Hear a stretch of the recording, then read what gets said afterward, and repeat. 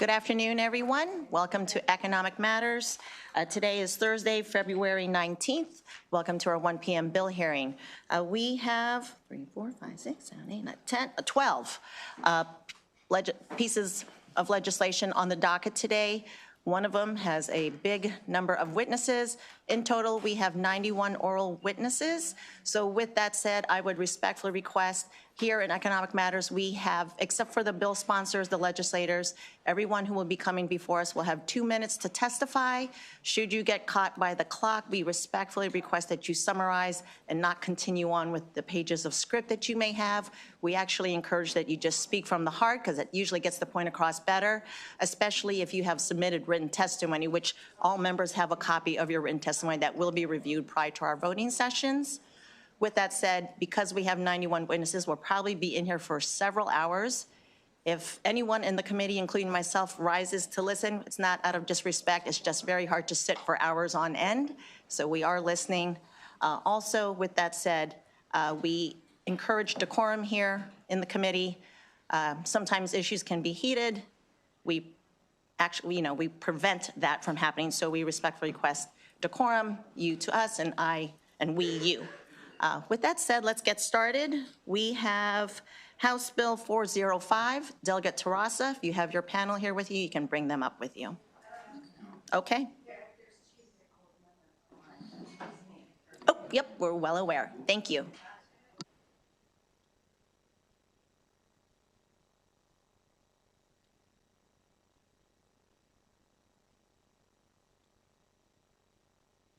I'm just waiting. Oh, there we go.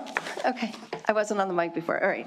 So good afternoon, Chair Valderrama and Vice Chair Charkoudian and members of the Economic Matters Committee. For the record, I'm Delegate Jen Terrassa, here to present House Bill 405, which ensures that homeowners associations and condo boards are permitted to install EV charging equipment for the use for multiple owners. This is a bill I've worked on since 2023 and we've modified it to address concerns that were raised. So here's the background. You may have noticed while driving to Annapolis, or might have been you, there are many more EVs on the road. That's great because conversion from gas-powered cars to EVs plays a critical role in our statewide climate goals. And because of this, the General Assembly has already passed several laws to promote EV adoption. What's important here, before I tell you the rest of this, is that for a variety of reasons, most people do their charging at home. And the good news is that more and more community associations are willing and interested in putting these in spaces. Sorry, just got myself off a little bit here. Okay, so if you live in a single-family home, you'll be able to basically work this out. You can charge them in your home. Even though charging might be kind of slow, you can plug into a regular outlet. With a little more investment, you can put in fast charging. And if you don't have a garage, you can always plug in outside in your driveway. However, if you live in a non-garage townhome community, it can be much, much more complicated. Plugging into your home outside's outlet, into an outside outlet generally requires a long cord, if it's possible at all, dragged across the sidewalk. I don't know if I can hand these out, but I'm going to show you a couple pictures that you probably can't see from there, but I'll either pass them around if that's okay. So here's an example of where you wouldn't be able to, I'll pass it around, but it's where you wouldn't even be able to put in charging, get a cord down there. This is townhouses that are kind of on a hill and the parking's below, and that's what you'll see when I pass this around. Another example is, and you can just see it in the red line, people dragging the cord across the sidewalk. As you can imagine, HOAs frown on that. They frown on that. And so sometimes neighbors and boards, well, because of this, many have asked to put in EV charging in their parking spaces for their own use. However, this can be very expensive since it will probably involve installing a conduit, electricity, putting the conduit on their sidewalk. It also requires permission of your HOA or condo association. And that's why several years ago, we passed a bill that basically said they had to approve a unit owner's request to install in their own space with some qualifications.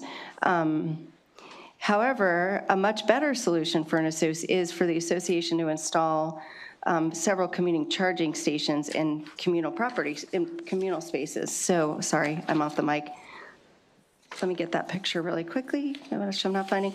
Anyway, it's really simple. It's just a couple spaces. It's not those big charging areas that you see in like grocery parking lots or Walmart parking lots. It's just a couple charging stations. So that's what we really want to permit them to do, and a lot want to do that. So I've now lost, okay. So the problem is that more and more of these HOA and condo boards, so now this is what the problem is. They've been trying to do this, but their management companies and attorneys have been saying that they can't do this because of language in their governing docs. In fact, according to the constituent who brought this to my attention, their attorney advised that in order to put in these communal, like basically charging stations in communal spaces, they would need the approval of all unit owners and mortgagees, which is virtually impossible to do. So I'm not sure I agree with that assessment. I mean, from my perspective, it's like a park, it's like a playground. You can put a playground in, not everybody can use the playground. The same thing for EV charging. Anybody who has an EV can use it, anybody who doesn't can't, just like anybody in the playground. If you don't have kids, you don't use it. So, just about done here. So what 405 does is, basically, to address this, 405 just makes sure nothing in the governing documents can prohibit installing communal chargers in unassigned parking spaces. There's been a few concerns raised over the years, primarily from Montgomery County, and in the past, we've worked this out with them, and we're working with them to see if we can address some of the additional concerns they've raised. When HOA and condo boards are willing to work with their community members to install communal EV charging, they should be able to do that. Since electric vehicles are part of our climate-friendly transportation future, and EVs and their charging equipment must be accessible to all Marylanders regardless of the type of housing they live in. I respectfully urge a favorable report on House Bill 405, and I'm happy to answer your questions. Thank you, Delegate Terrassa. Seeing no questions, thank you very much. We have two witnesses, both virtual for favorable with amendment. We'll start with Darrell Wallace.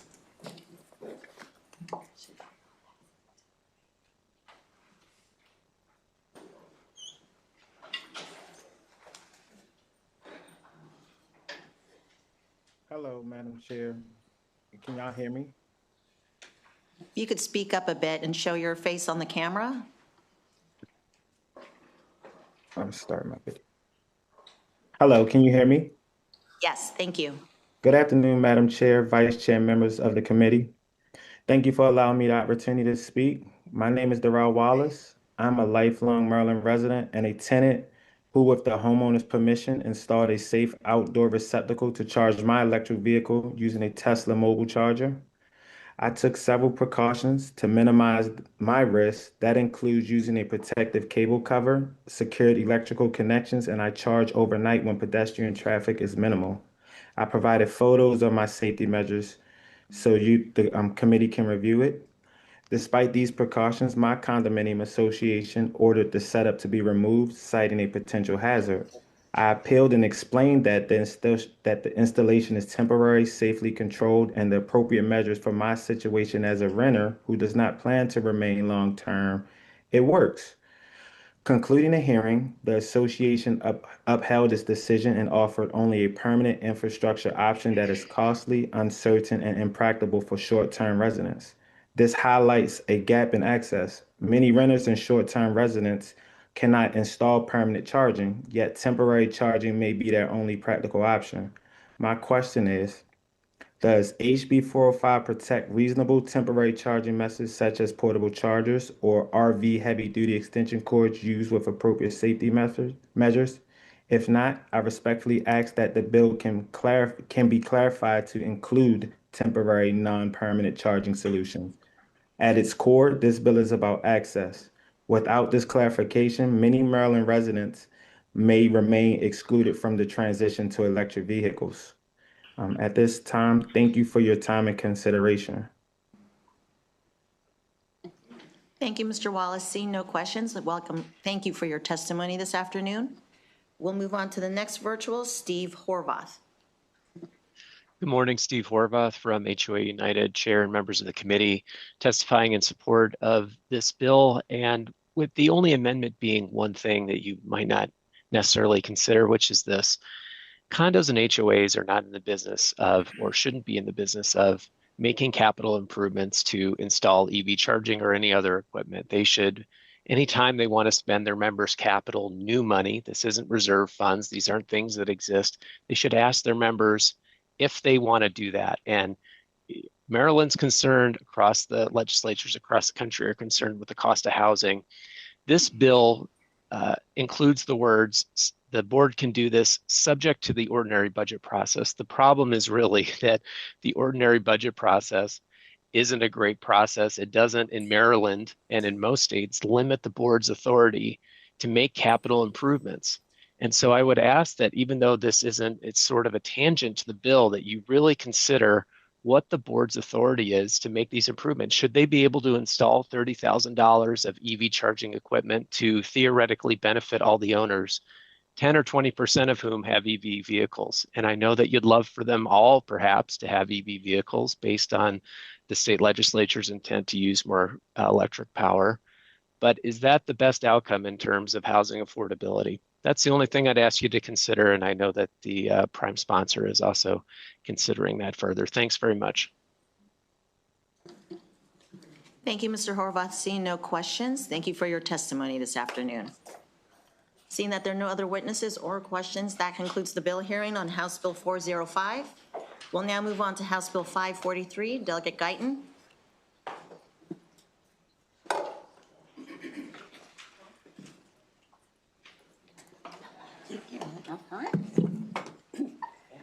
Thank you so much, Madam Chair, wonderful members of the ECM, Committee. For the record, Delegate Michelle Guyton, District 42B in Baltimore County, and welcome to housing.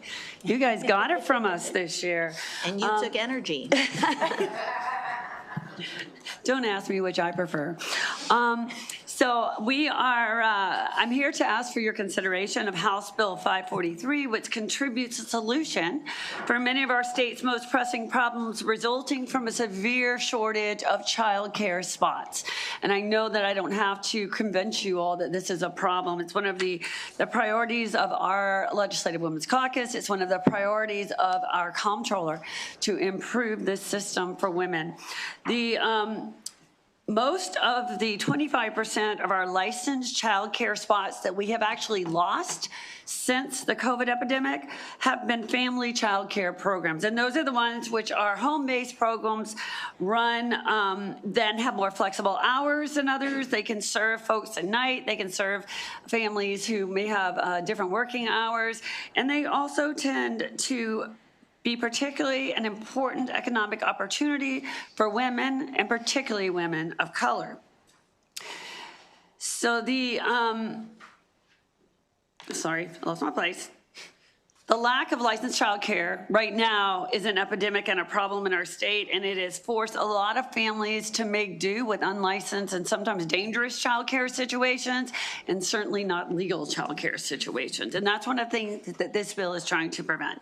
So one of the primary barriers to starting a licensed family childcare program is that landlords regularly prohibit it in rental properties. As amended, and this is from last year's bill, House Bill 543 prohibits landlords from banning the operation of small licensed family child care homes, and listen to this part, only in single family rentals. These homes must be fully regulated, they must be fully licensed, and they have to already be go through all of the process already in place by the Maryland State Department of Education Office of Child Care. They have to abide by all the square footage, liability, responsibilities, insurance requirements that are already in place. In addition, after working with realtors on this bill last year for quite a long time, we gave them several amendments. One of them was that we made this only single-family homes. The second was that landlords may collect an extra month of deposit. They have to receive significant notice, and they are allowed to conduct their own inspections when these programs are going to be run. And we have specific liability insurance requirements that protect both the owner of the property and the renter. So just so you know, this bill did pass the House last year. It got stuck in the Senate. Even though you do have an unfavorable from the realtors in your written comment today, I will say that last year, after we made all of these changes on their behalf in consultation with them, they did change their testimony to no opinion. This bill is in that same posture now that I present to you. And then the final thing I want to point out to you is that the fiscal note on this bill is what we all want to see this year. There's no significant negative fiscal note to the state or to the counties, but what it does say is that there is a potentially meaningful small business effect in a positive direction. So for all of those reasons, I hope that you will look at this bill, not as just a housing bill, but as an economic bill to help families in Maryland and our economy. Thank you very much. Good afternoon, Madam Chair, members of the committee. Ellie Colmers on behalf of SEIU Local 500. We represent over 20,000 public service and nonprofit workers in Maryland. Our members include working parents, caregivers, and community-based workers whose ability to remain in the workforce depends on access to stable, affordable childcare. And we thank the delegate for bringing this very important legislation back again this year. On a personal note, my son attended family childcare in a rental home in Baltimore City, and I can't explain to you how wonderful it was. She was his second mother, Miss Shantae. I love her. So this brings clarity and balance to the issue of licensed child care providers who often face unreasonable lease restrictions that would prevent them from operating in residential rental properties, while also recognizing the legitimate interests of landlords. It allows for reasonable notice requirements, liability insurance provisions, and appropriate security deposit adjustments so that landlords are not unfairly exposed to risk. In doing so, the legislation creates predictability for both tenants and property owners while removing arbitrary obstacles that limit childcare. Access to childcare is fundamentally a workforce issue, as the delegate said. When families cannot find reliable care, workers are forced to reduce hours, leave jobs, or delay career advancement. By supporting family child care providers, many of whom operate in rental housing, Maryland strengthens its workforce participation, particularly for women and low-income families. At the same time, this bill promotes economic fairness by ensuring that small home-based providers are not excluded from the rental market simply because they serve children. HB 543 is a practical step towards expanding childcare capacity, stabilizing small business. Thank you for your consideration. We request a favorable report. Thank you. We'll start with Delegate Ahrens, then Pippi, and then Adams. Sure. Thank you, Madam Chair. On the insurance stuff a little bit. First of all, you said something about only in single-family homes. Yes. Is there another law against that? Why that? Why'd you preclude it? There is not a law against that right now. These decisions are made on a case-by-case basis, and they can be rather arbitrary. The reason I point that out is that the bill originally last year, when it got a lot of negative attention, was a bill for multifamily homes, apartment complexes, and that we worked with the realtors to limit this bill to only those single-family homes. Okay, the reason I ask that is a lot of these multifamily units are rented. And a lot of these people that rent actually need the second income. This bill precludes them from making money, is that correct? Or does it preclude, or can the landlord make that decision? The landlord can still allow that to happen, but under this bill, landlords of single-family homes must allow that to happen. Must let them happen. And do me a favor, you mentioned the insurances and stuff. What were the options on insurances?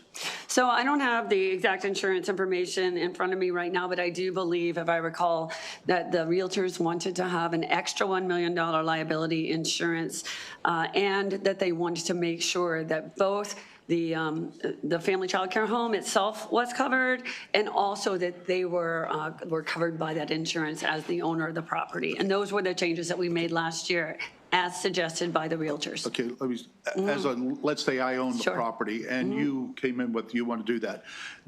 My insurance rate could go up for me.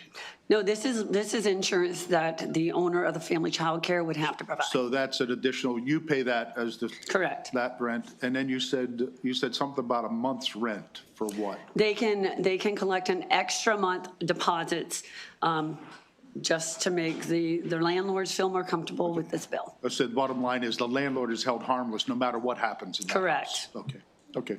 Thank you, Madam Chair. Thank you, Madam Chair. Della, good to see you. Good to see you both. Couple questions just as I think about this. So if you have, the bill would kick in hypothetically October 1, 2026. Let's say somebody in the last month signed a one-year lease for a single-family home. So would this bill allow an existing renter in a single-family home, should this take effect, to then start a daycare business in the house and the landlord couldn't do anything about it? If they followed all the provisions of both this piece of legislation and the requirements of MSDE, then yes. Okay. The second part, and you never want these things to happen, but I'm just trying to think, sometimes there's disputes, right? So this committee's getting acclimated with the landlord-tenant ongoing debate, I guess. But sometimes tenants don't pay, right? Sometimes justifiably, sometimes non-justifiably, but the process of getting a tenant out is very long. As a matter of fact, in some jurisdictions in Maryland, you can't even evict somebody unless it's above 38 degrees. Think about that. So it's been very cold, right? So how does it work when someone is operating this business in a house and they're not paying the landlord at all? Is that a consideration of this bill? Should there be something there about that issue? Yeah, no, it's not a consideration of this bill. Okay, so we could have a scenario, hypothetically, where somebody signs a one-year lease this month, they get in, they've not paid their landlord any money whatsoever, they've started a daycare business, and it's like, I guess that's a good business, right? You don't have any rent, you got, okay. Thank you. Can I respond, actually? I would say that actually the impetus to this legislation is the reverse of situation of what you're saying. So we have well-established family childcare providers in rental homes. The home is sold by the owner, as is their purview, their right.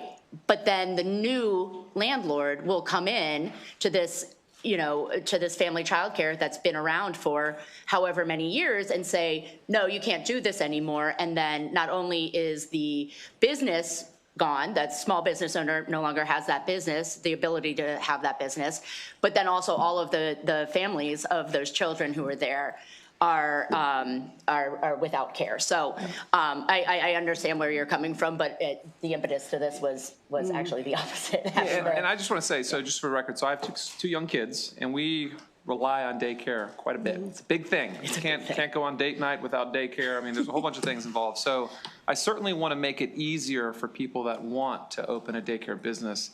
I just want to balance that with a landlord who's like, I didn't approve this, and now you're running a business out of my house that, you know that already. Thank you. I really appreciate the fact that you are very sensitive to the problem as a father of young children, and I hope that you will support it because of those reasons, but also because we worked with the landlords very hard to make sure that their concerns were met in this bill. Okay. All right. Thank you. Chair.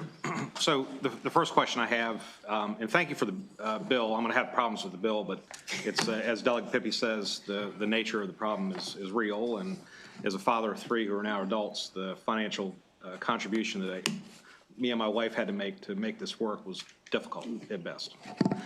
A tenant shall notify a landlord in writing at least 60 days prior to operating a family child care home on the leased premises. What if they don't give me 60-day notice? What's the relief under that circumstance? Then you don't have to approve that they are not allowed to do it under this legislation.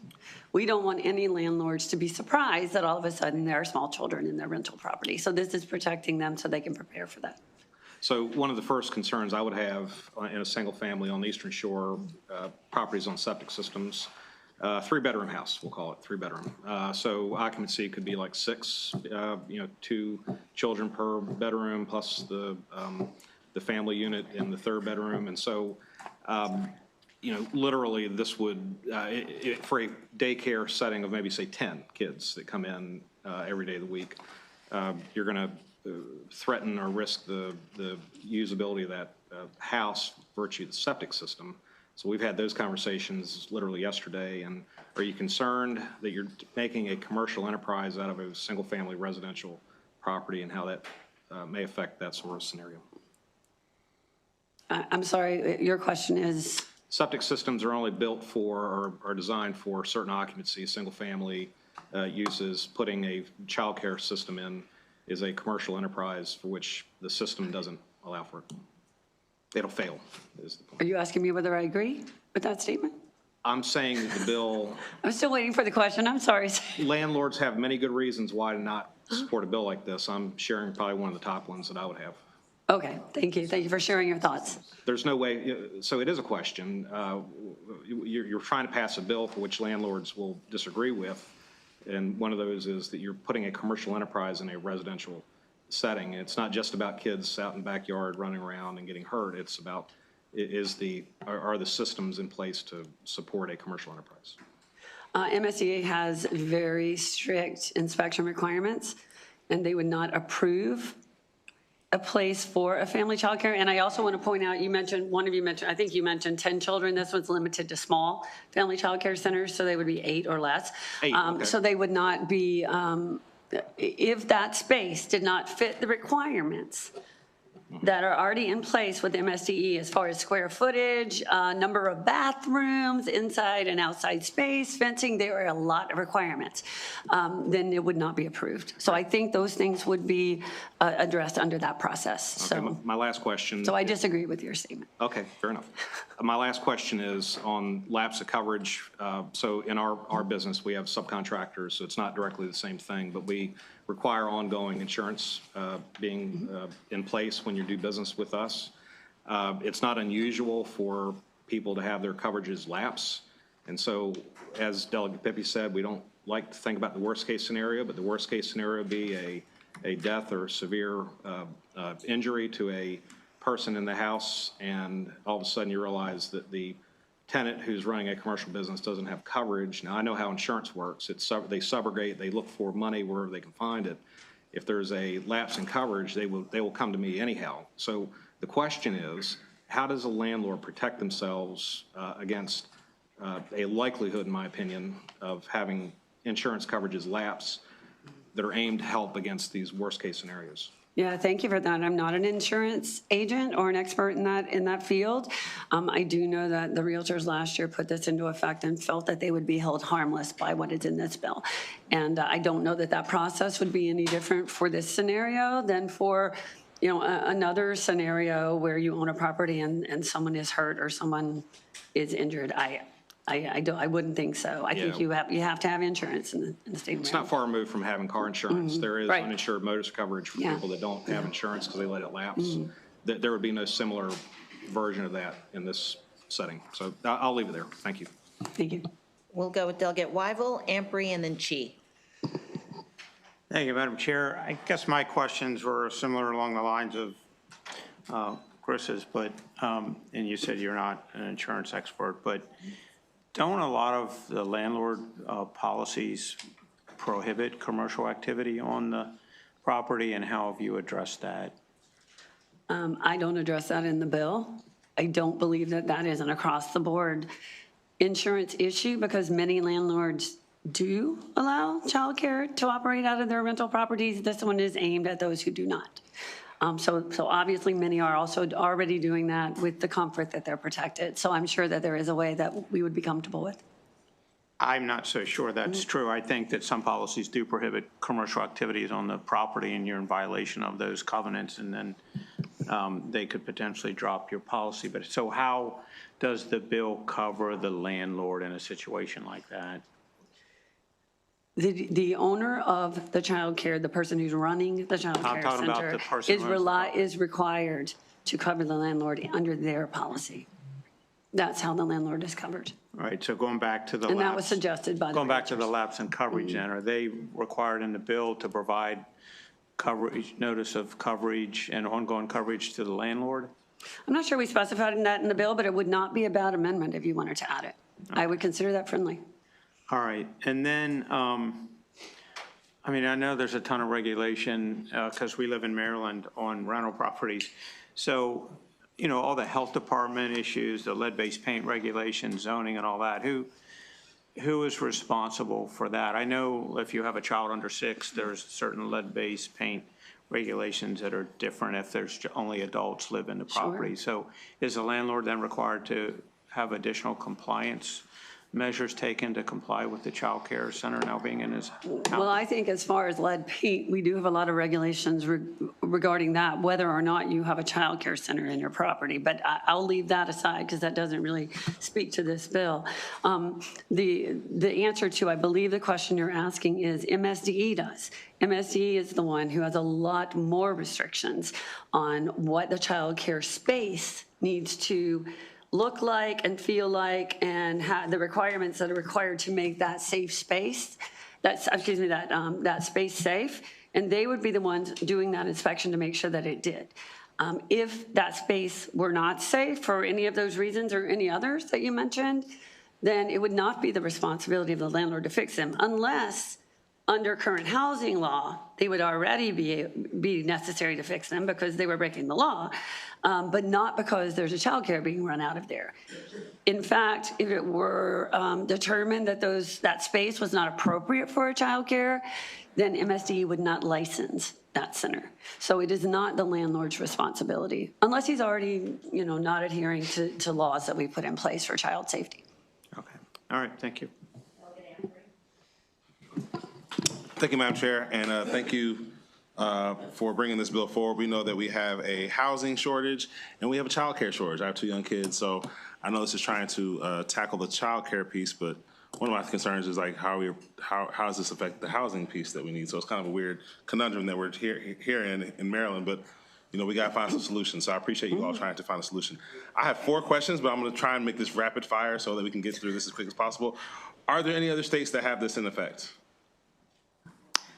Yes. Chris would know, and she's We do have 2 other virtual favorable panel witnesses, and they're going to address those. so if you're okay waiting for expert that answer, on because I don't, off the top of my head, I'm not sure. Answer this. Number 2, are there any other businesses that we would require a landlord to accept to do business in a residential setting? Is there any other type of business we allow this for, other than childcare? I don't have the answer to that either. Okay. I can tell you that it does happen. We're just addressing the times when it doesn't. Yeah. So it is. The other question is, will the landlord be responsible for updates to the home once the child care system is now started? Let's say you have child care, it's moving, it's going well. Next thing you know, I got 2 kids, they tear my house up, so I can only imagine what 8 would do. So let's imagine that the drywall gets busted up and something happens. Is the landlord going to really be responsible for having to fix those items?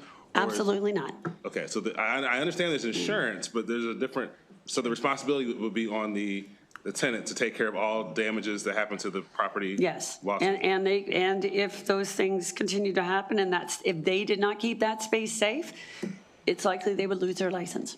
All right, to run that child care. Last question. How does the bill address any type of HOA or local zoning laws that would say that in this neighborhood, we do not allow commercial businesses in this neighborhood? We don't allow, so how would you address, how does this bill address that? So the Housing Committee last year dealt with that, and we passed a bill that already addressed the HOA issue. So that's already off the table. They cannot pass those legislations. So the HOAs can't pass it? They cannot. Okay. So That's prior year legislation. Okay.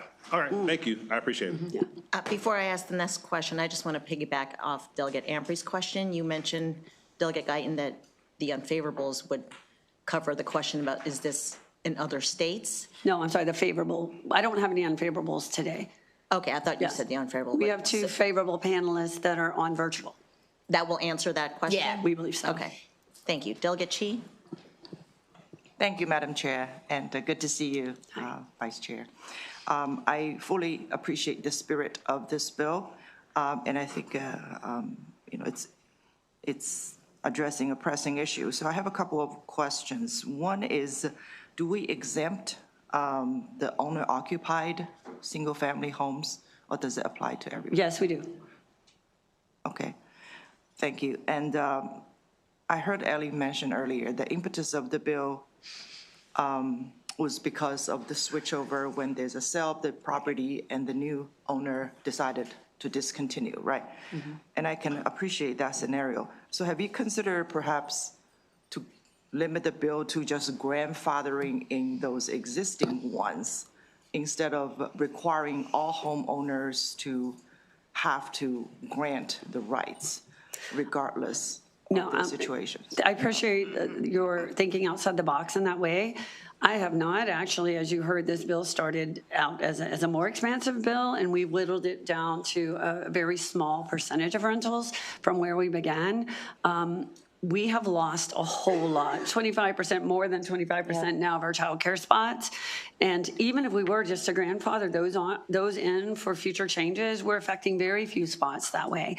We would affect some, but it would be very limited. And what we're trying to do with this legislation is actually increase spots and increase the economic viability of those families. And if I could just add to that briefly, based on one of Delegate Amprey's questions, he asked, how does this help with housing? It helps with housing because the families, often women of color, usually women of color, who are able to run those businesses out of their home can now pay their rent and not be evicted. Thank you. Seeing no further question. Oh, no, Delegate Bhandari. Yeah, thank you, Madam Chair. Thank you, Vice Chair, for this wonderful bill. I'm reading your testimony. Given the 25% loss in licensed childcare slot since COVID, particularly among family childcare homes, can you explain how this bill both expands SAFE, MSD licensed childcare option for working families and women entrepreneurs while still preserving landlord protections through a notice requirement, as you mentioned, additional deposit inspection right, and joining compliance and $1 million liability coverage. You want to comment on that? Thank you so much for that very friendly question, or should I say hard-hitting question. Exactly what you have just said. Yeah, this really does open up economic opportunities for, and it's not just women, but families who want to have a viable economic opportunity in their homes, and for families and women in particular who need to be heavily protected in this legislation. So thank you for pointing that out. I appreciate their support. Thank you. Seeing no further questions, thank you, Delegate Guyton. Thanks. We will now move on to the virtuals. We have Christina Poosh.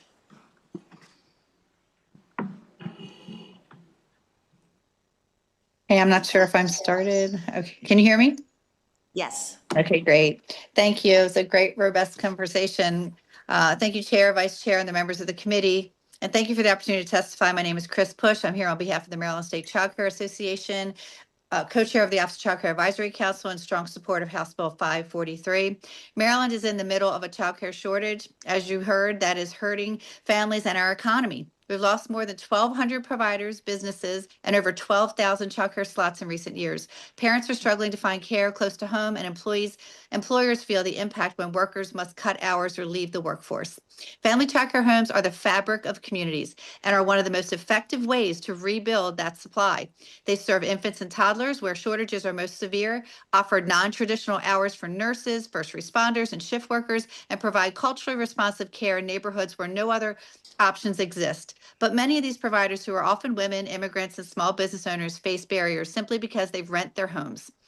House Bill 543 removes those barriers with a balanced, reasonable approach. First, it prevents blanket prohibitions on licensed, lawful family child care homes. Providers who meet every state requirement should not be denied the ability to operate solely because they're tenants. Second, the bill includes strong protections for landlords. Tenants must give 60 days notice, provide proof of registration, and carry liability insurance up to $1 million, with the landlord named as the additional insured. And critically, landlords receive explicit immunity from civil liability for acts related to the child care operation. That directly addresses one of the most common concerns heard from property owners. Third, the bill creates clear expectations and accountability. If the insurance lapses, operations must stop. If a provider closes, the landlord must be notified. This ensures transparency and shared responsibility. And importantly, 543 does not override zoning, does not apply to owner-occupied homes, and does not interfere with age-restricted communities or condominium bylaws. It is targeted, balanced, and respectful of property rights.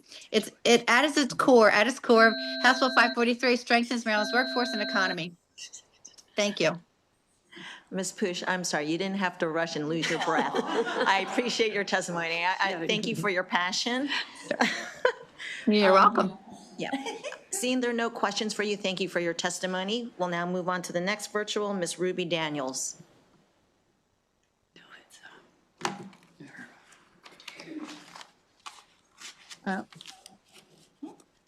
Hi, everyone. Can you hear me? So my name is Yes. Ruby Daniels, and I'm here representing nearly 4,000 providers in Maryland. Family childcare, we operate in our homes, and we care for infants and young children, often early mornings, evenings, and other non-traditional working hours. We are essential to Maryland's childcare system, yet one of the biggest barriers is nothing to do with quality and licensing its housing. I regularly hear providers who rent their homes and are told that they cannot operate childcare, are denied leases, or are forced to close simply because a landlord says no. These are licensed providers meeting all state health and regulations and safety requirements, yet they are treated as a liability instead of a community asset. At the same time, family childcare programs are declining across Maryland, while the need from working families continue to grow. Parents call us every week looking for infant and toddler childcare. This bill can help remove unnecessary housing barriers and allow providers to open and expand, adding much-needed childcare slots for families. House Bill 543 offers a reasonable, balanced solution. It protects providers from being unfairly restricted while still allowing landlords to require like business liability insurance. I do have one, 1 million, and extra months security, and also providing liability protection from the landlord. Like what I heard just now is that what if Johnny paints the walls or destroy the drywall? We can do home repairs, and that's part of our operating budget, and we can take that liability off of the landlord's hand. If we want to strengthen Maryland's childcare system, we must protect the providers to make it possible. On behalf of Maryland and the 1,000 providers we represent, I urge a favorable report on House Bill 543. Thank you. Thank you, Ms. Daniels. Our last virtual is Umera Anwar. Good afternoon, everyone. Hi, my name is Umera Anwar. I am a family childcare educator for the past 10 years, and I'm also a mother of 6 myself. So this was a good opportunity to raise my children as well as run a business and provide for my family. I'm also a Maryland Excel Level 5 accredited, and I also serve Family Childcare Association of Montgomery County, where I serve as a regional director.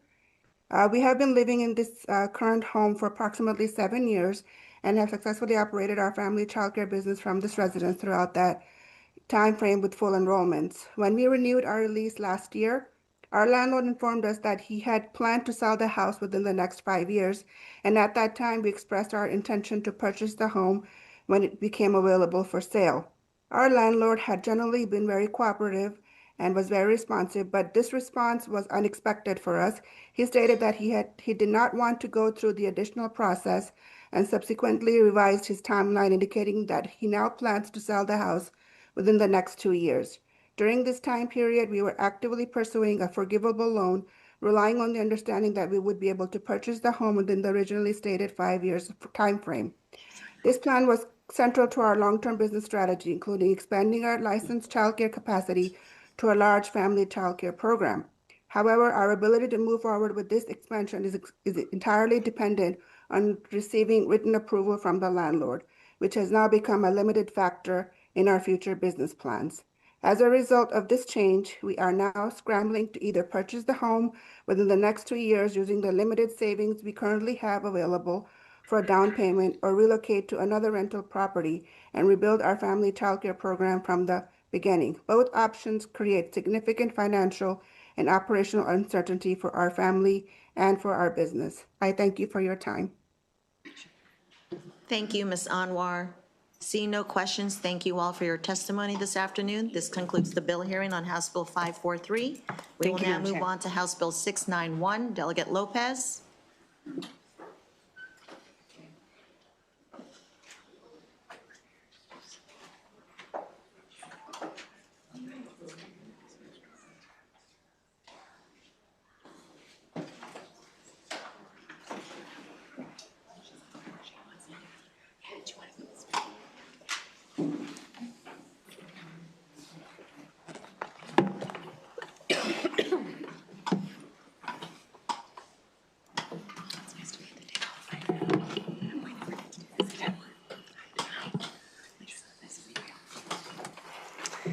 Good afternoon, everyone.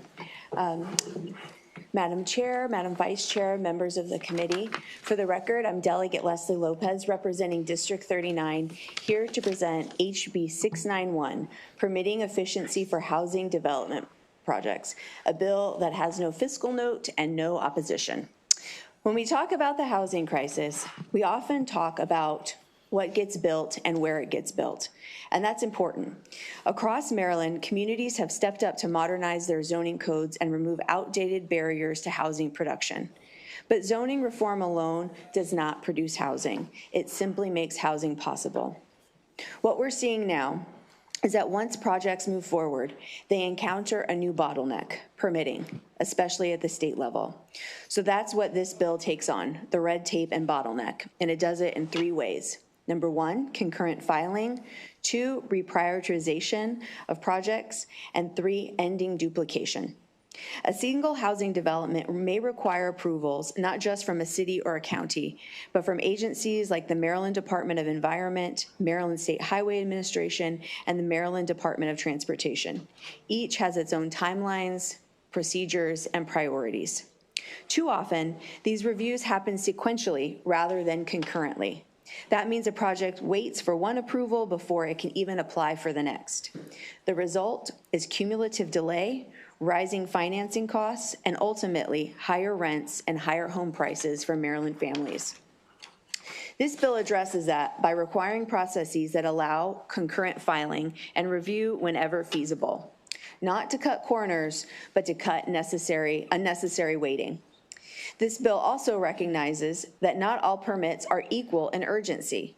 Right now, projects are generally reviewed in the order that they're received, but affordable housing, transit development, and projects aligned with state housing goals should not sit in the same queue as lower priority applications.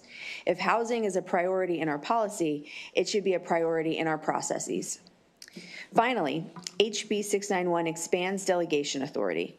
The Maryland Department of the Environment can already delegate certain permitting tasks. Agencies like SHA and MDOT cannot. That means even when local governments have the expertise and capacity and are closer to the project, they're legally barred from helping. The result is duplication and delay. This legislation doesn't weaken standards, it coordinates or strengthens coordination, and it doesn't bypass review. It makes reviews smarter, faster, and better aligned with Maryland's stated goals. If we are serious about addressing the housing crisis, we have to look not just at what we allow to be built, but how we allow it to move forward. HB 691 is about making sure our processes reflect our priorities. Thank you, and I urge a favorable report.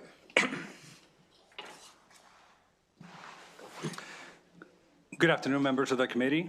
My name is Jamil Hernandez, and I serve on the Gaithersburg City Council. I'm here to speak in support of HB 691. Let's zoom out for a second. Maryland is not producing enough housing. The governor has said it, the comptroller has documented, and I think we all agree. And our housing shortage has profound consequences. It affects affordability, workforce attraction and retention, and state economic competitiveness. One thing holding us back from producing more housing is permitting. When building new homes, the longer and more uncertain the state permitting process is, the more expensive projects become. That discourages investment and production of housing our residents so desperately need. When it comes to housing construction, time is money. This bill gives us a tool to address that problem at zero added cost. I repeat, zero added cost. It does 2 things. First, it adds capacity and bandwidth. Where state agencies are busy, this bill allows capable local governments, by mutual agreement with the state, to step in and help when necessary on housing permit reviews. Second, it seeks to improve state processes through coordination and oversight by the governor's housing ombudsman. In short, this bill adds capacity and improves the process without weakening environmental reviews, without lowering standards, and without costing taxpayers a dime. It also has support from a variety of key stakeholders. It's a practical step forward in our shared goal of increasing housing supply. I respectfully ask for a favorable report. Thank you. Thank you, Madam Chair, Madam Vice Chair, members of the committee. Lisa May with Maryland Realtors, and we were just talking how nice it is to have realtors and local governments here in lockstep on a bill. It needs to happen more often. And I think that's a credit to the bill sponsor for putting this together. The name of the game with this one is streamlining. Permits can be necessary, compliance, oversight, that can be necessary, but let's not make it any more lengthy or costly or painful than it has to be. From our member standpoint, we hear a lot about stormwater compliance and how long and complicated that can be. We also hear a lot about conflicts between MDE and local health departments on septic approvals and permitting, a host of others, but it's just because these regulations have been developed piecemeal over time. And so we really appreciate this opportunity to take the bigger 30,000-foot view of regulation as a whole and just see how we can improve that. So we thank the sponsor, we thank all of you, and ask for your favorable report. Thank you. Good afternoon. Angelica Bailey-Thupari for the Maryland Municipal League. Thank you for your time. I'll be quick. We are proud that this bill came from one of our member municipalities. We are excited to support it. We've always said that we want to be part of the housing crisis solution and be a partner to the state where possible, and this bill is great evidence of that. So we are excited to be here and request a favorable report. Thank you. Thank you. Delegate Ampry. Yes, thank you so much for this bill. All about making housing, getting online a lot faster and getting permits to move faster. As a former land use attorney, permits were, whew, man, took a lot of my time. I'll just say that. I'm not going to go deeper. But just want to get a better understanding from the bill sponsor. I know that DHCD provided a letter of information in regards to the executive order that Governor Moore signed, the Housing Starts Here executive order. Just wanted to get a better understanding of where this differentiates itself. I know the order that was signed by the governor kind of had the same goal that you all have, so we're in lockstep here. Just want to make sure I understand if there's any differences, or is this like, is there something being added on top of what the executive order does? Does this ensure that, you know, what the executive order does stays beyond the current governor's term? Like, just want to understand more of the difference. So to give you a very brief, like in a sentence backstory for this, Councilmember Hernandez reached out last May with his list of grievances, and we sat down for coffee, and the bill came from that conversation. And so I was surprised but also delighted to see that executive come over that really mirrors the same language. And so there are some ways that it's different. I think to be kind of broad about it, I think the executive order encompasses a lot more than what this bill does. This is kind of narrowly tailored to the experiences that we've had in Montgomery County at the county level, and then also with our municipalities. And so I don't want to, speak too much about what the executive order is about in that way. We have letters of information from state agencies that reiterate that point. The fiscal note reflects that this is already kind of taken into account. But to me, it was important to still introduce this legislation as a sign of commitment and being able to bring all these folks together, and also reiterate that commitment to the executive order and what the governor's doing. So also provides a vehicle in case you would like to, use your judgment to turn it into something that supports the work. Thanks so much. Delegate Chi and then Delegate Arentz. Thank you, Madam Chair. It's great to see you, Councilmember Hernandez. When I see you here, I said to myself, it must be a sensible bill, because I know you are a very sensible person. So to the bill sponsor, Delegate, thank you for bringing this wonderful bill here. I'm fully supportive of the intent. And I know you have done a good amount of work with Planning Board in Montgomery County, for example. I'm reading the letters. One in particular is MBIA, the Maryland Building Industry Association. They are, of course, supportive of this, but they raised some concerns about broad delegation of state responsibilities for reviews to the counties, which could actually lead to uncertainties because every county is so different. So they pointed out some tweaks to, like, as favorable with amendment. Would you agree to some of these Sure. Just like Councilmember Hernandez, I try to take a very reasonable approach, and certainly that's a perspective that I would want to include in that conversation. I'm not quite sure of your committee rules, but I know Councilmember Hernandez can probably talk a little bit more about the implementation component and navigating the difficulties of that and how that could be mitigated through a really strong MOU program. Yes, yeah. So it's a voluntary but mutual assent from both the local municipality or county that has the capability and competence to take that particular permitting, responsibility with the with the consent of the state agency. So here, what we would see, like speaking of Gaithersburg, there are some things we have capacity and capability for. We could move faster. We're closer on the ground. We've seen some delays that we could have really, circumvented were we able to be part of that solution. Thank you. I agree with the MBIA's concern to some extent, because in my district alone, we ran into some serious concerns with the Montgomery County's stormwater approval process for farmers, for example, right? Even though it's not housing in particular, but I know how local government operations can become an impediment. So thank you. Madam Chair, just a quick question. I don't mean to be nasty about this or off about this, but why do we need this bill? Gotcha.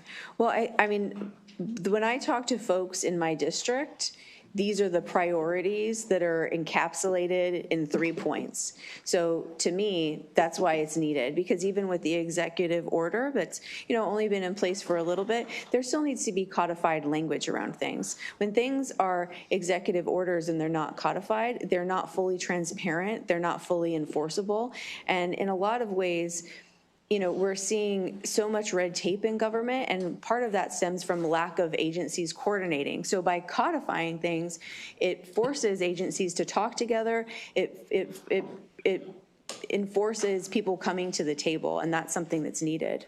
And you know what, I honestly appreciate this because I lived through this, but my point is really, I sit on the audit committee, and this is not the first time we've had to build homes. And the mission of these departments, with what we're bringing to the table, the builders and what have you, this is what their job has been forever. And we're finding ourselves now having to put legislation in to getting departments to actually do the job they were put in place to do. I find that kind of awkward. And I do appreciate your bill. I'm not being that critical of it.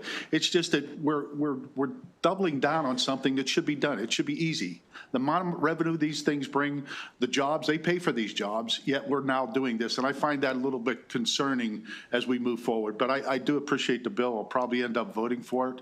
But it just kind of, in the grand scheme of things, is we can't keep making laws to get the departments to do what they've been doing and should be doing to expedite what we are giving to our citizens.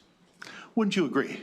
Sure. I think I understand your point, and I know that I'm not really the recipient of that message. But I would say, as a lawmaker, we have certain tools, and sometimes using a tool, pushes the conversation around. I try not to do too many messaging bills, but if this helps underline a point, then I'm willing to do that, particularly if it brings such a broad coalition of support. Okay, thank you, though.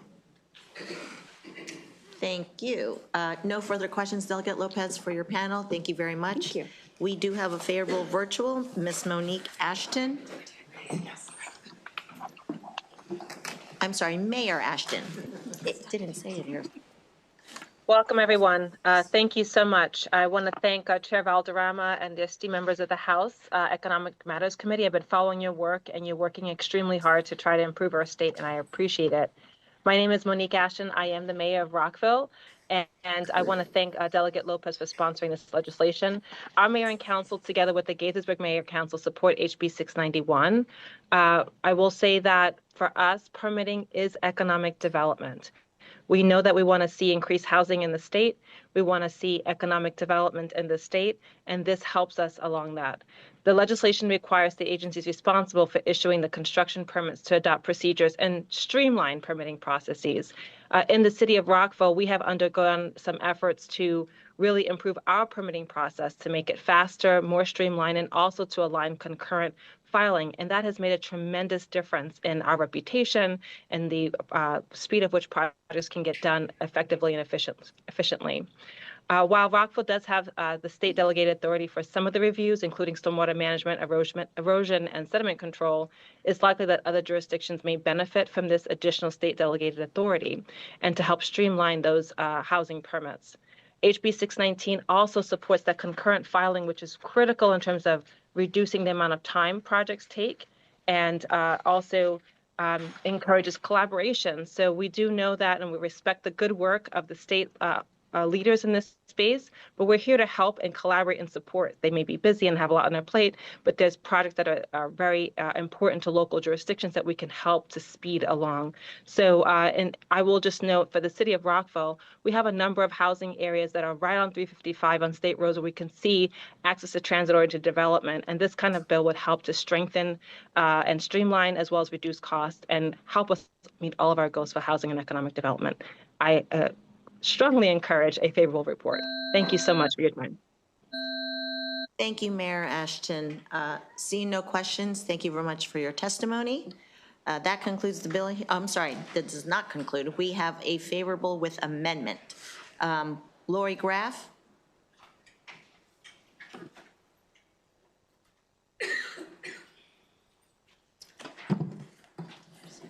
Thank you, Madam Chair, members of the committee. Lori Graff, CEO of Maryland Building Industry Association. Happy to be here in support with amendment. I'll be brief. I know you guys have a long day ahead of you. I often get asked, what can we do to solve the housing crisis? There is no silver bullet. There is a lot of different things we can do, but the low-hanging fruit is to make the process easier and to streamline the process. So we support this bill. We support the concepts in this bill.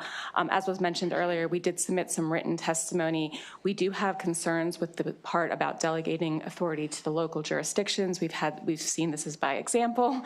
We've seen this happen, and we were concerned about it being more strict, more restrictive than the state laws provide. So with that, we have put written testimony together that lists some specific examples that we have concerns about, but we're happy to work with the sponsor. We do think that this bill should move forward. We need to do something about housing, and this is one area that we can do that will be pretty easy to simplify the process. Thank you. Thank you, Ms. Graff. Seeing no questions, thank you very much. Now that concludes the bill hearing on House Bill 691. We'll now move on to House Bill 571. Delegate Allen.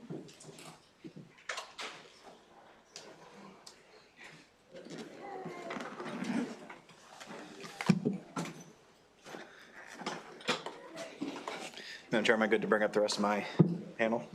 Great, thank you.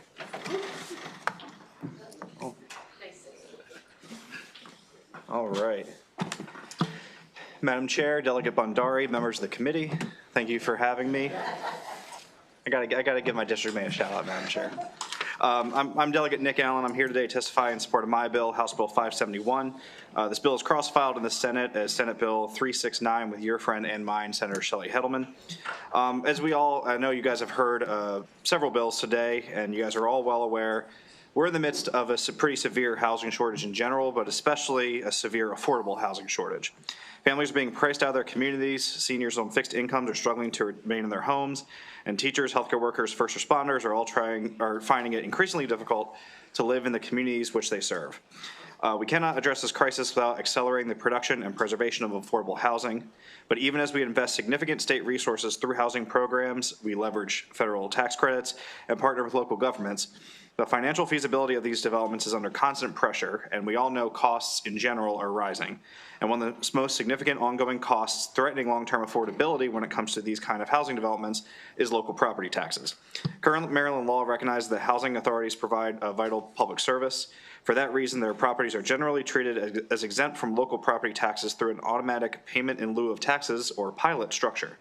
House Bill 571 simply extends that same automatic property tax treatment to nonprofit affordable housing developers who are performing the very same public function, building and preserving long-term affordable housing for Maryland residents. In practice, nonprofit affordable housing developers already rely on pilot agreements in most jurisdictions. Local governments routinely enter into these agreements because they understand that affordable housing provides a clear public benefit and that predictable, reduced operating costs are essential to maintaining affordability over time. However, the current process is often time-consuming, it's inconsistent across jurisdictions, and negotiated late in the development process. That uncertainty can delay projects, complicate financing, and in some cases jeopardize developments altogether. So House Bill 571 seeks to create a more uniform, predictable framework by extending the automatic pilot structure to nonprofit affordable housing corporations. And by doing so, it removes a layer of risk from the projects that are already pretty financially complex and very time sensitive.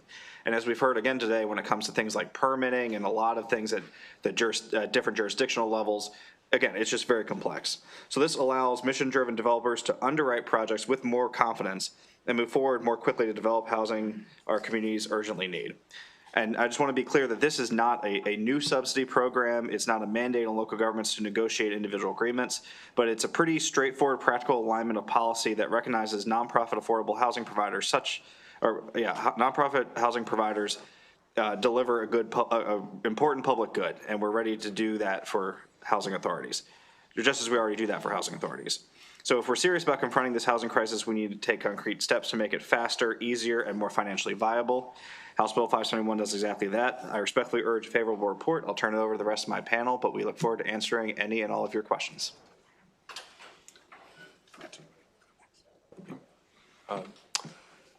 Madam Chair, members of the committee, my name is Mansour Abdul Malik. I'm the Senior Vice President of Development for the NHP Foundation.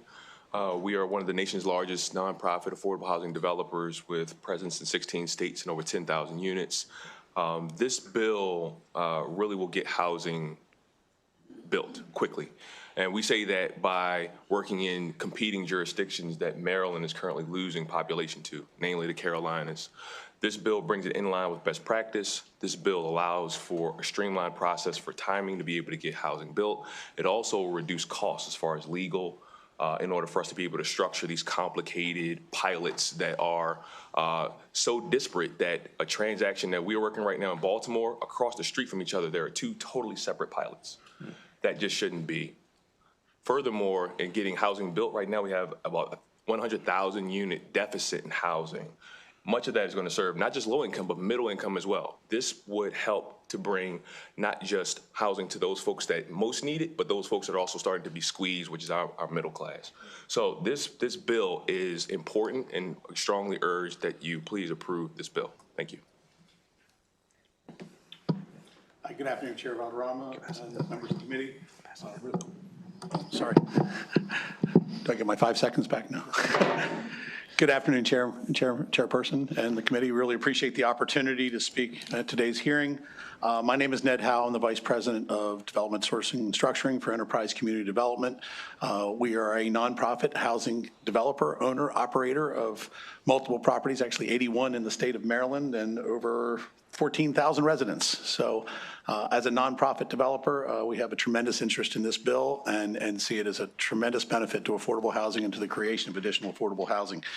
One thing, I'm probably going to go off script here a little bit and say, the only thing affordable about affordable housing is to the end user. To actually get the product delivered and built and constructed is painstakingly difficult. As a nonprofit, I can say, doing this for 20 years, being a not-for-profit, we've gotten really good at not making a profit. I can tell you that. It's very, very hard to do this and to bring these things forward. So we are mission-based. So the nonprofits in this bill are really, really the heart and soul of bringing this program and bringing this affordability to the state of Maryland. And this bill brings us some clarity, some certainty. It's been said over and over again, you'll increase production. But and the idea of, like Mansour was talking about, having different deals, snowflakes, having to negotiate in different political arenas and different jurisdictions to create some level of certainty to know at least we've got this tool in our toolbox is really, really important. And a lot of people want to get down to the fiscal impacts, of course. What does it cost us and who's getting the money? Well, at the end of the day, this is really not going to cost a tremendous amount of money. Most of these deals, it's been described before, there's some level of pilot, there's some level of a tax abatement that's already baked into most of these.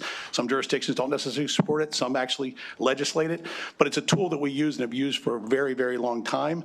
And to have that certainty is going to be really, really important. But the loss of revenue is not really that significant in this because there's not that much affordable housing that's doing this.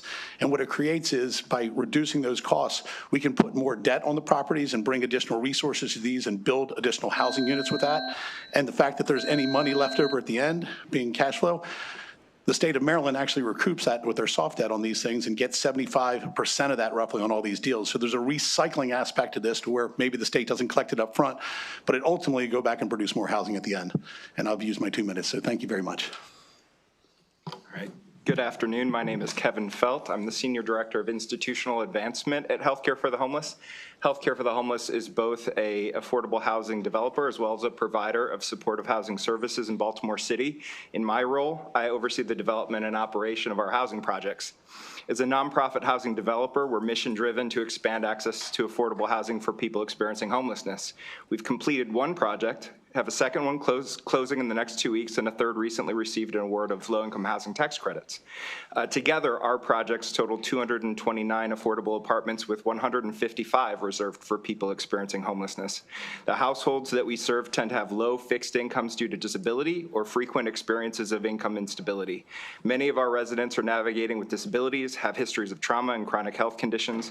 Our projects need skilled property management staff, training for those staff, robust resident services, and often direct assistance to the residents like providing furnishings, covering utilities, and providing low to no cost laundry facilities.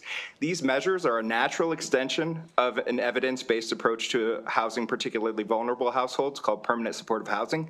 And while these measures work, they increase the stability of our residents. They also increase the property's operating costs, making these projects harder to get through underwriting. A tax break, HB 571 is a tax break we need to greenlight more projects and to invest in strategies that increase housing stability. Passing HB 571 is an important action this legislature can take to increase the supply of affordable housing throughout the state and to better serve those most vulnerable Marylanders. So we urge a favorable report. Thank you. Thank you, Madam Chair, Madam Vice Chair, members of the committee. Tom Cole on behalf of the Maryland Affordable Housing Coalition. I just wanted to note this is one of only 2 top priority bills for the Maryland Affordable Housing Coalition this session. This is going to have a very big impact on our members' ability to provide affordable housing across the state. I just wanted to note very briefly that we've been working with the tenant advocates. We understand that they've submitted some testimony on this, and the sponsor. There's items of this legislation related to liability and liens and the like that was not the objective of this bill. The pilot is really the focus. So I just wanted to note that, one, we appreciate the cooperation of the tenant advocates in working on those amendments, but 2, that they've been provided for, will be provided for with the acceptance of this committee. So thank you very much, and we would ask for a favorable report on House Bill 571. Thank you. Thank you. I just want to be clear. Is your name Mr. Pinton? No, it's Oh, what was your name? Ned Howe, H-O-W-E, with Enterprise Community Development. Okay, you're not on the list, but, okay. Well, I signed up. As long as you, well, you may not have done it within the, but anyway, you testified. So I'm going to start with Delegate Weigel and then Delegate Ampry. Thank you, Madam Chair. Can you clarify what the extent of the exemption is? Is it just property taxes? Are we talking about impact fees, water sewer fees, all those fees, or what? Yeah, it's only property taxes. So these projects would still pay all other fees and taxes other than property taxes. All right. And so then how do you guys set your pricing or your rents? And what makes your housing affordable? If there is such a thing, and then if you get this exemption, how is it passed on to the tenant? Ned, do you want to take it? I can take it. This just goes into the capital. I mean, you have operational expenses. So those operational expenses include real estate taxes as long as all the other parts of maintaining and operating a building. So by reducing those operational expenses, you can increase the potential income that the property is generating. Remember, with an affordable development, our income is capped. We're capped by those incomes that are set. So we don't have an opportunity to pass on any benefit to ourselves or anybody else because we're limited on that income. So what happens is by increasing a little bit of income, you can put more debt on the property, which is a non-state resource, and using that income that's generated to generate additional resources that pay for it. And like I said, at the end of the day, if anything trickles down to the end in the cash flow category, we have so many sources of soft debt that are on these that are all in line to collect that, and the state is one of them, and they typically get 50 to 75% of that, anything that passes through to the end. So it's not a direct, it doesn't go directly to the resident per se, but it goes directly to the development and the creation of affordable housing and more affordable housing. So does this allow the locality to enter into a pilot program, or is just? Yes, so the language still provides that a housing developer and a locality may enter into an agreement for taxes. It just puts the not-for-profit housing developer in the same position currently enjoyed by housing authorities, because essentially they're serving a same, if not identical, purpose. All right, thank you. Thank you, Madam Chair. Thank you, Delegate Allen, for bringing this bill. I really appreciate the spirit of this bill and what we're trying to do here around ensuring that we create more housing opportunities and alleviate the burden that institutions are trying to provide that housing. Questions I have are really quick and simple. I assume that maybe you've had conversations with MACO and MML. I know MML is opposing the bill. MACO is favorable with amendments. Wanted to understand if you can maybe elaborate on what those are, where the differences are, and if you all are willing to work out the amendments to make sure that we can get this bill across the finish line. Yeah, I've seen their testimony. I haven't sat down with them yet, to be honest. It's been, you guys know how it is. It's been a bit of a whirlwind this session.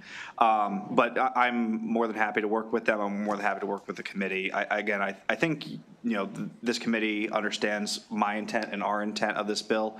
When we're talking about building more housing, this is honestly, it's like one less thing to worry about, right? It's one less piece of uncertainty when it comes to financing projects like this. So whatever we can do to make that happen and then still make sure our partners with MML and MACO also feel all right about that, then I'm more than happy to work on that. Great. Thank you, Madam Chair. My part of the question was asked by Mr. Chairman of the subcommittee. One of the provisions, this is a good bill, wonderful Delegate Allen. One of the provision, thank you for explaining that reducing property tax burden on nonprofit affordable housing providers and protecting a housing asset from being seized in lawsuits and supporting a stable financial structure. Can you elaborate on that a little bit?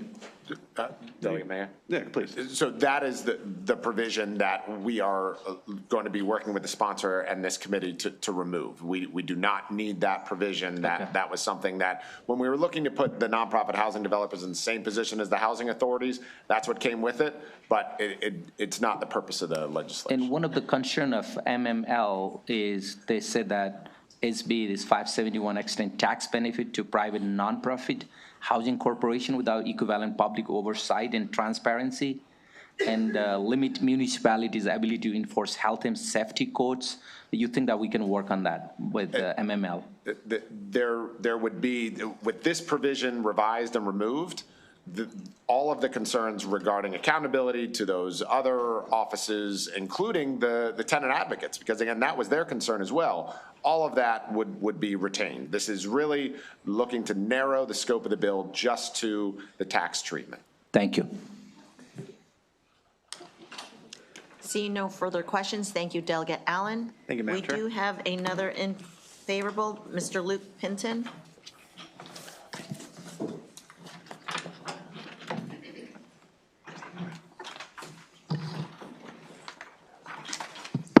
The real Luke Pinton this time, Madam Chair, but. If I may, Mr. Pinton, Sure. if I point of personal privilege, I'd like to acknowledge our House Speaker, Speaker Pena-Melnick, who's with us this afternoon.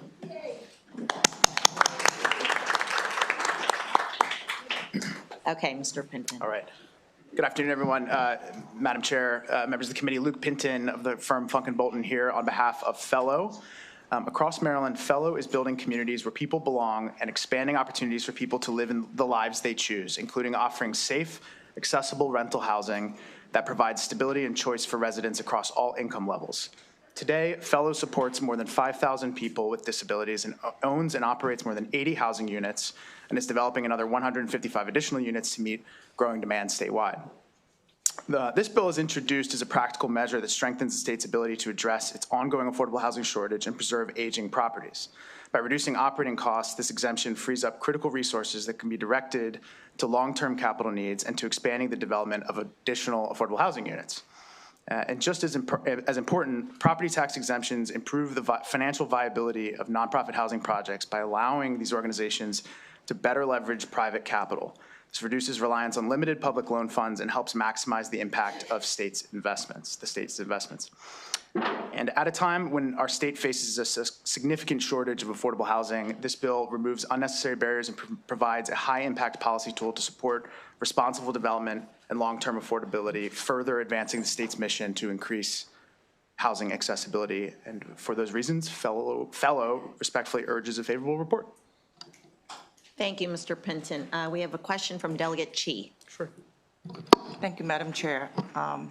And I probably should have asked the question for the sponsor panel, but I'm just going to go ahead and ask anyway, since you are in the housing development business. So I understand currently, first of all, I fully appreciate the spirit of the bill. And so I wonder, if I understand correctly, currently nonprofits don't pay income tax, but they pay property tax, right? So you're asking to be exempt from the property tax because of the housing shortage. Do we have precedents in exempting certain nonprofits because we deem their mission to be more critical than others? Are we going to open up sort of a floodgate? That's my question. It's a very good question, Delegate, and I don't want to speak out of school and go against anything that the sponsor would say. So I would respectfully sort of defer that question to them. But from Fellow's perspective, I will certainly get an answer to you in your office sort of shortly following the hearing here on that point. Seeing no further questions, thank you, Mr. Pinton. We do have another favorable virtually. We have Sarah O'Reilly.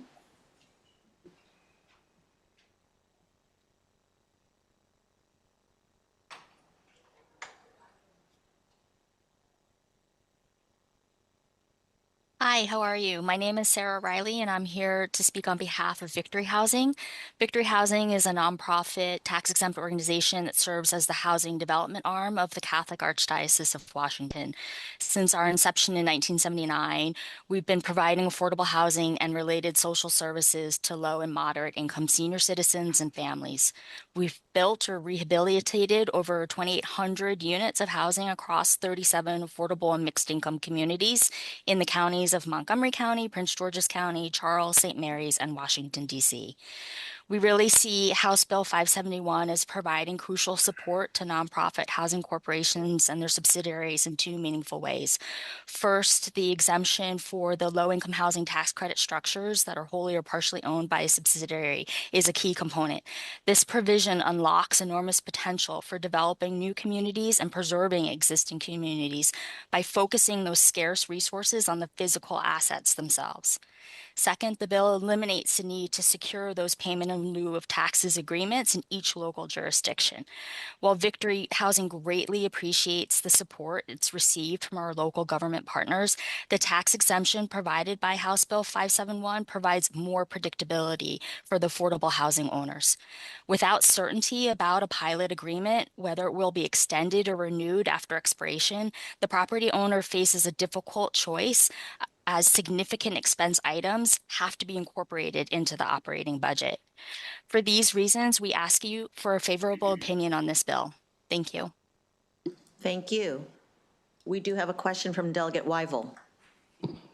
Thank you, Madam Chair. Could you clarify your comments on the pilots, because the panel said that they would still be pilot agreements, but it sounded like you said this bill negates the need to enter into a pilot agreement. As we understand the bill, the local jurisdiction may enter into it with the local jurisdiction, but absent the local jurisdiction deciding to enter into an agreement, the exemption would be available. All right, I mean, we can clarify that in subcommittee. I'm not quite sure I understand the answer, but thank you. Seeing no further questions, thank you very much, Ms. Riley. We have a favorable with amendment. We have Michael Sanderson.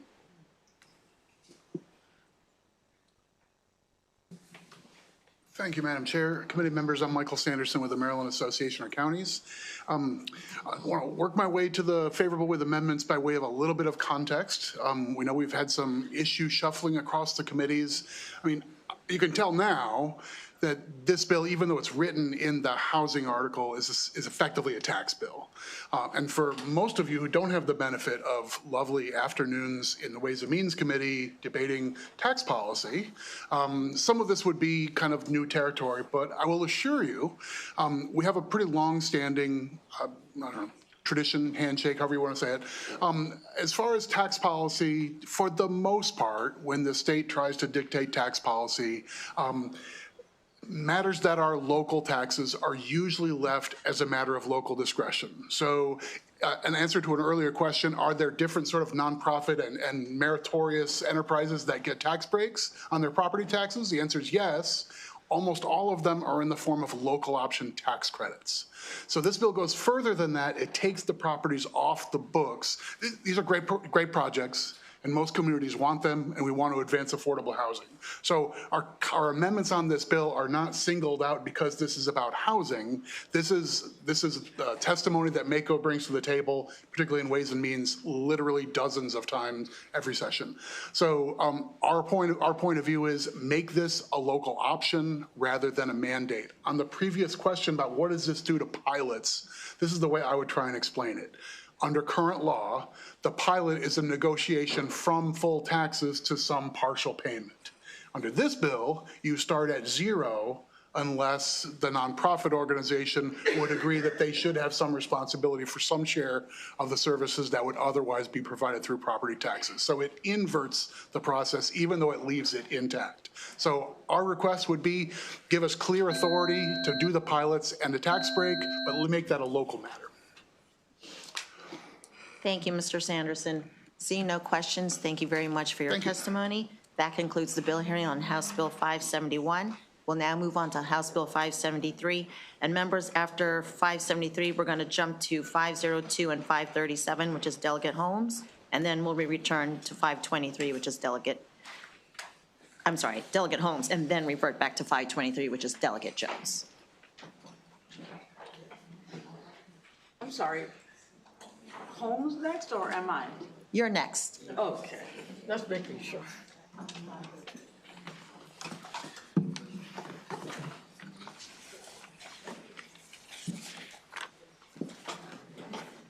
I am.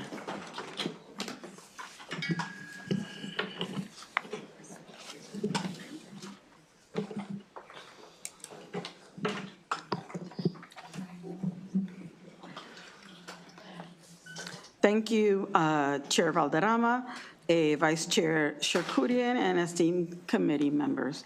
I am here to request your favorable report on HB 573, Fair Housing and Housing Discrimination Regulations Intent and Discriminatory Effect. This bill is a reintroduction of last year's bill with minor technical changes. This bill was successfully voted out of E&T. Overt discrimination has decreased, but its legacy persists. As our friend, Congressman Hakeem Jeffries likes to say, Jim Crow may be gone, but he did leave behind some nieces and nephews. This bill does not change existing fair housing protections, but ensures that Maryland upholds and enforces federal fair housing standards at the state level, preventing any potential rollback from the federal level. The disparate impact theory is a critical tool in fair housing enforcement, allowing claims to be brought against policies that may appear neutral on their face, but result in disproportionate harm to protected groups. This legal standard, upheld by the U.S. Supreme Court case, Texas Department of Housing and Community Affairs versus Inclusive Communities Project, this was done in 2015, ensures that discriminatory outcomes can be challenged even when there is no overt intent to discriminate. The U.S. Department of Housing and Urban Development, commonly known as HUD, has historically used disparate impact analysis to enforce the Fair Housing Act, holding landlords, financial institutions, and local governments accountable for policies that lead to housing discrimination. However, federal protections against adversity have come under increasing threat due to the implementation of Chapter 15 of the Project 2025. It explicitly calls for this chapter explicitly calls for the dismantling of HUD's authority to enforce fair housing gains, including disparate impact claims, thereby weakening all fair housing protections nationwide. This bill would be an additional layer of security to prevent those hard-fought gains at the federal level. Currently, most housing discrimination cases are investigated and adjudicated at the federal level, meaning Marylanders must rely on this administration's commitment to civil rights enforcement. However, the current administration has proven to be unstable. Given the uncertainty surrounding federal protections, it is imperative that Maryland establishes its own legal framework to ensure housing justice in protected cases, regardless of federal policy changes. HB 575 does not introduce new fair housing laws. It preserves and strengthens the legal protections already in place to ensure Maryland remains aligned with existing federal law. Let me just skip real quick and so I could close.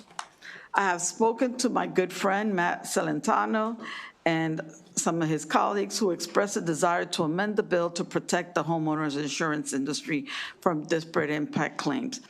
We are currently awaiting, we just received an opinion that basically indicates and verifies that the insurance industry is subject to the Federal Fair Housing Act, that his proposed amendment would absolve them from implementing this fair housing standard, thus creating an uneven playing field, and that the Maryland statute Title 27, Subtitle 5, subsection 27-501 of the Insurance Code for discriminatory behavior in underwriting does not cover disparate impact. So my ask is if you could allow everyone to present and all the presenters, and then we could close with the subject matter expert, which is from the AG's office, Jonathan Smith.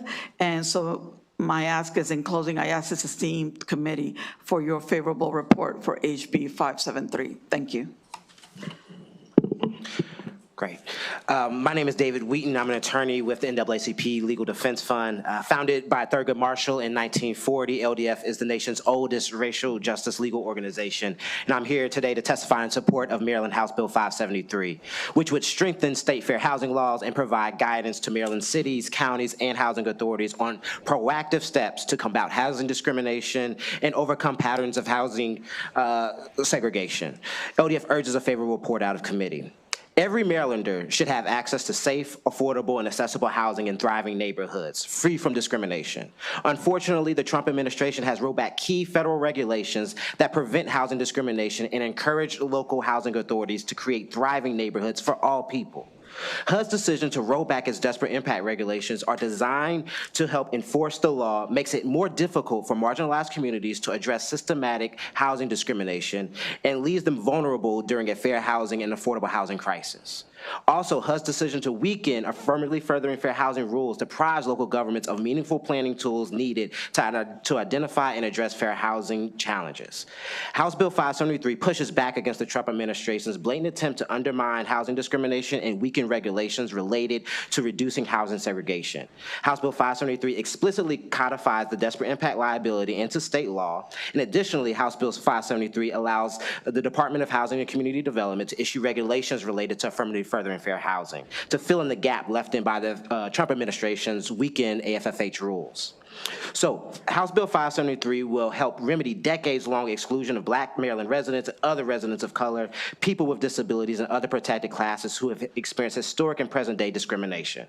The legislation will also help ensure that there are fair and affordable housing opportunities and stronger and more viable neighborhoods for Black residents and members of other protected classes. We ask for a favorable report out of committee. Thank you.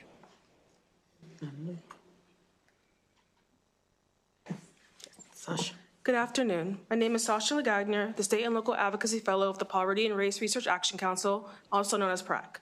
We are a civil rights policy organization dedicated to the cause of fair housing and the urgent need to address the policies that continue the perpetuation of segregation at every level of government. Our work is grounded in empirical research, legal analysis, and demonstrated solutions. PRAC's knowledge and experience with the affirmatively furthering fair housing obligation and disparate impact and discriminatory effect liability dates back to 2008. Since then, we have provided technical assistance to jurisdictions implementing AFFH, submitted numerous regulatory comments, and participated in key litigation as both amicus and as plaintiff. While housing segregation has been illegal since the passage of the Fair Housing Act, people experience vastly different access to economic and housing opportunities based on their race.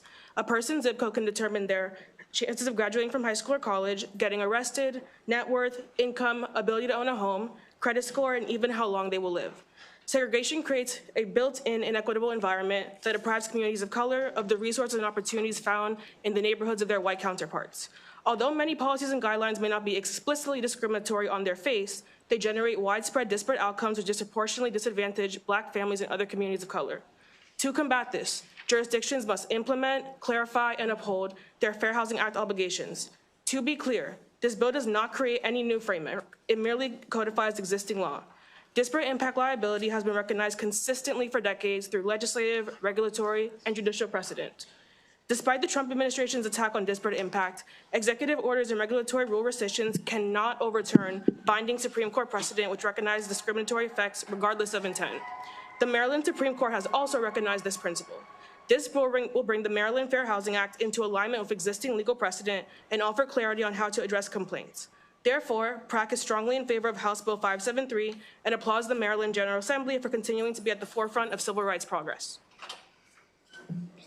Does Emily or Marceline? Hi.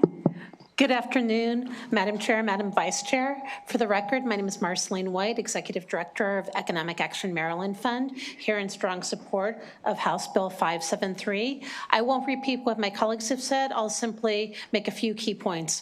One, I know that everyone in this chamber cares about making sure that all Marylanders have access to housing free of discrimination.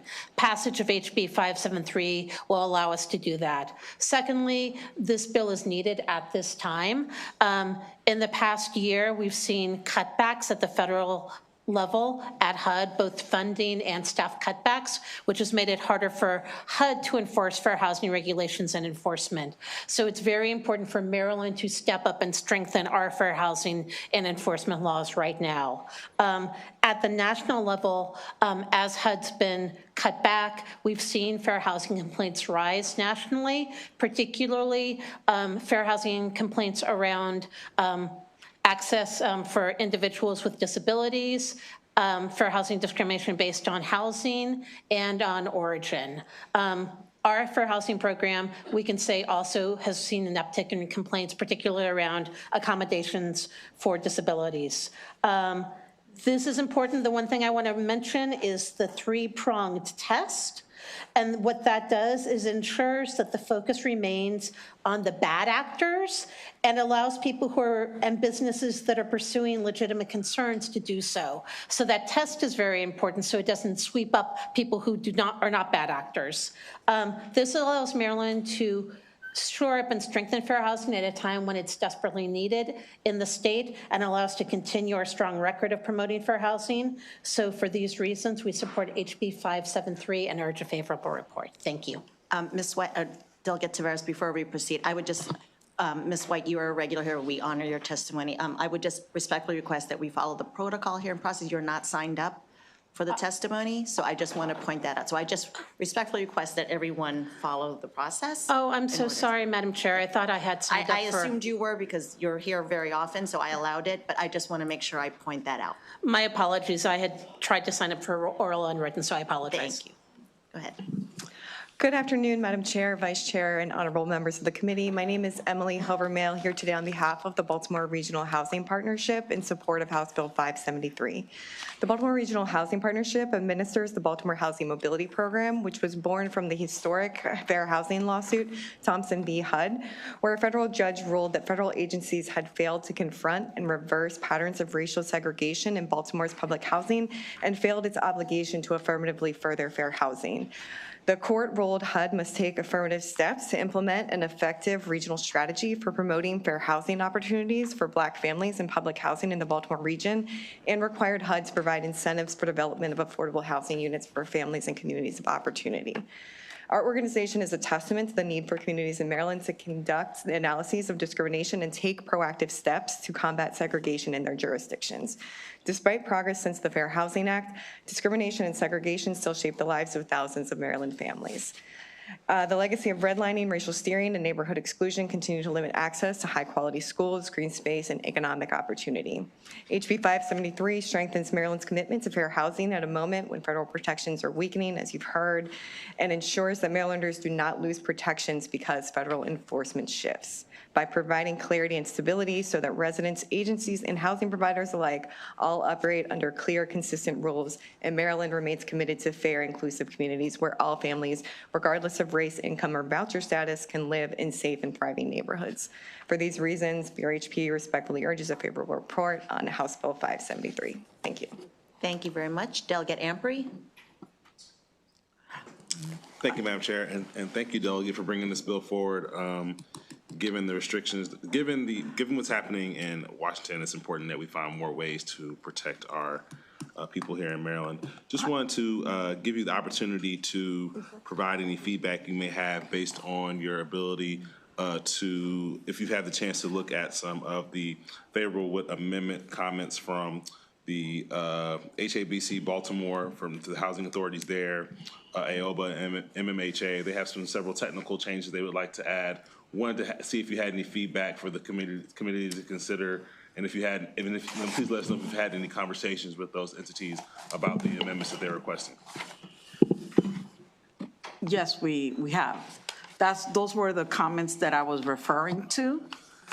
Well, first, I think that the housing authorities amendment seems friendly, so we don't really have much of an issue with that at this time. However, in speaking with the Attorney General and with the subject matter expert on these issues, we found that the industry is subject to the Fair Housing Act. We found that the amendment proposed, which is codified and has been submitted to you, would give them an uneven playing field because it would exempt them from disparate impact enforcement, and that the Maryland statute, Title 27, Subtitle 5, Section 27501, which is what they directed me to, is simply insufficient for enforcement in that we had 167 cases in housing discrimination, but we were unable to do much more than just say, don't do that, right? And it doesn't look at disparate impact, but there are much better subject matter experts at the table than I am. Yeah, so specifically on AOBA and MMHA's amendments, their amendments, while technical, will change the spirit of the bill. Again, we took this from federal language, a Supreme Court case, and mirrored that. So it is taking federal regulations and codifying that into state law. So we don't want to play around with the definitions or anything like that and kind of just mirror those definitions in this bill. Unfortunately, MMHA's and AOBA's amendments would change the spirit of the bill, but the housing authority, the Baltimore Housing Authority, that is an amendment we would be okay with. Yeah.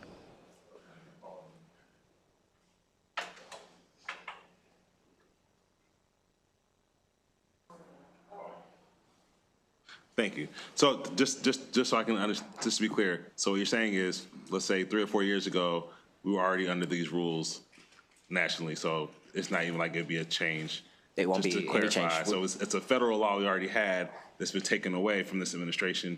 We're just trying to make sure that we are abiding by the years in history of hard work that others have done to make sure we have the protections. For decades. Yeah. Isn't that so? Yes. All right. And again, to be clear, the law is still there. The regulations have been dissolved, but the law is, the Supreme Court has still held that law. Got yes. it. Okay. Yeah. Thank you so much. So I'm going to take the opportunity to ask sponsor or anybody on the panel the question, but I'm really interested in the AG's letter. Were you saying the AG was going to present like in a separate panel? Is that what's happening?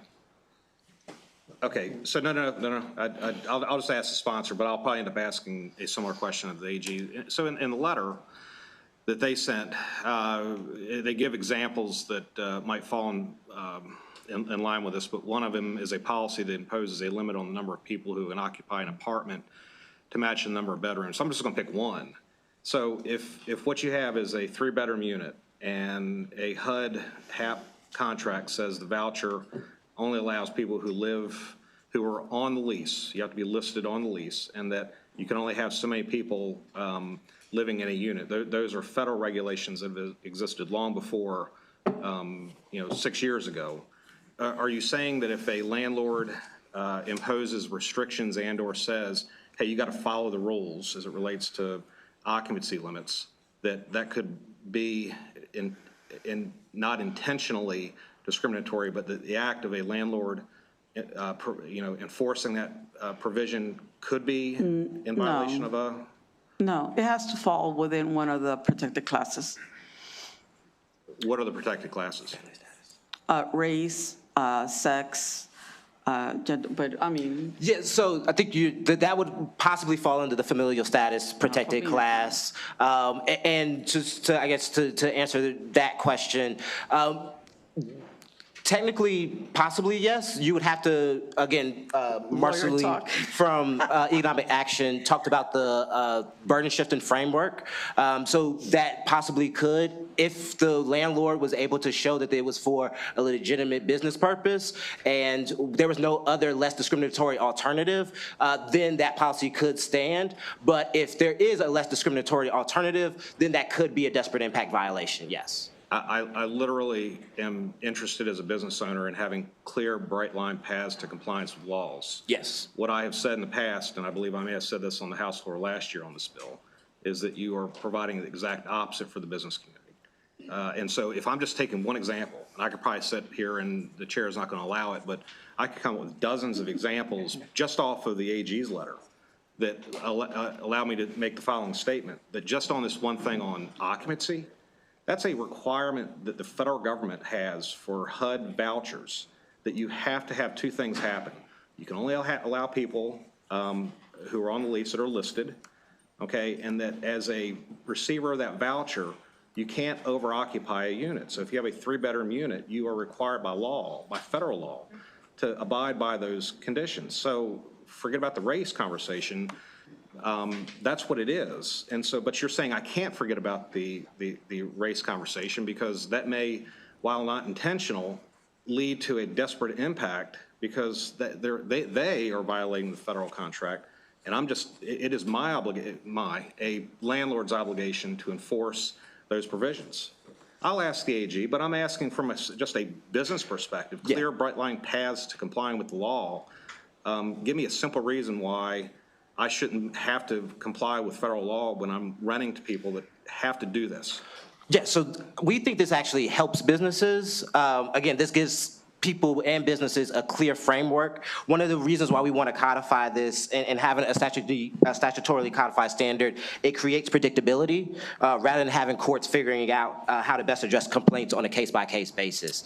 Right. And so we think this provides the business community and the real estate community with a clear framework that was, again, people have been using disparate impact as a framework under the Fair Housing Act since the Nixon administration. So this has been something that landlords and other folks have had to deal with, and this standard has been codified before under federal law. All right, I just want to highlight, we will have somebody from the realtors to come here and set your mind at ease because I want you to feel really comfortable. Just because the realtors are supporting it doesn't mean I support it. Thank you, Chair. Give them a chance. Seeing no further questions, thank you, Delegate, and your panel. Thank you. We have a couple more favorables, Lisa May, Jonathan Smith, and Courtney Bergen.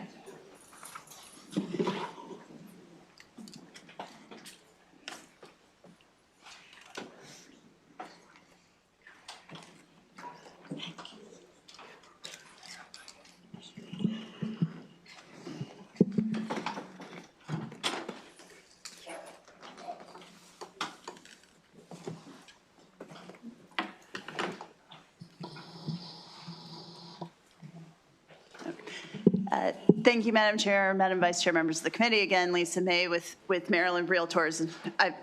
You hurt me, Delegate Adams. No, thank you. I won't repeat a lot of what the first panel said, but our National Association of Realtors has supported affirmatively furthering fair housing and the disparate impact rule for many years, and as a critical part of the Fair Housing Act, because it determines both when violations occur and when they don't.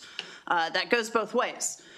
You could use it to absolve legitimate business practices like the one Delegate Adams mentioned. A defense would be federal law requires me to do this. There is no alternative for me to do anything else or anything less discriminatory. It's a law that I have to follow. But it can also uncover discriminatory actions that are hiding under a veneer of neutrality. And it is that three-pronged test that we use to determine that. Hiding in some corners of the internet, you can still go and find an entire Department of Justice manual that talks about how to implement this three-pronged test to evaluate discrimination complaints. But at the end of the day, it determines what business practices are allowed, and it can create a consistent framework for realtors, for mortgage lenders, for others in the housing industry to know how they should operate. So with that, I'll ask for your favorable report. Thank you. Good afternoon, Madam Chair, members of the community. My name is Courtney Bergen. I'm a staff attorney at Maryland Legal Aid. And Maryland Legal Aid is here to support this bill because disparate impact protections that already exist in federal law are essential to our clients. I've worked with numerous clients who've been victims of disparate impact discrimination. In fact, I recently worked on a case where a tenant was denied accommodations for her disability, but it was under the guise of these are standard rental terms, but they had a disparate impact on her as a disabled tenant. We were able to work out solutions in this case through the disparate impact regulations that currently exist in federal law. So it's just one example of many that I've worked on in the past several years.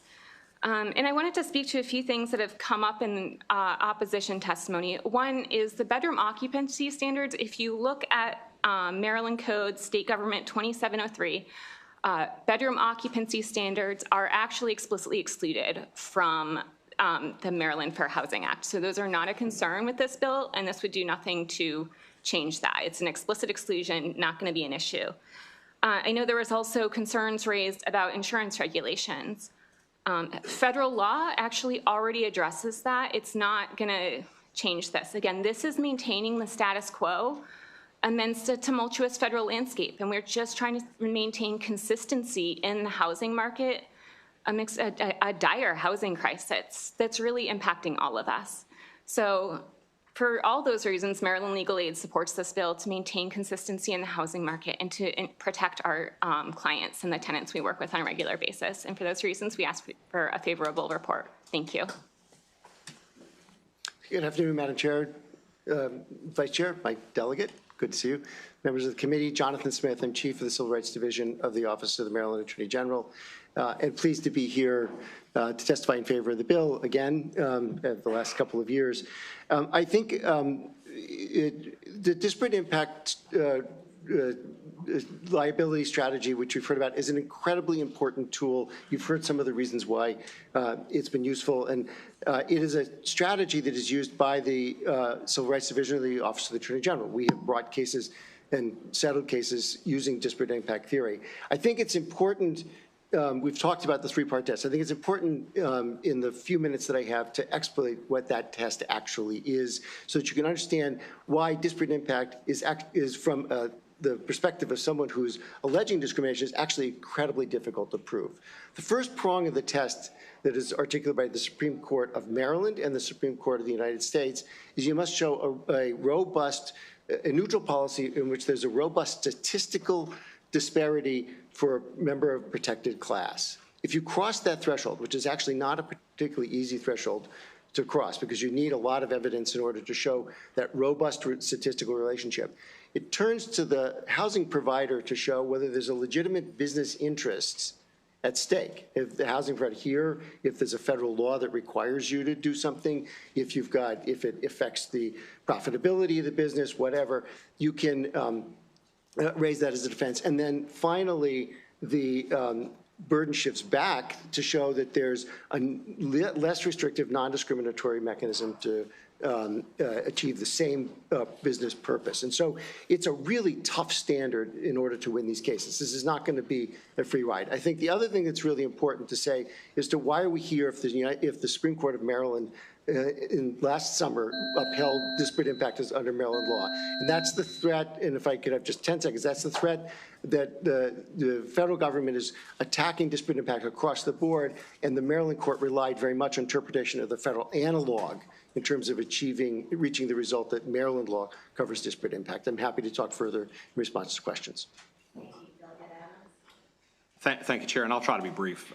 So to the Attorney General, I grant you as much time as the Chair will allow, but the point is I brought up the one example of the bedroom. This is your testimony. This isn't necessarily, I mean, so I'm hearing realtors, I'm hearing others that support the bill. I'm simply saying from your testimony, you're saying one of these examples where a landlord could fall in violation of this is if they had to enforce occupancy limits based on the number of the bedrooms, and then you say to me, I'm wrong, and here's why. So this is how this would work. So let's assume that you've got a neutral policy that you would have here, that you can't have more than X number of people per bedroom.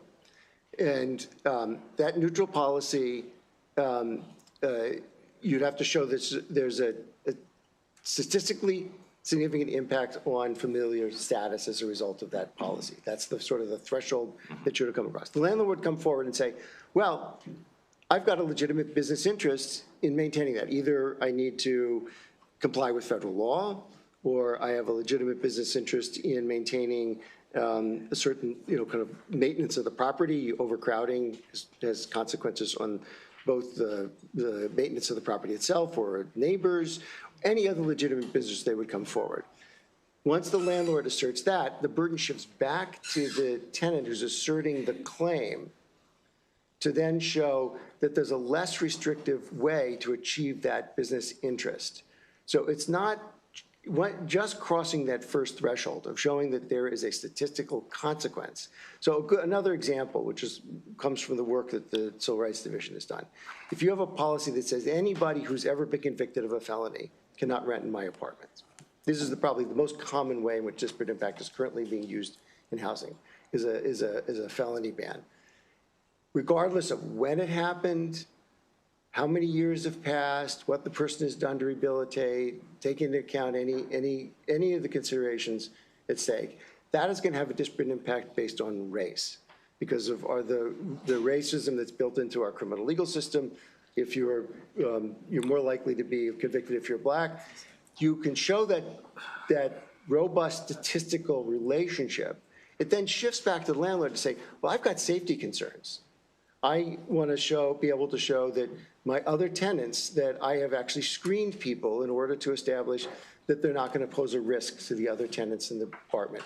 Or I have got concerns about whether the rent will be paid. And if I rent to someone who was just convicted last year of fraud or something like that, then the burden shifts back to the tenant to say, well, you need to, what's the appropriate look-back period? What are the kinds of remedies that might be in place to sort of assess whether or not a tenant has been rehabilitated and might remain a good tenant? And so the three-part framework actually takes into account the considerations of the landlord and actually weights quite heavily in the interests of the landlord, their legitimate business interests. The felony part is I want to have a safe community for the people to live in. Correct. You spent 3 or 4 minutes going through a tangle of conversation that my ears hear. It's not clear to me how you easily comply if you're going to enforce standards that make the community safe. So here's my last question, because you and I can certainly do this offline, and I guarantee that the chair is going to want me to do that. Isn't there a problem with taking case law and then deciding to codify it? And the reason why I say that is because in case law, judges get to interpret facts on an individual basis, on a case-by-case basis, and that if you take and turn it into law in the state of Maryland, that you eliminate judicial interpretation, you eliminate the case-by-case facts that relate to a case, and then say in the state of Maryland, these are rigid standards that must always be followed moving forward, and that you make it far more difficult for those to comply with the law, because someone can make a claim much easier with Maryland having it law as opposed to having judicial interpretation, which has happened over a long period of time. Yeah, I don't think so. And a good example would be the first articulation by the United States Supreme Court that looked at disparate impact was in the employment context. It was a case called Griggs Power. Anybody who went to law school probably read it in their law school classes. After Griggs was decided, Congress actually amended the Title VII of the Civil Rights Act to incorporate the Griggs standard into the statute. And that was in the late 1970s. And the Equal Employment Opportunities Commission and Title VII enforcement has all been reliant not so much on the Griggs decision, but on the change of the statute that incorporated Griggs into Title VII. I think that's simply all we're trying to do here is follow the pattern that we saw with Griggs to make sure that if there's changes in the federal regime, and the president said in his executive order, and I can quote, he says that it is the policy of the United States to eliminate the use of disparate impact liability in all contexts. And that would include fair housing, and that we're seeing that being implemented in regulations. Given the decision in Hare that was decided by the Maryland Supreme Court last summer, and their reliance on the interpretation of our fair housing laws against the backdrop of the interpretation of the federal fair housing laws, making sure that we solidify that in our law, that it's cemented in our law, that whatever happens at the federal level, if inclusive communities goes away, if the federal regulations go away, that Maryland can continue to enforce disparate impact its law is incredibly important, and that there's not a change that occurs given the way the court is interpreting words. Let's just make the words clear. Let's just put them in the statute to make them clear. Okay. You good, Delegate Adams? Not really, but that's okay. Okay. I encourage you to have further conversation offline. I'd be pleased to assist. We have a virtual Mr. Albert Turner. I think Albert had to go to the Senate, testify in the Senate, so he may not be available. Okay. Seeing no questions for this panel and Mr. Turner not being here, that concludes the bill hearing on House Bill 573. We will now skip over 523 to House Bill 502 and 537. Delegate Holmes.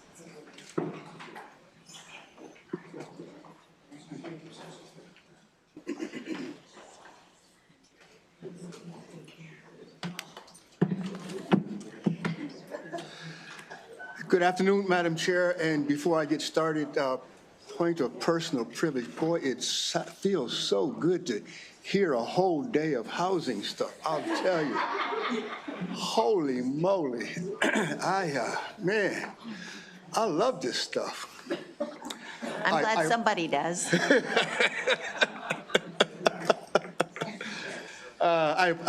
Sorry for digressing.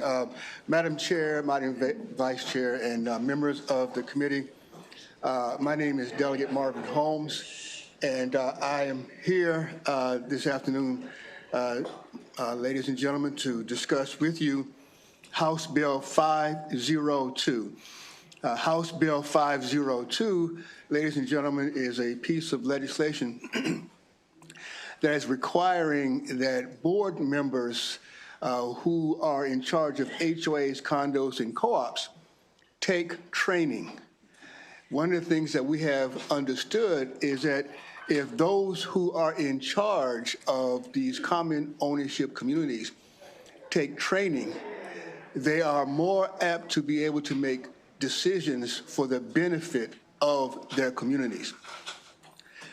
And one of the things I want to talk about in advance of some of the other suggestions that you may have been hearing, some may suggest that mandatory training is going to decrease the pool of those volunteer members that would want to be board of directors in their communities. And I want to give you all a real life example in terms of why that is not true. In previous testimony, some of you have heard about my involvement in CCOCs, Commission for Common Ownership Communities. There are two in the state right now, Montgomery County and Prince George's County. And on the Montgomery County CCOC, I am vice chair and previously chair of the nominating committee. When a vacancy comes up, it is not unusual to have, for example, 2 vacancies and 8 or 9 persons applying for those vacancies because they have had some of this training and want to participate. Those that want to participate are doing so because they understand the urgency. They understand what it takes to be a viable member of their community. You will notice in the legislation some of the items that is required for a board member to be trained upon. The HOA Act, the Condo Act, and the Corporation Act, those are 3 separate acts in the state law. It also talks about responsibilities of governance policies, legal structures and guidance, reserve studies, community maintenance, record keeping. All of those are very important issues relevant to persons being a member of a board of directors. This is something that has been discussed for over 2 decades, ladies and gentlemen. In 2005, there was a task force that was convened in the state of Maryland. And in that 2005 task force, they made several recommendations. 2005, here we are, 2026. One of those recommendations was, in fact, training for board members. And all that I'm attempting to do here, ladies and gentlemen, with this bill, HB 502, is to have this training. And with that, Madam Chair, I will take questions from the ladies and gentlemen here. Delegate Roberts. Thank you, Madam Chair, and thank you for bringing the bill. I'm sorry, I have not read through all of the bill, but from what I see here, it kind of looks necessary to me. So does the bill specify who's going to give the training or who comes up with, develops the curriculum? Yes, it does. Okay. Yes, it does.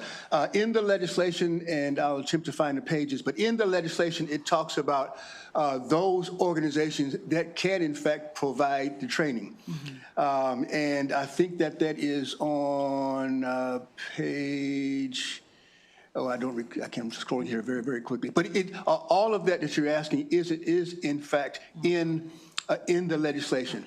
For example, there's a portion in here that talks about upper level education facilities, much like Prince George's County Community College. Mm-hmm. So I have been in contact with Prince George Community College in terms of offering this type of training.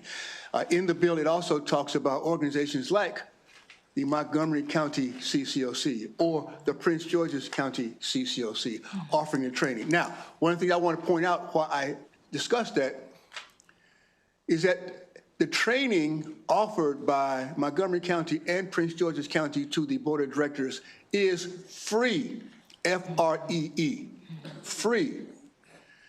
Montgomery County, for example, the training is offered on the 2nd Sunday and the 4th Saturday of every month. So these are trainings that already exist? They already exist. Okay, and again, I'm sorry, I have not read all of the bill. I like the bill.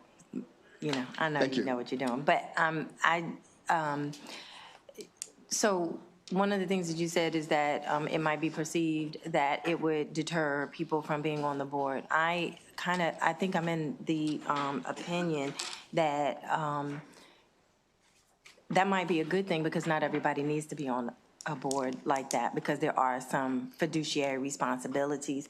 But does the bill address, if it, and with that said, if it is a deterrent, or in the event, or if there's some sort of, I don't know, is it possible to maybe not every board member, maybe the president and the vice president, and because I've been on a board, and yeah, I would think that I would have benefited from that training, but I also know that we had a management company who knew the stuff left and right, and they were very reliable and all that. Is there a way to kind of make sure that the management company is, or require them to make sure that they are tie them into the responsibility that these people are receiving the training? I understand your question precisely. The short answer to your question in terms of does this bill require the management company to have some responsibility? The answer to that question is no. And let me tell you why, because you ladies and gentlemen, you're going to hear this again from me. In order to be a community manager in the state of Maryland, you need one thing: a business card that says you're a community manager. All right?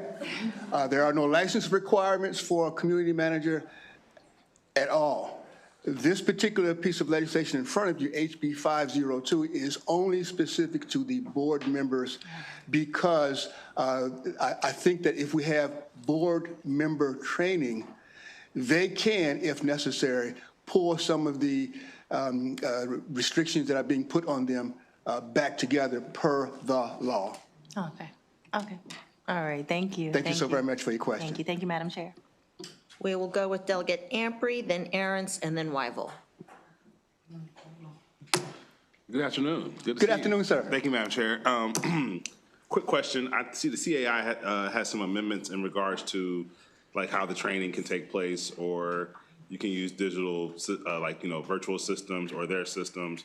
Are you open to their amendments? Have you had a chance to talk with them? I have not, because of the way the structure is, I have not yet seen the committee testimony. You guys get that. If I don't get a copy of it from one of you, I haven't seen it. I thought maybe they had reached out to your office about. Yeah, sure. CAI also offers the training. Right. And I think their training is, a little bit less than $100. I think it's $99 or something like that. Right. And their training is very useful as well. I have taken many of their training classes, obviously because of the certifications that I have from them. But their training is very good as well. Yeah, I think what they're asking for is that their training be listed in the bill as an option for the. Well, it might be covered already. I think if you read, let me put it this way. It was my intent to add CAI training to the legislation. What I did not do was specifically say CAI training, but I put the language of what CAI does into the bill so that their training could be acceptable as well. So it sounds like you all will be able to work it out. Absolutely. All right, sounds good.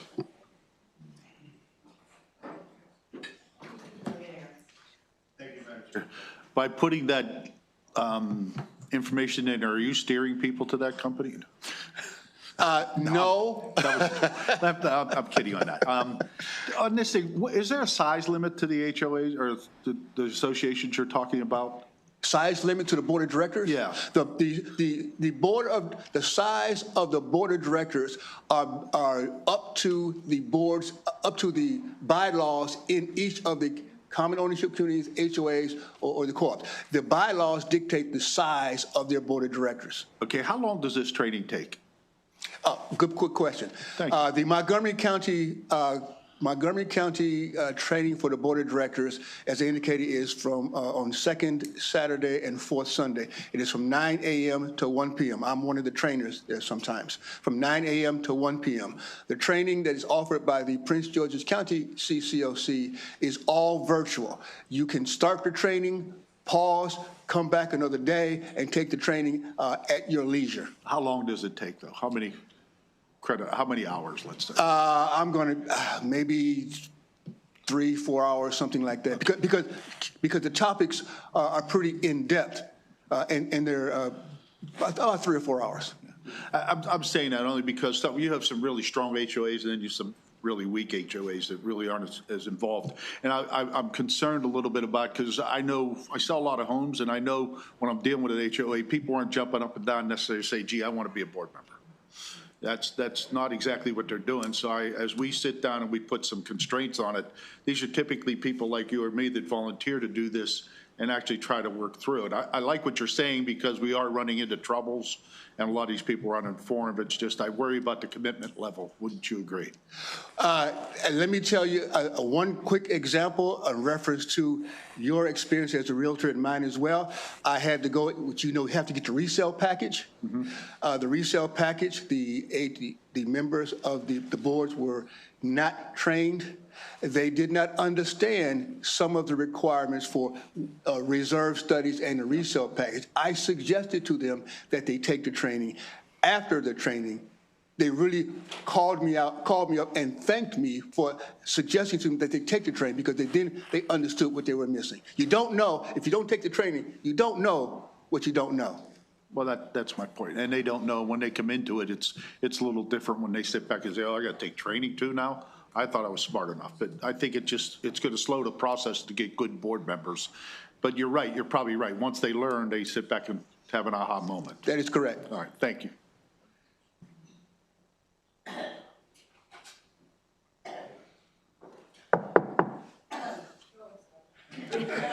Delegate Weibel.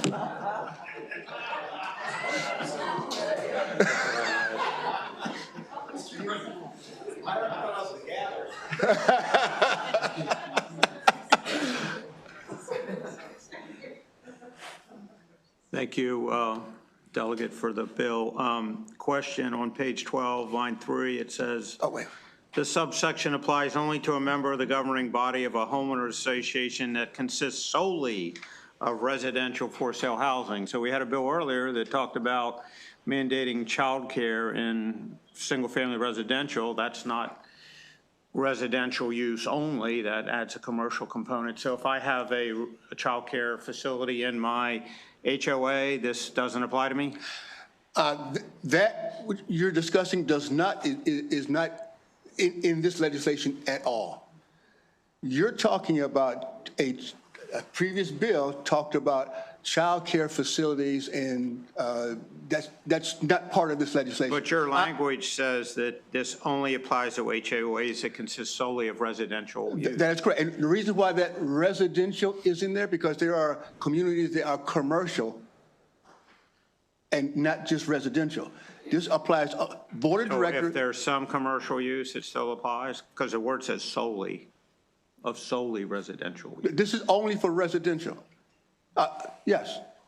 I know, but you're going to have, if that other bill passes, you're going to potentially have commercial use within what was formerly residential only subdivision. That previous bill was talking about child care in child care in residential units. I'm talking about the board members of the HOA, not child care, the board members only.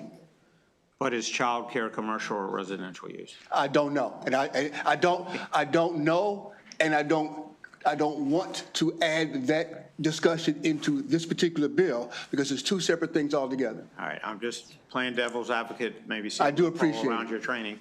And then last question, does your training requirement include testing and reading of this book? Only for you guys.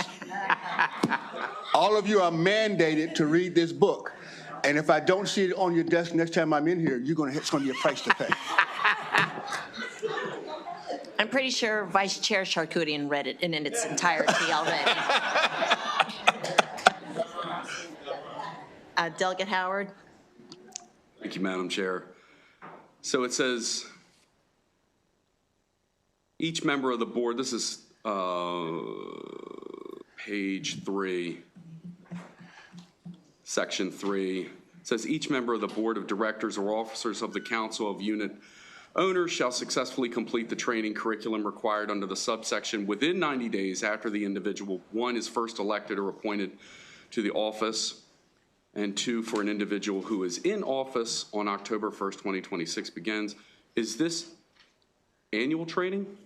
No, no. Further in the bill, you'll see that on page number 4, page number 4, line number 4, certificate of completion issued under this paragraph is valid for 3 years. Okay. Who holds that for certificate? Who maintains that record? The board of directors has their certificate, and typically the way it works is, I'm going to give you the example of the Prince George's and Montgomery County CCOC. They hold a record of your certification as well. Okay. The people that this would affect, how do they get to those positions? Walk me through that process real quick. They're elected. Okay. Further down in the bill, that's what I mean, I know that, but further down in the bill, and it says, this would be page 4, section 5. If a member of the board of directors or officer of the council of a unit of owners does not successfully complete the training required under the subsection, the board of directors or the council of unit owners may, now this is an elected official essentially we're talking about, remove the individual from office or invalidate a vote of the individual. Wouldn't, and now those people are duly elected at that point, right? Yes, and there is. You don't have a problem with removing the person because they didn't complete a duly elected representative. You don't have a problem with this. Let me put it to you this way, young man. If there is someone who is elected to manage millions of dollars. Like we do, right? That is correct. Billions, yeah. If there are persons that are elected to manage millions of dollars and they don't have any training, they are more likely to mismanage. And I don't want someone there to mismanage millions of dollars of money. Now, here, you read this correctly. It says may, all right?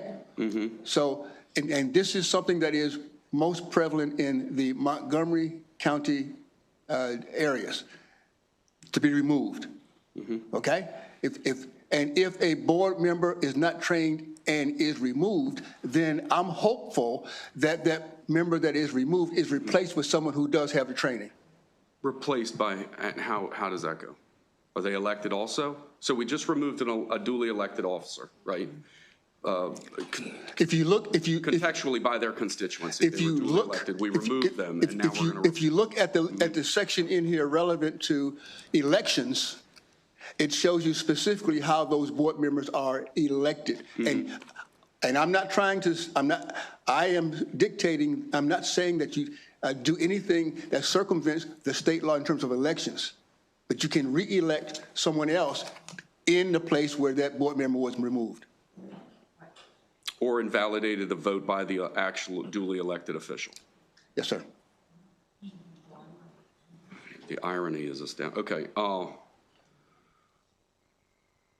There's no hardship clause in here for this. So let's say we were to pass this legislation and a person got in to the position, their mother died. Make up a scenario, doesn't matter.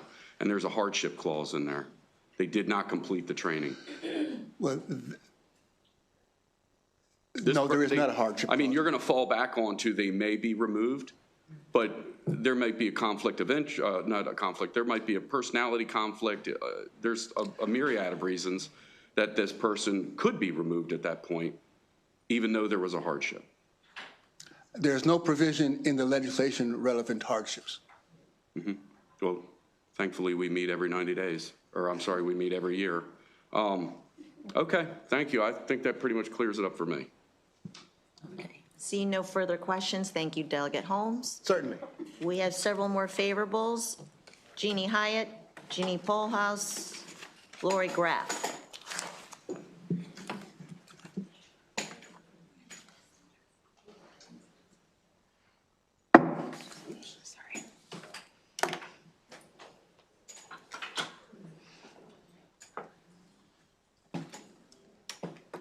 Excuse me. Let me start.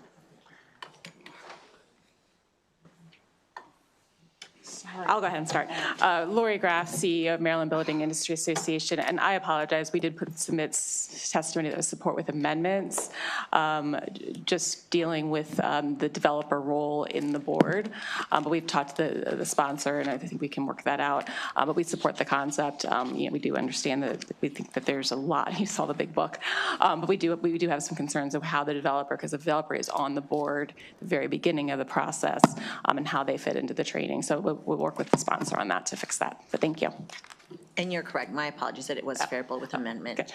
Go ahead. Welcome back, ladies. Which you want to go? You go ahead. I'll go first. Oh, I'm older. I should go first. A little bit. Thank you, Chairman and Vice Chairman. My name is Jeannie Polhouse, and I'm a condo owner in Baltimore City. Delegate Holmes is going to fall over in a dead faint, but we actually support this bill. And I will tell you. Where is he? Oh. I have a feeling you two ladies will be regulars in our committee. We traditionally have been opposing these bombarding bills that are putting us out of our condos, but I will tell you, having been a board member of my community, I just resigned last year out of sheer frustration. We had a wonderful, we only have 66 units. We're a small condo association, but we always had a very good board. Over the last, I'd say 4 to 5 years, because our board is elected for 3-year terms. So 2 are elected for 3 years. The next year, 2 are elected for another 3 years, and then 3 are elected for, so it's staggered. Over the past 5 or 6 years, we have been getting board members who have not had any experience on boards. Now, I've been a realtor for 48 years, and a very good one, because I served as president of realtor associations. I've been on boards, both at local, state, and even national. I've been on boards of nonprofits. I helped start nonprofits, and I was the only realtor picked to start the Low-Income Housing Coalition of Baltimore City. Having said that, when you have board members who do not know what is the responsibility of being a board member, it hurts the rest of the community. And our community is up in arms to a point now where we're going to do something about it. But the tenor of our board members have said openly at board meetings, we don't care what the owners want. We don't care what they think. We have the power and we can do whatever we want. And they can. And, you know, I'm sorry I ran out of time, but I just have to tell you that this is well-meaning, it is much needed, and we support it 100%. And not that it doesn't need a little tweaking, but it basically is a very, very good bill. Thank you. Hello, again. Thank you for the opportunity. Microphone. Oh, Here. Oh, okay. Hello. Again, thank you for the opportunity. My name is Jean Hyatt. I am an owner of a condo with Jeannie, and I am a brand-new board member. And I've been listening to what is said today. I've torn up my talk, and I'm going to address what has been said today. Talked a lot about affordable housing. When you have a board that does not know what they're doing, and I'm newly elected to the board, and I'm a little appalled,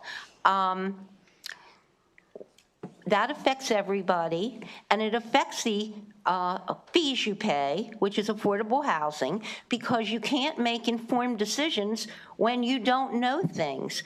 I think board members are generally well-intended. They're long on passion, long on commitment, short on facts and information. I'm not for much regulation, but I'm definitely 100% for this bill, and I thank Delegate Holmes for doing it. I like the areas that it covers, the laws, the financial management, insurance, contracts. The one thing I would add would be something on communication, because a big problem is transparency. Boards don't communicate.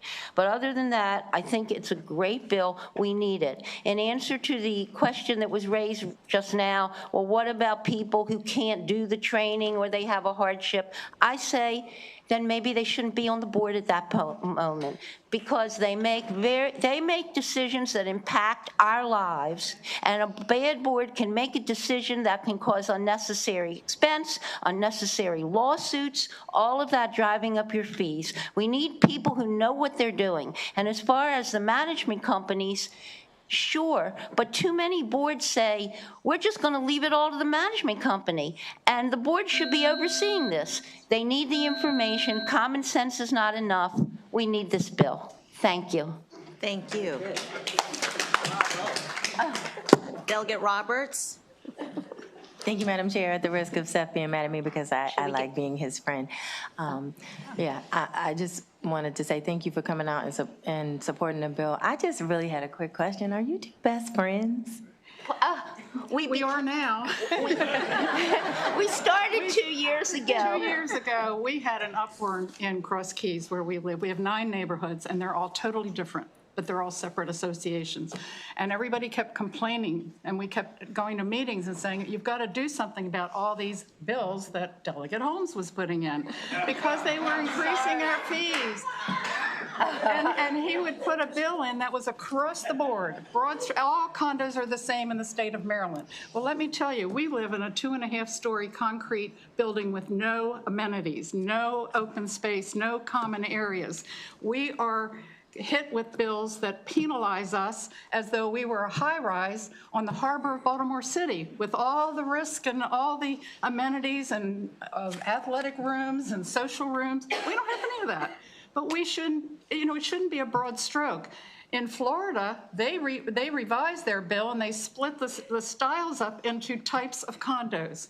And that's what we should do. So we got together, we formed the Cross Keys Ladies. We now, I'm telling you, I have 4 email lists of condo owners all across the state of Maryland that are asking us to help them. But thank you so much. Could I just have just one thing?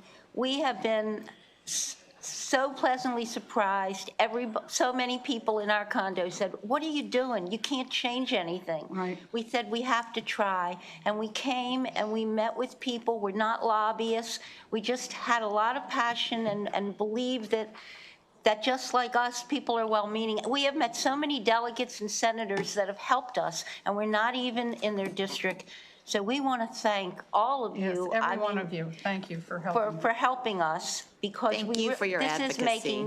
This will help us. Thank you so much, ladies, for your advocacy. We have a virtual favorable with amendment, Steve Horvath.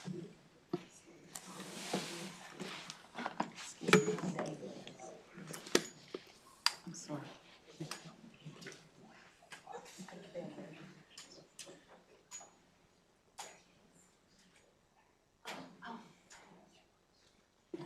Go ahead, Mr. Horvath. Oh, thanks very much. Sorry, I'm trying to keep up with the remote testimony before I join back into the Zoom. Steve Horvath for HOA United, Homeowners of America United. I too am a board member and an owner in a community, and we have many Maryland members that have contacted us. This bill is a good bill, and with great power comes great responsibility. And as a board member, you have great power.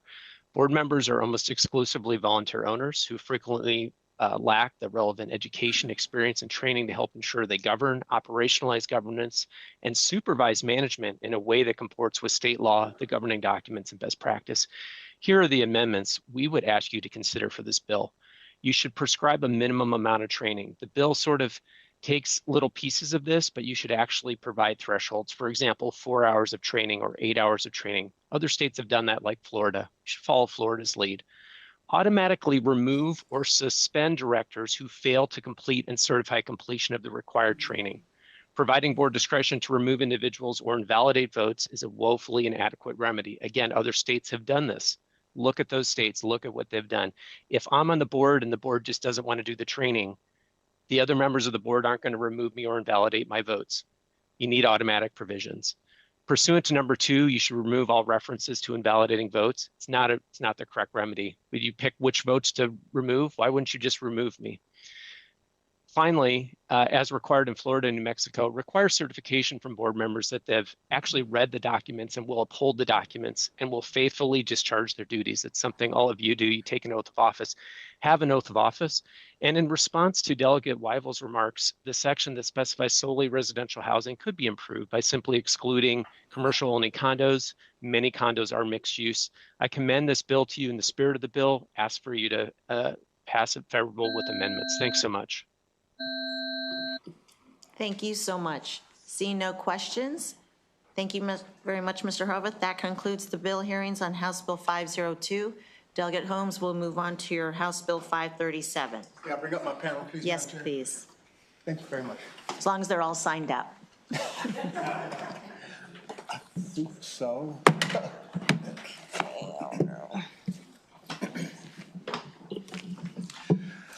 Again, ladies and gentlemen, thank you so very much. My name is Marvin Holmes, delegate with District 23, and we are here now discussing HB 537. HB 537, ladies and gentlemen, is a piece of legislation that is looking at Bill of Rights, a Bill of Rights. Now, I want to emphasize again, ladies and gentlemen, that this was a suggestion that came about in 2005 from the last task force that the state of Maryland had relevant to this topic in 2005. In 2005, the task force that was created and now created by Senator Dolores Kelly, the task force suggested that they needed to be a Bill of Rights, much like there are other types of Bill of Rights in the Maryland General Assembly. Bill of Rights like property owners' Bill of Rights, law enforcement officers' Bill of Rights, state correction officers' Bill of Rights, basic rights of patients in comprehensive care or extended care facilities, rights of individuals with regard to Medicare. Those are all Bill of Rights that we currently have, and this particular legislation is asking that we have a Bill of Rights for residential owners in common ownership communities. We attempted in 2021 to create another task force. It was much briefer in time frame than the one in 2025. And again, in the 2021 discussion of task force, this Bill of Rights was again suggested that we have it, and we still do not. One of the things that came up in the task force in 2005 was that in 2005 they wanted to hold off on including some of the language for the Homeowners Bill of Rights. And I'm going to read this to you. And this is from, what I'm reading from, ladies and gentlemen, is the task force final report dated 2006, which was created, which the task force was, as indicated, going in 2005. The actual language on page 17 of the 2005 report indicates adoption of Homeowners Bill of Rights. Consideration of adopting Homeowners Bill of Rights should be deferred pending consideration of the issues by the National Conference of Commissioners on Uniform State Laws and the Uniform Common Interest Commission owners.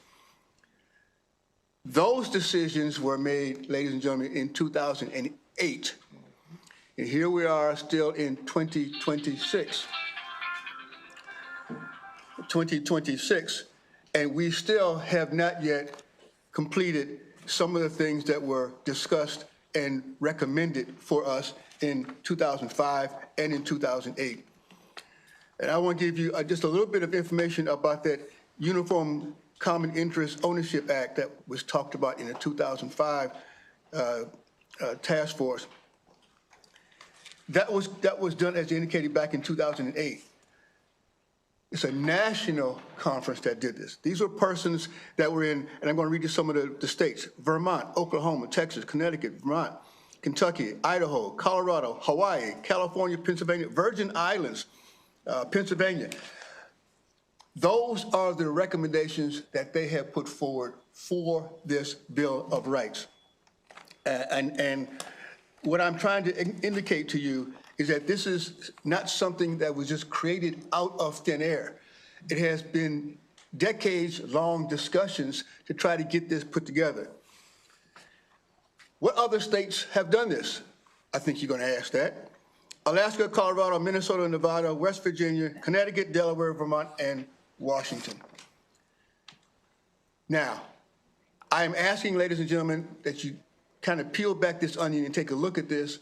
It may be a little bit complicated, but it's worth the discussions, ladies and gentlemen. And with that, Madam Chair, if I could turn over to the panel for discussion, I'd appreciate that. You want me to start? Go ahead. Okay. Hello, good evening. My name is Sheila Daniels Enriquez. I'm in favor of HB 0537. This bill is needed for the Attorney General's office to implement the review of alleged violation of state laws governing COCs and to take direct enforcement action on behalf of a residential owner. This is extremely needed in the state of Maryland, for I know of and have experienced such violations. When I've asked for invoices, audits, documentation, both the governing body and the management company refused to release them. Management charged extreme high prices for viewing. My election year 2024 was a total disgrace enacted by the governing body as well as the past management company. This election was based on false documentation and false accusations, which caused distress and demonstrated a lack of professionalism by both. I've heard of similar actions in other communities. Fair elections with results that can be verified by an audit on request is absolutely needed. As we all are currently witnessing, fair and free elections install integrity and peace of mind. The business judgment rule states to act in good faith towards its members. In addition, as a business, management companies are required to utilize their knowledge and expertise to prevent casualties to those they do business with. Management companies store and have access to homeowners' personal and financial information, but don't have a mandatory license or the professional training needed, which is why passing Bill HB 0537 to protect and support COC homeowners financially is needed as well. If I may add, counties that have properly trained governing bodies have less distress, chaos, theft, and financial problems. COC owners deserve to have their rights defended and heard by a department who can defend their rights. Please pass this bill. Thank you for your time. Okay. Chair and members of the Economic Matters Committee, my name is Kim Glaudet, and I'm a resident and homeowner in the Harford Town community in Harford County, Maryland. I respectfully submit this testimony in strong support of House Bill 537, which establishes a Bill of Rights for residential owners and common ownership communities. House Bill 537 is necessary because homeowners associations, condominiums, and cooperatives function as corporate entities with significant financial and legal authority.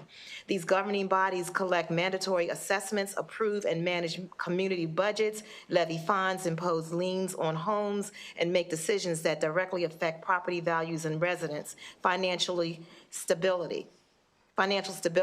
Yet despite this authority, board members are not required to have formal training in fiduciary duties, statutory obligations, or ethical governance standards. This gap creates real and measurable harm. In my own community, I have witnessed the consequences of governance without adequate accountability. I have observed elections conducted without proper quorum, annual budgets approved without required board member or member participation, refusal to provide access to audits, books, and financial records, inconsistent enforcement of governing documents, and favoritism, lack of meaningful oversight of the property management company and property managers effectively overseeing meetings in roles that blur the line between management and governance. These are not minor procedural errors. They are governance failures.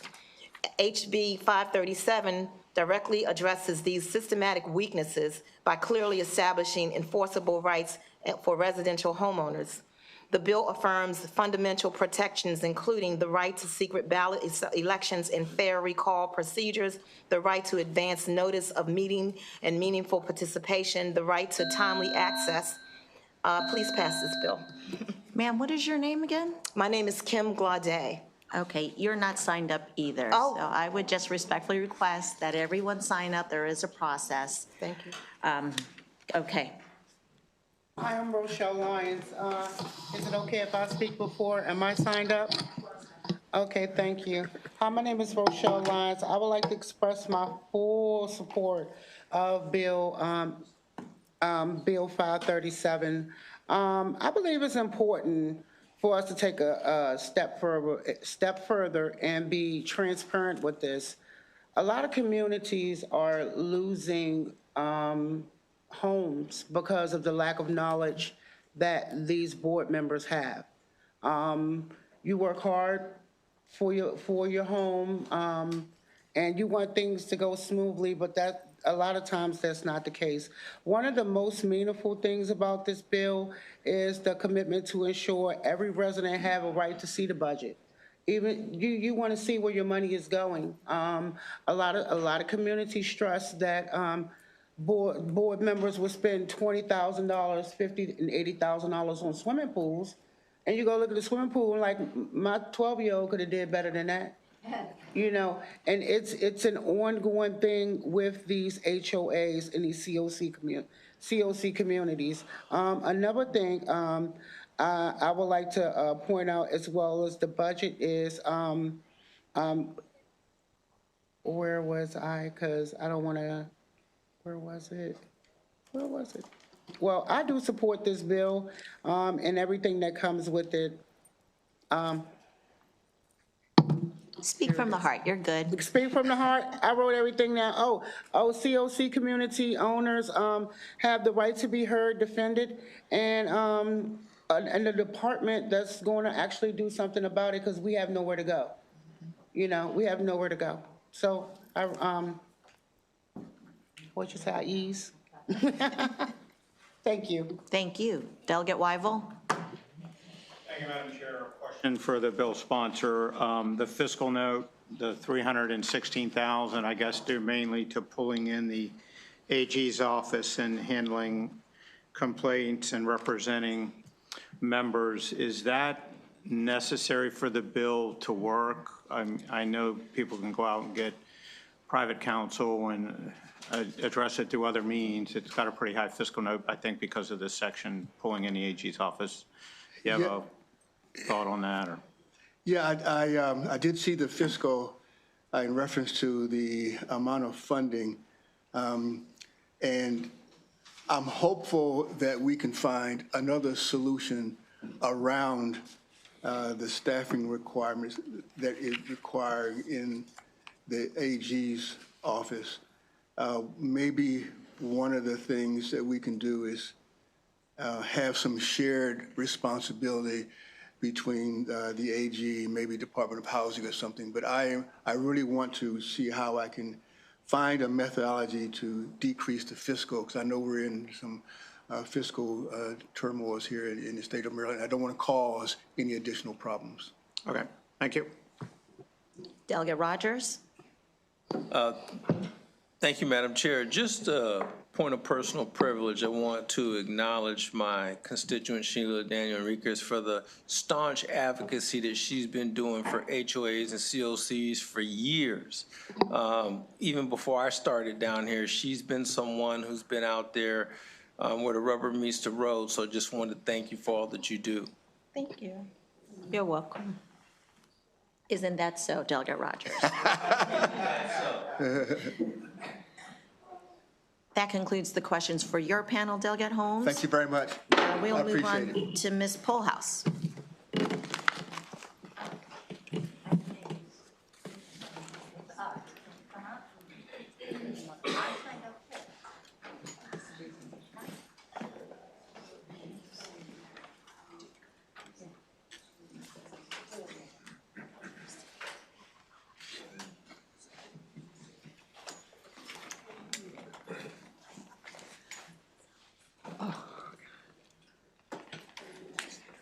Okay, Ms. Polhouse, you're the only one who signed up. Just want to. She signed up. I signed up She too. signed up on the so same day. If I can't talk, I can't talk, but I will want to say there must be a glitch in the technology, because I did sign up with amendment. Okay. Go ahead. Well, I can kind of cover, I know what she's going to say. What's the Great. hearing? We'll just, On yeah, we're hearings. just going to say very broadly that we feel like we're living in a dream world, because this is also a very much needed bill, and we are in support of it with amendments. I think it needs to be tweaked. What I would like, I would dream, and Jean would agree with me, if Delegate Holmes would form a little task force or just a conversation group and include condo owners that have been involved in the legislative process, such as the Cross Keys ladies. We would give him some very helpful information on how he could tweak this bill and make it really good for everybody involved, because there are many different kinds of condos with many different requirements. Thank you. What about the hearing? And if I may, Ms. Polhouse, you were signed up for favorable. And so, yes, Ms. Height, you are signed up for favorable with amendment. Oh, Oh, good. Well, then you can so go I ahead. can talk now, or no? Sure. Oh, okay. Well, we're supportive of this bill. We need, I think it's a good idea. The one amendment that I would say is with the hearings, Section 13.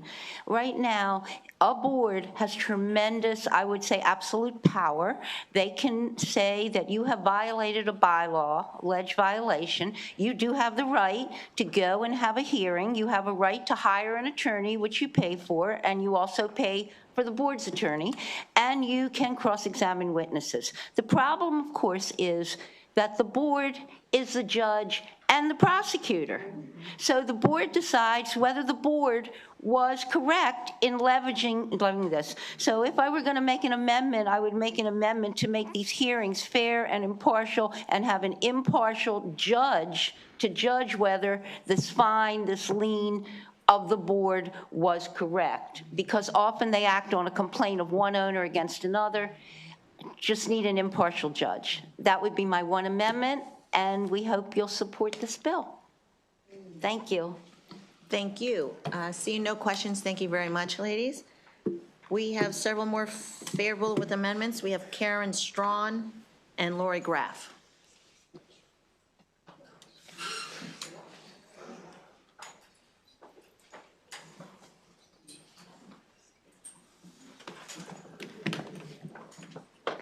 Good afternoon, Madam Chair, Madam Vice Chair, member of the committee. Lori Grass, CEO of Maryland Building Industry Association. I know this is a somewhat new subject matter for this committee. We've been testifying on this bill for a couple of years now. We worked with Delegate Holmes for a couple of years on this topic. We support it. We do have some clarifying language. It's all in our testimony. There's some broad language that we'd like to see further defined. Again, there's some questions on how it applies when the builder is still involved in the project. So we ask for those clarifying languages, but with that, we would support with amendments. Thank you. Thank you, Madam Chair, Madam Co-Chair. Madam Chair, Madam Vice Chair. This is Karen Strawn with the Maryland Office of the Attorney General in the Consumer Protection Division. We support the bill with amendments. The support of the bill is the Bill of Rights itself. Many of the things that are listed in the Bill of Rights are things that are already in the laws and things that common ownership community members should be entitled to. The problem with the bill is making the Attorney General's office responsible for representing individuals that are filing complaints or have concerns with their association. It is the reason for the fiscal report. Without that, we already handle complaints. The additional matters that this asks for is not something that would result in a fiscal report other than the representation of individuals. And the representation of individuals is concerning because, first of all, we don't represent individuals. We represent the state of Maryland.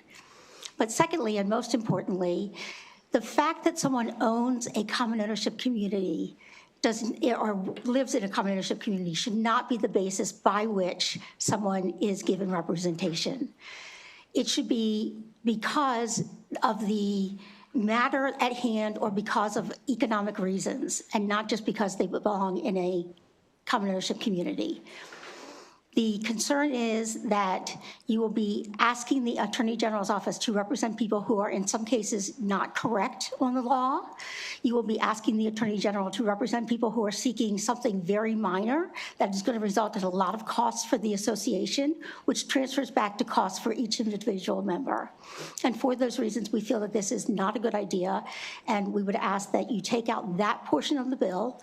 If you remove that portion of the bill, we are in full support of the bill.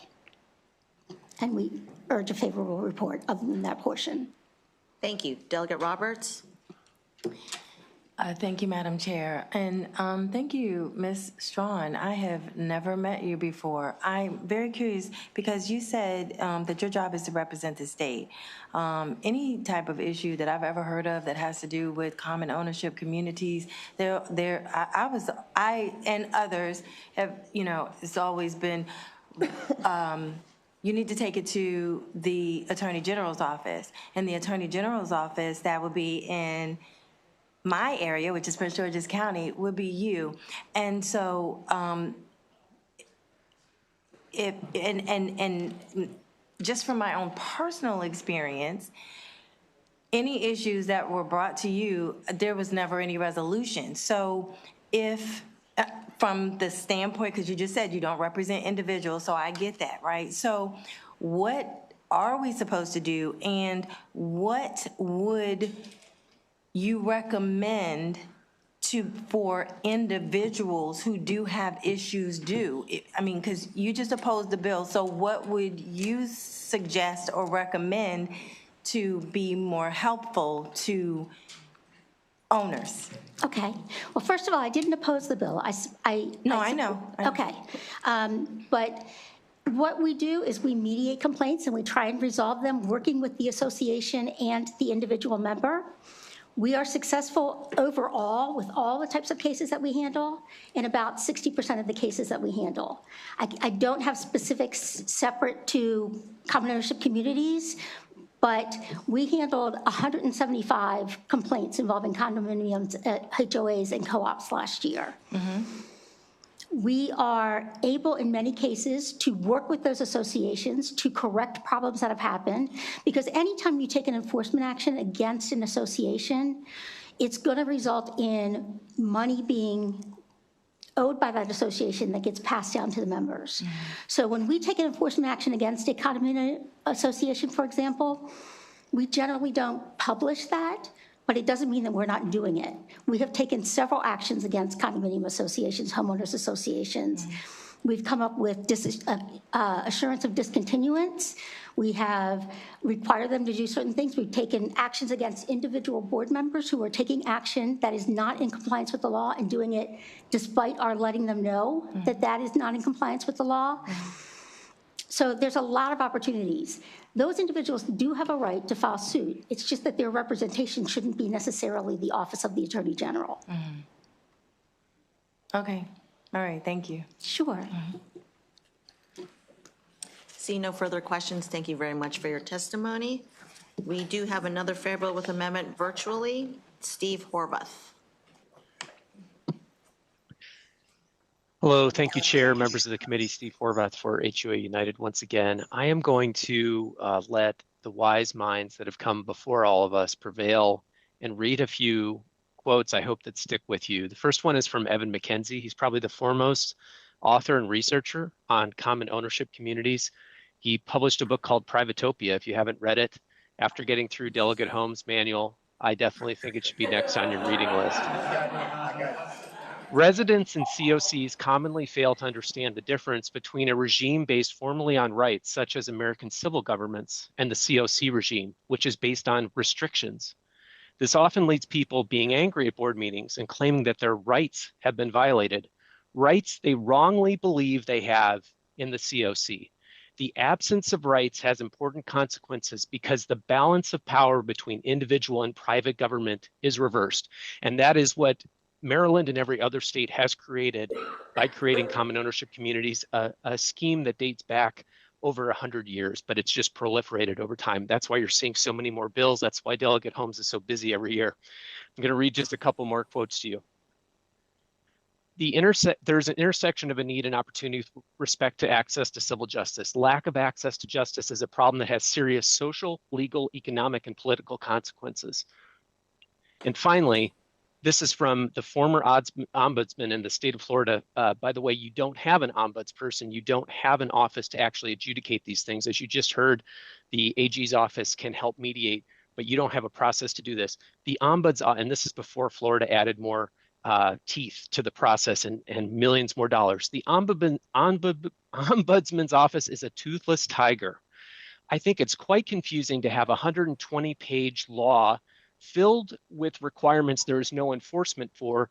I can't tell you how many, probably thousands of times, COC owners throughout the state would call me and say, my association is clearly violating this law. Who do I call? Who do I go to? What do I do?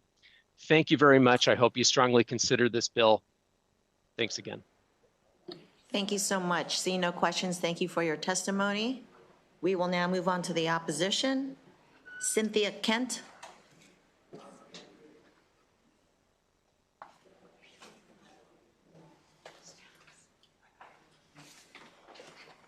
Good afternoon, Chair, Vice Chair, committee members. I am a member of the Maryland Legislative Action Committee of Community Associations Institute.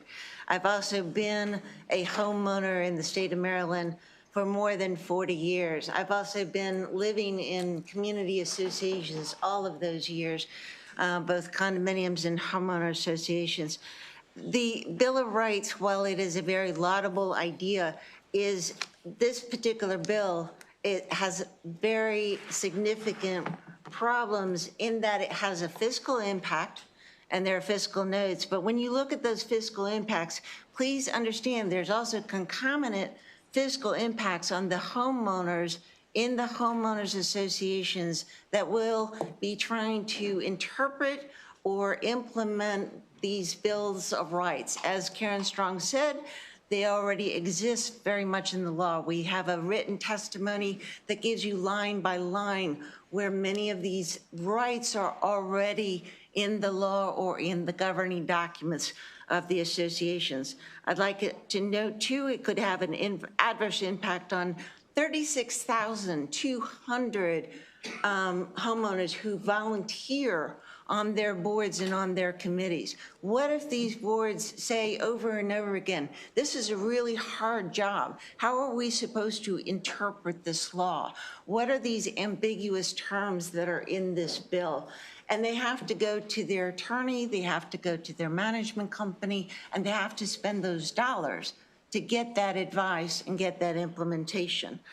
There are some bills that are coming before you that, in all honesty, in my opinion, as a homeowner, as a Maryland LAC member, and as an attorney, that we are over-regulating in many ways. We are putting layer upon layer of regulations, and they are splintering this industry.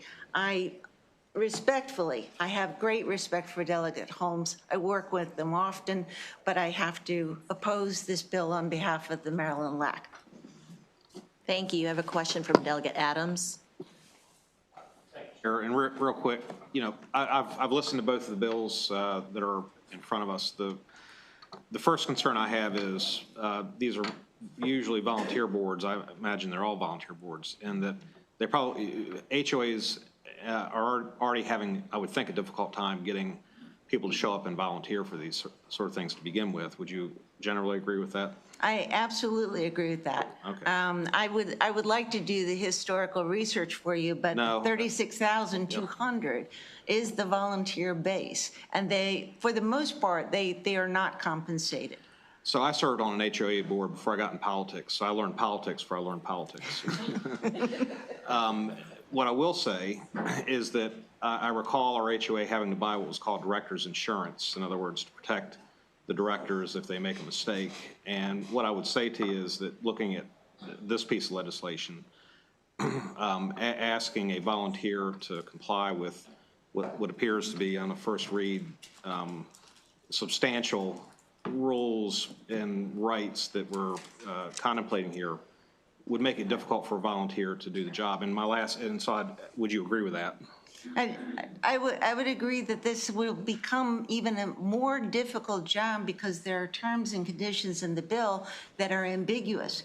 What is the meaning of reasonable? That's what we have the courts for. What is the meaning of appropriate training? What is the meaning? These are all in the eyes of the beholder, and therefore we're going to have disputes. That's the third part of the fiscal impact, that we're going to have disputes that are the cost of which are going to go back to the owners. And so I'm not dismissing these ladies or anyone who has some of the horror stories. I know some of them, okay? But I also know some of the good stories.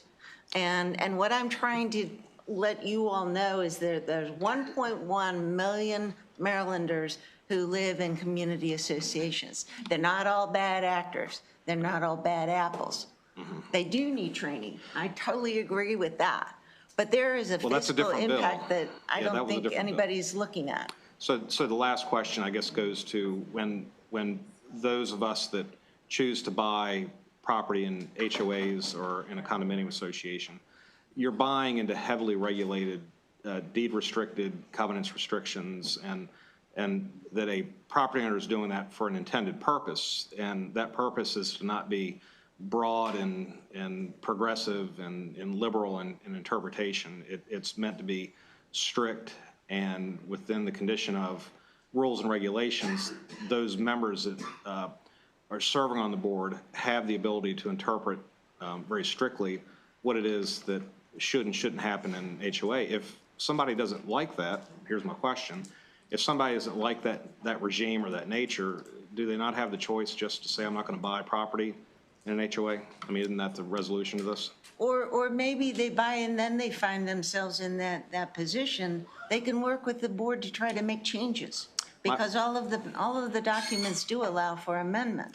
My friends in the realtor world, as I'm making amends to them, I mean, when you buy property, they're required to show you with specificity what it is you're buying if you buy in a restricted community. By law, you as a buyer are knowingly going into those relationships, and many of these HOA restrictions are not legalese. They're written in plain language that a potential buyer can understand, which they should understand is heavily restricted. I would like a certification from the owners before they buy that they've read the documents, that they understand what they are buying into. They do that when they get a resale. Yeah, they do that when they go into the contract. Thank you for your. Thank you. Thank you. Seeing no further questions, thank you very much for your testimony. That concludes the bill hearing on House Bill 537. We'll now flip back to House Bill 523. Delegate Jones. There she is.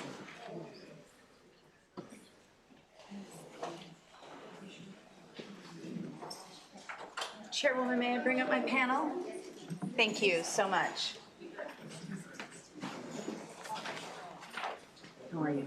I appreciate you. Yes, please. Actually, I think we... And Delegate Jones, all your folks have signed up, correct? I checked. I am. I'm sorry, who are you? Angel Reyes with I didn't. Oh, okay. You're the second one. You're the second round. Wonderful. Councilman, you want to come over here real quick and go on the end, please? Sure. No, we're good. First round? All right. I apologize, Chairwoman, there's just so much excitement. I had so many folks today. Housing is just so exciting. It is, and I know I can feel it in the room. How excited everyone. Oh my God, is that my councilman? Hello. How are you?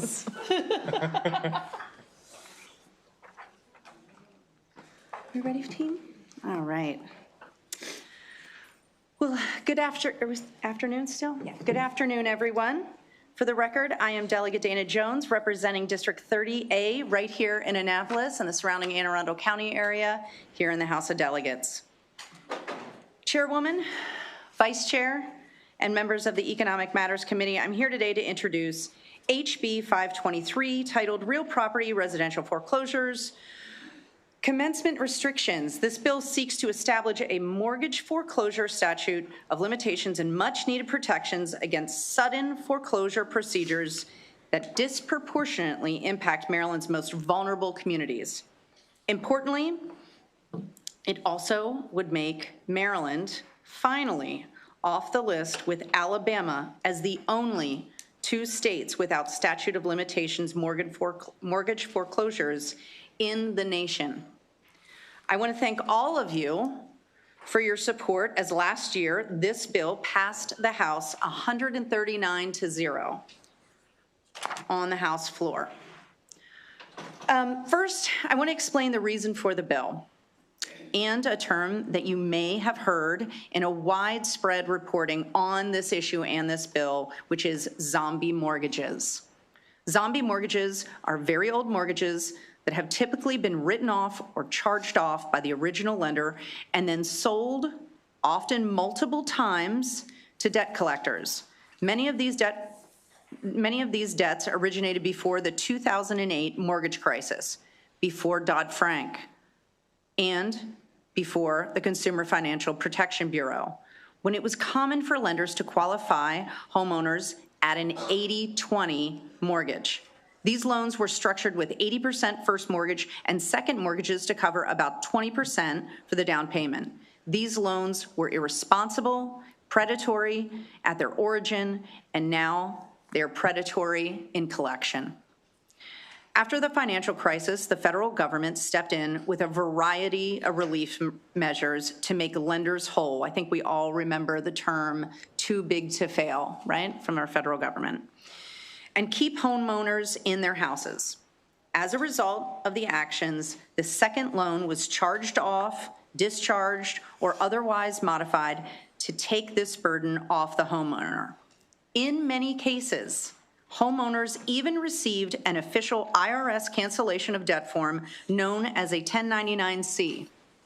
This bad debt was then sold to debt collectors by banks who also received federal relief for pennies on the dollar. Private equity firms knew that although this debt was worthless now, it may have value when homes appreciate. From the consumer's perspective, understanding what happened to the loan was often difficult, but what mattered most was that they no longer had to make payments on this debt. Fast forward more than a decade, home values have recovered significantly. As many of you know, a lien in the second position can only collect proceeds from foreclosure after the first lien is fully paid. And now that homes have appreciated, second liens that once had no value in foreclosure proceedings now do. In recent years, private equity firms, debt collectors, and other parties have begun foreclosure proceedings against homeowners who were unaware that these debts still existed. They were not receiving monthly statements, or these same folks did receive that 1099-C cancellation of debt notices from the IRS. Impacted homeowners have been affected in every corner of Maryland, from Comico to Garrett. However, these mortgages have impacted communities of color and working families the most. Zip codes with the highest number of zombie mortgage notices of interest to foreclose, NOIs, you'll hear that a lot today, are demographically predominantly Black or Hispanic. In Prince George's County, 4 zip codes with over 80% Black or African-American populations are among the hardest hit. The data makes clear that zombie mortgages are stripping wealth disproportionately from low to moderate income communities and communities of color. This legislation does not propose to eliminate debt or stop foreclosures. Instead, it will align Maryland with 48 other states by instituting a 10-year statute of limitation on mortgage foreclosures. Additionally, it would require secured parties that are looking to foreclose on a debt that was in default for more than 5 years before purchasing to provide additional documentation if they are attempted to foreclose. The documentation required would include basic necessary documents such as proof of the existence of debt, original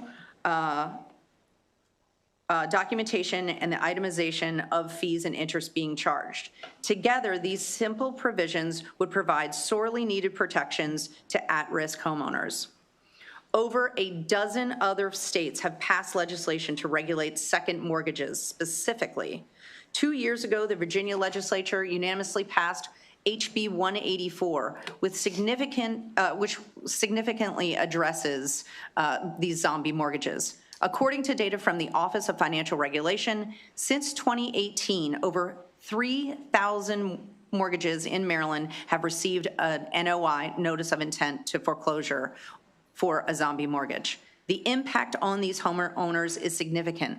Based on OFR's data, the average amount of a homeowner in these cases would need to pay the mortgage holder in order to foreclose is over $193,000. Again, these are homes that they've been paying their first mortgage for years and years and years without fail. These loans, along with the unfair practices associated with them, are predatory and pose a serious threat to housing and economic security for affected families. Additionally, current federal law is insufficient to protect mortgages in these circumstances. As we know, home equity is a primary way that working families create generational wealth. At a time when housing affordability, security, and access are at an all-time high, we are having hard-fought equity being stolen and extracted by private equity firms. This committee and this body have consistently worked to protect housing rights for Maryland's most vulnerable citizens, and I believe this bill is a crucial step in continuing that important work. With that, I respectfully request a favorable report for HB 523, which will help prevent consumers from facing surprise foreclosures notices when they have not even received monthly statements. And Chairwoman and committee, I would also I would just really want to thank all those who are supporting the bill, as well as my panel, who you will hear from shortly, and my chief of staff, Josh Paper, who has worked diligently on this topic for nearly 2 years. So thank you so much, and I'll turn it over to my panel.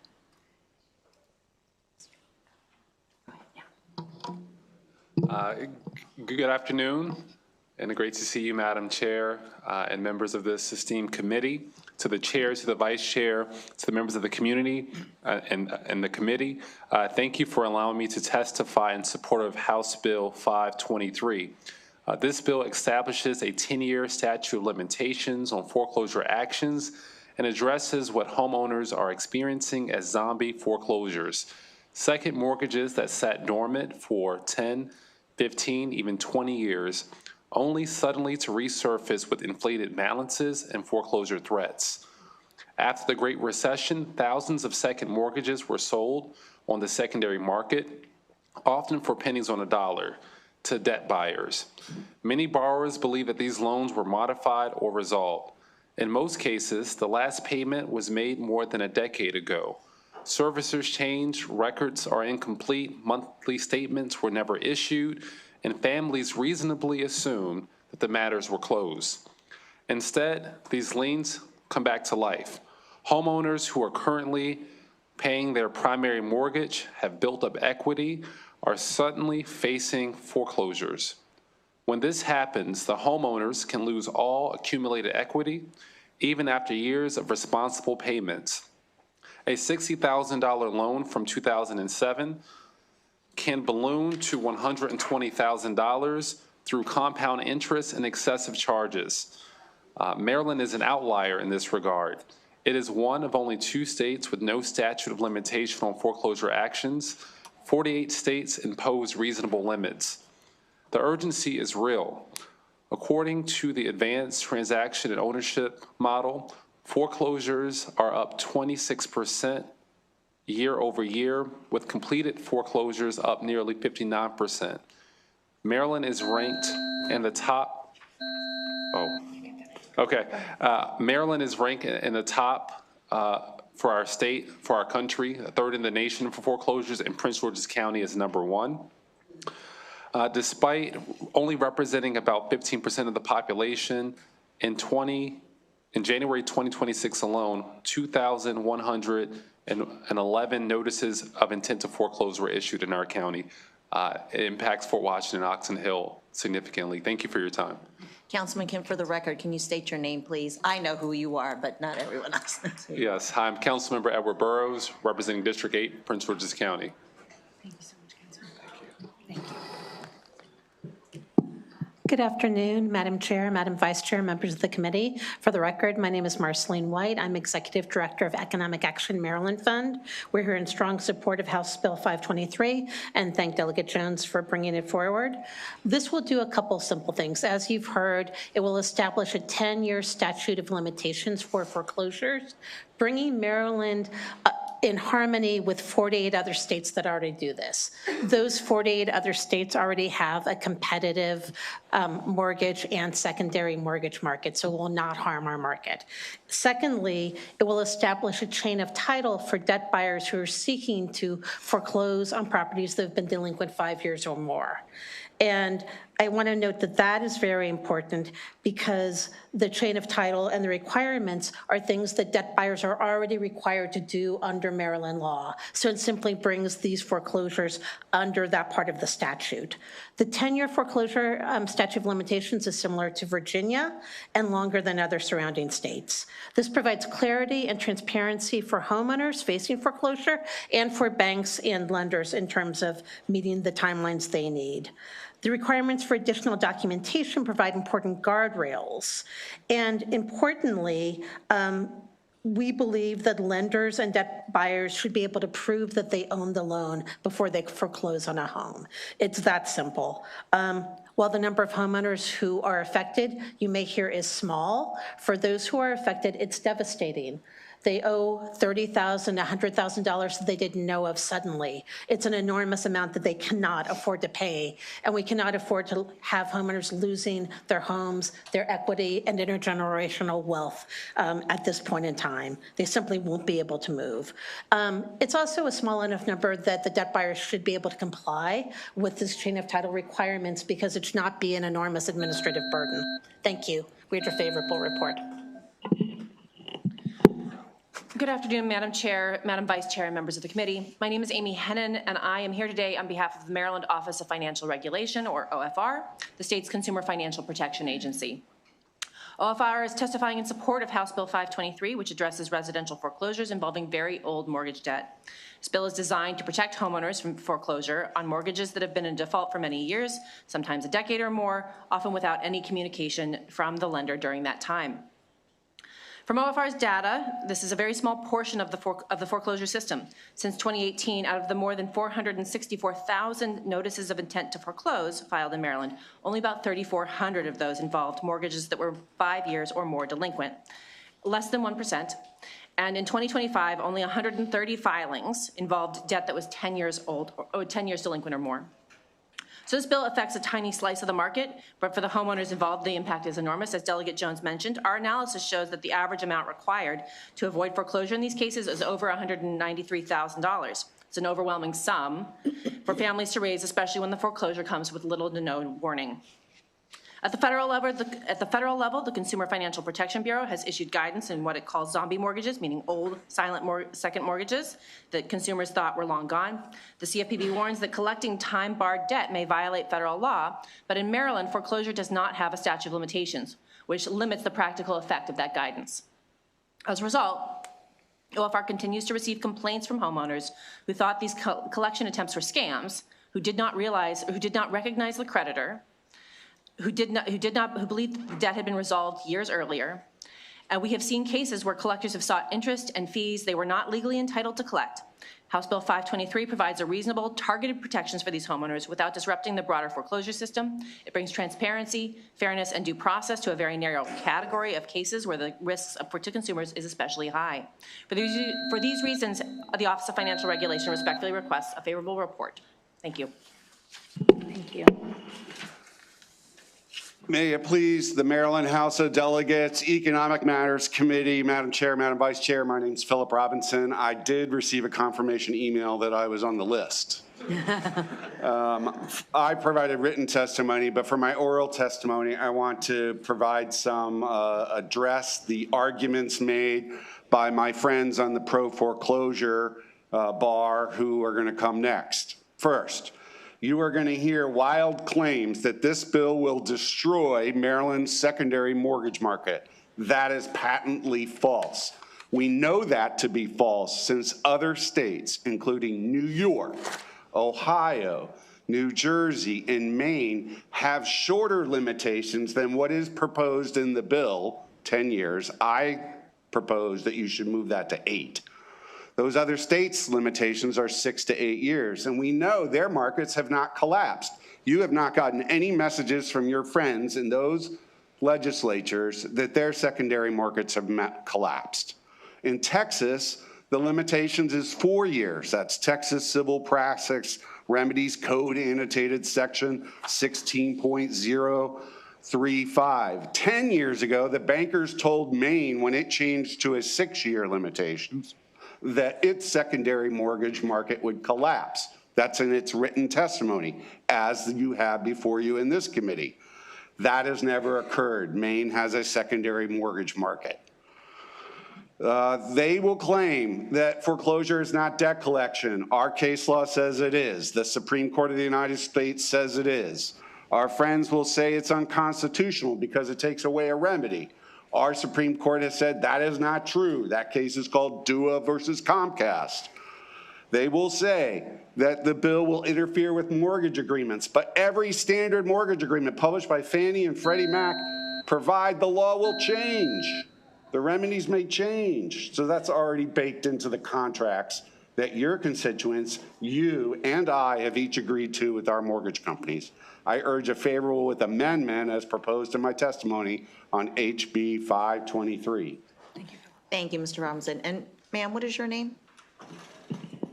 My name is Amy Hennon. I'm an assistant commissioner with the Office of Financial Regulation. Great, thank you. We'll begin with Delegate Amprey, then Howard, and then Weigel. Thank you. Thank you, Madam Chair, and thank you, Delegate Jones, for bringing this important bill forward. 2 really quick questions. It passed last year. What happened? Well, thank you for your question. I'm so thankful that the House saw the urgency and also saw NPR huge piece on it, and 60 Minutes and Bloomberg, as this was a very serious issue. And I can't answer for the Senate, sir. So it made it to the Senate, and the Senate didn't, it never got I voted. believe they ran out of time, sir. Okay, all right. But I am, if I can take the opportunity to say how thankful I am for my friend and Senator, and my cross-file, Senator Nick Charles. Okay. And they have already had a hearing in the Senate, so. There's no crossfire last year? There was a cross-file last year. Okay, all right. Well, hopefully we'll get it right this year. All right, the other question I had is the AOG's Consumer Protection Division asked for a small amendment to make the date start from the last payment instead of the 10-year starting from, so it would essentially ensure that there's not a way to manipulate it. Are you open to that amendment? And was that amendment offered last year?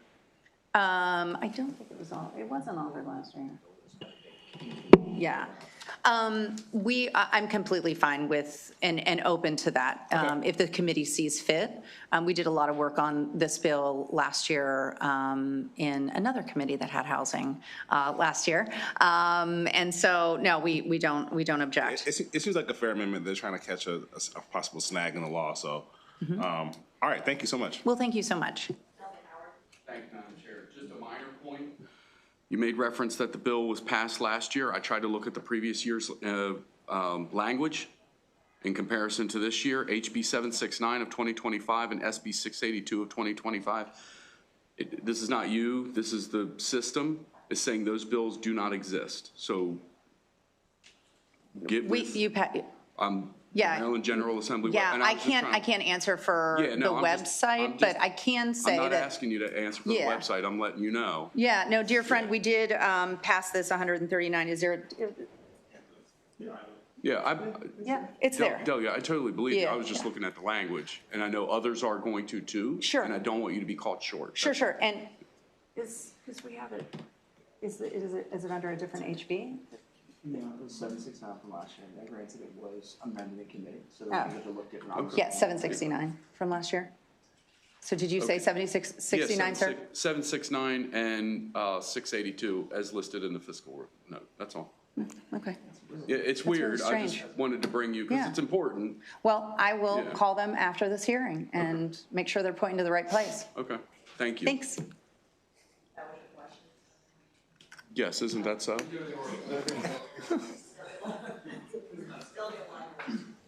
I don't know what he's looking at. I was able to find it over here. Yeah, it's there. But my dear brother in District 30, I'm not going to go at my dear friend like that. That wasn't But thank my you, Mr. question. Weibel. No, so can you kind of paint the scenario? We're talking about basically properties that have transferred, a deed search No. didn't show a mortgage, anything? No, Mortgage so- outstanding, or are these mortgages that show up on the existing owner, So, you know, yes, so 10 the years existing later? owner, I'm going to let my panel here also answer it, but I just want to illustrate it from you and I. What I will illustrate for you and I is the constituent who calls the office, okay? So someone has been in their home. They, in order to purchase their home, their working family that purchased their home, they had 2 mortgages in order to buy it. In the too big to fail era, they had that second loan cast off. They even got a letter from the IRS. It's called it, as I referred to it in my testimony, Yep, saying so they they're- don't own anything So they on were that. advised that this loan was written off? It's called charged off, it's completely gone. So for the last, And they let's say, filed a forgiveness of debt on their? last 10 years, yes, the okay. 10, 15 years, sir, they are paying that first mortgage without fail. They come home one day and there's a sticker on the house that says, you must vacate or give us approximately $200,000 out of nowhere. And the names of the debt collectors, these folks wouldn't recognize because they never had a loan with them. They don't know who this company So is. somebody else assumed. In Florida, right, who all of a sudden purchased their own pennies of their daughter. And if I can just quickly, Philip, did you want to add anything to that? So typically it comes just as the delegate has explained, and there's been no communication from what we refer to as the zombie purchaser for a long time, or anybody before them.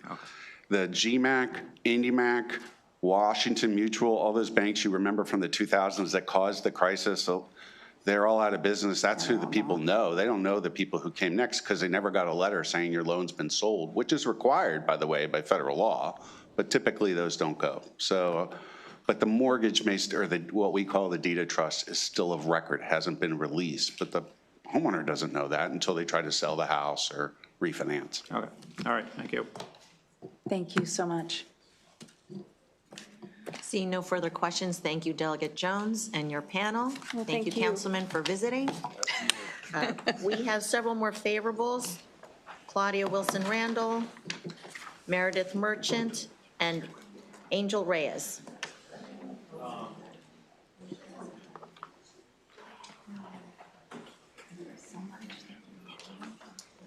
Meredith Merchant, I was with the Office of Financial Regulation. I was just here for questions. So nothing to add. Thank you.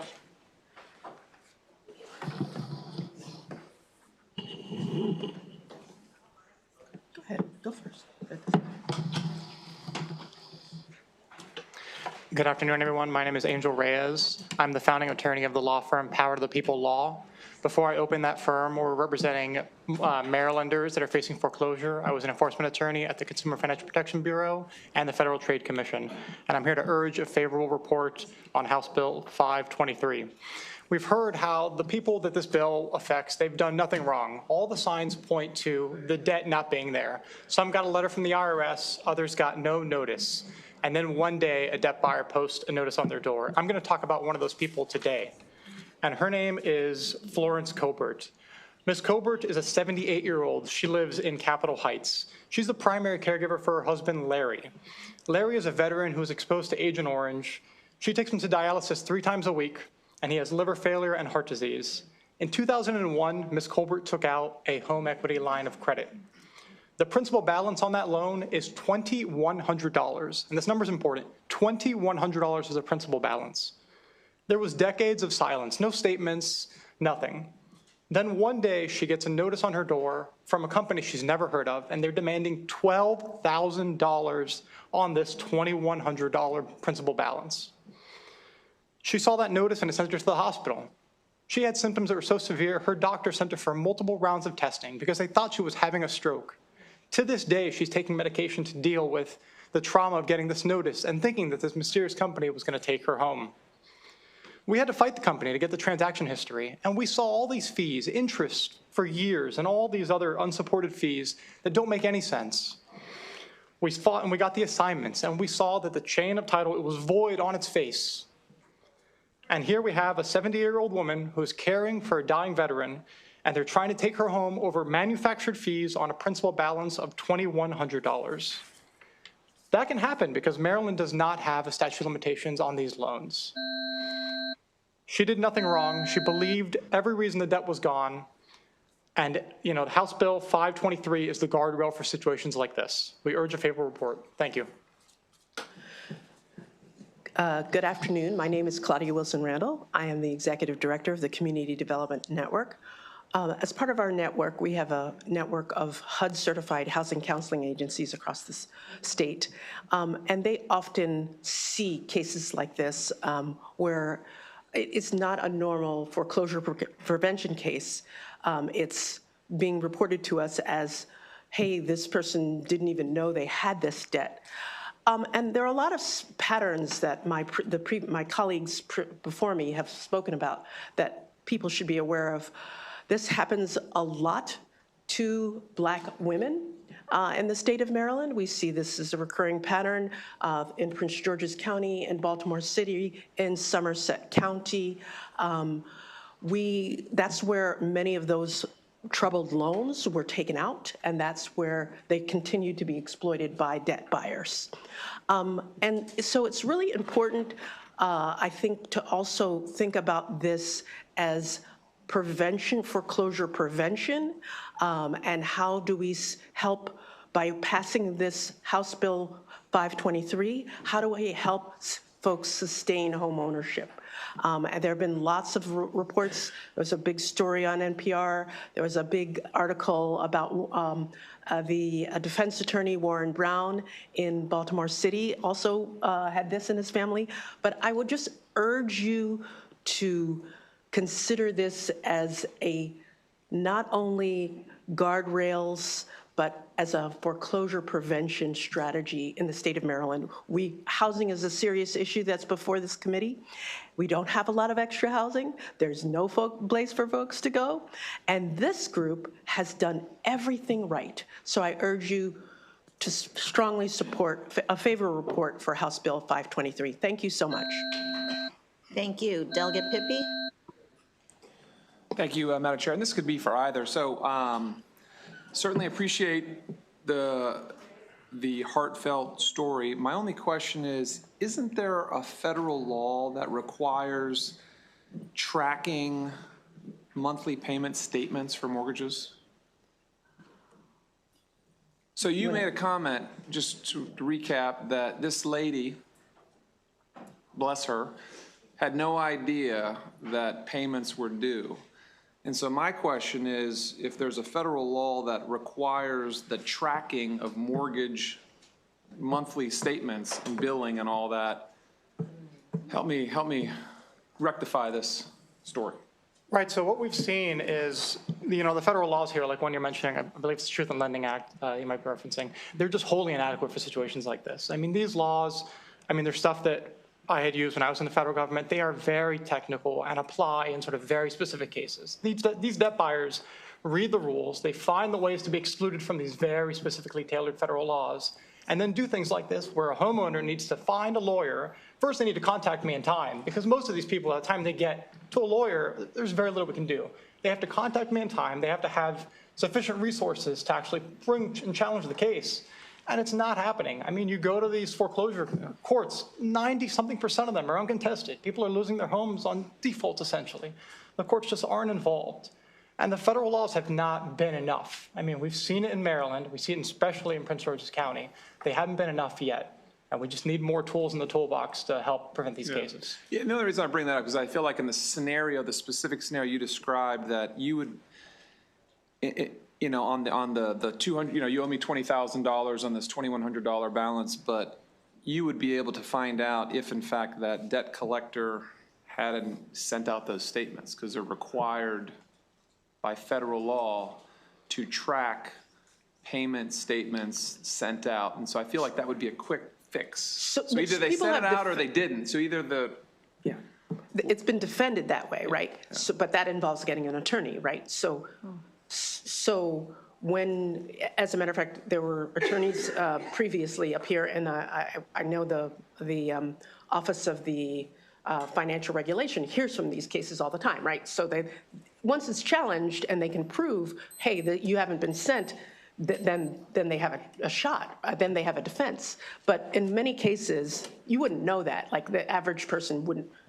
isn't quoting truth in lending laws, and they don't know that, that they have a defense. Yeah, I understand. Okay, I appreciate it. Thank you. See no further questions. Thank you very much for your testimony. We'll now move on to the opposition. We have Robert D. Enton.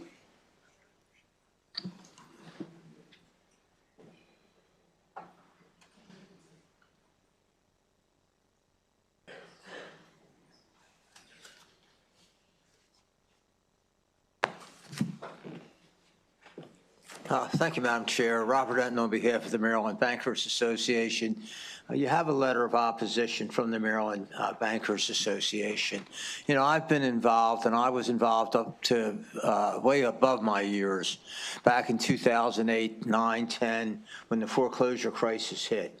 Maryland acted one of the most detailed, consumer-friendly foreclosure laws in the country. This is the Real Property article, and if you look in the Real Property article, you will see almost 100 pages of Maryland code that deal with foreclosures. We have to, you can't attempt to file foreclosure until a loan's been in default for 90 days. You have to send a notice of intent to foreclose. There's pre-file mediation, there's post-file mediation, and it goes on and on and on. I have the written statement of the Office of Financial Regulation, and I also have from their website the real story about Maryland foreclosures and how many are filed and how many would this apply to.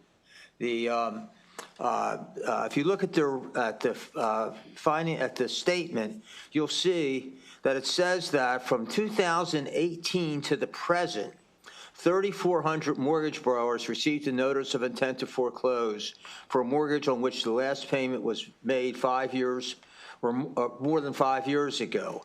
It says during that same period, a total of over 464,000 notices of intent to foreclose were filed. So out of the 464,000 over 5 years, there were 3,400 that involved a mortgage payment that hadn't been made for the last 5 years. And then it says in 2025, OFR received 130 out of 91,000 notices of intent to foreclose. I mean, this is a minuscule issue, but a law that we are very much afraid will have serious impact on the secondary market. I'm more than happy to sit down with the proponents for this bill, with the sponsor, and try to work something out that won't endanger the ability of Maryland banks to make mortgage loans and then sell them into the secondary market through Fannie Mae, through Freddie Macs, whatever. That's our concern. Thank you. Thank you. Vice Chair Charkoudian. I'm trying to understand your position. There's a piece in your written testimony about the administrative burden, right? Is that part of what you're saying is a problem? I'm just trying to understand. Is that, you didn't mention it just now. Just now you said it's a minuscule problem, but I'm just trying to understand. Part of it is the administrative burden of the documents. Is that right? Right. When you look at. Okay, so let me just ask my question. I just want to understand. So is there any document that this bill calls for that the bank is not already required to have based on other Maryland law? Okay. Well, let me say this, that when you take a look at section 5-1203B of the courts article, that's where the requirements are listed for what you would have to disclose. And it's about 3 or 4 pages long of detailed information. It's never, ever, ever been applied to mortgages that were in default. That's not what this is about. You have to keep in mind that mortgages typically are for 20, 15, 20, 30 years. okay? And they get sold into the secondary market because I can't make a new mortgage loan unless I sell the one I have. I won't have any money to make a new one. This would be very, very burdensome. I think you're answering a question that I didn't ask. It's my understanding that Maryland law, our regs and our Truth in Lending Act and others already require all of the documents that this bill requires and requires the mortgage holders to have it for the life of the loan. So I'm trying to understand, if you're already supposed to have it, does that mean that people are already violating that law and that's why this is going to be burdensome? Or like, why is this more administratively burdensome if you're already required to have every document that this requires that you have to move forward? Yeah, I would have to take a look at that. That's not my understanding it's not my understanding that those documents are required under Maryland law. So here's what I would ask you to do.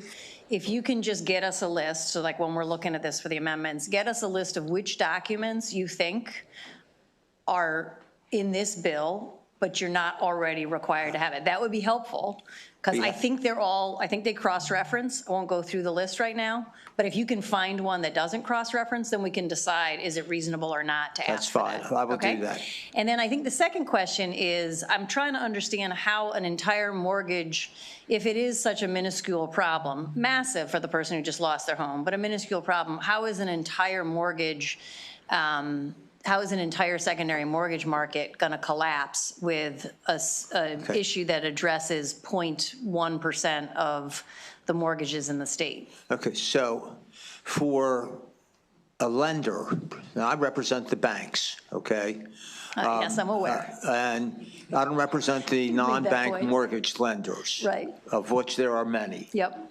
But for my members, they make a mortgage loan, and if they can't sell that loan to Fannie or through Freddie or the veterans or whoever, Veterans Administration, whatever it is, that is the secondary market. I understand how the secondary market works. Let me answer your question, please. Okay. And selling that loan into the secondary market then frees them up to make a loan to somebody else. We understand that. I guess I'm trying to understand, are you saying that the secondary market is not going to purchase that loan if they don't have the ability to come back 10 years after and foreclose? Like, if they don't have the ability to treat people the way that we're concerned they're treating people, if they don't have the ability to scam people that way, if they don't, then they're not going to purchase the loans? Is that what your argument is? What I'm saying is I'm concerned, okay, and I've reached out to the Federal Financing Housing Administration, FHFA, to talk about this. Okay. Because what happens is those loans go through Fannie Freddie, and Fannie Freddie guarantee them. That's 85% of the market. And let me finish, please. You asked me a question. I'd like to answer it.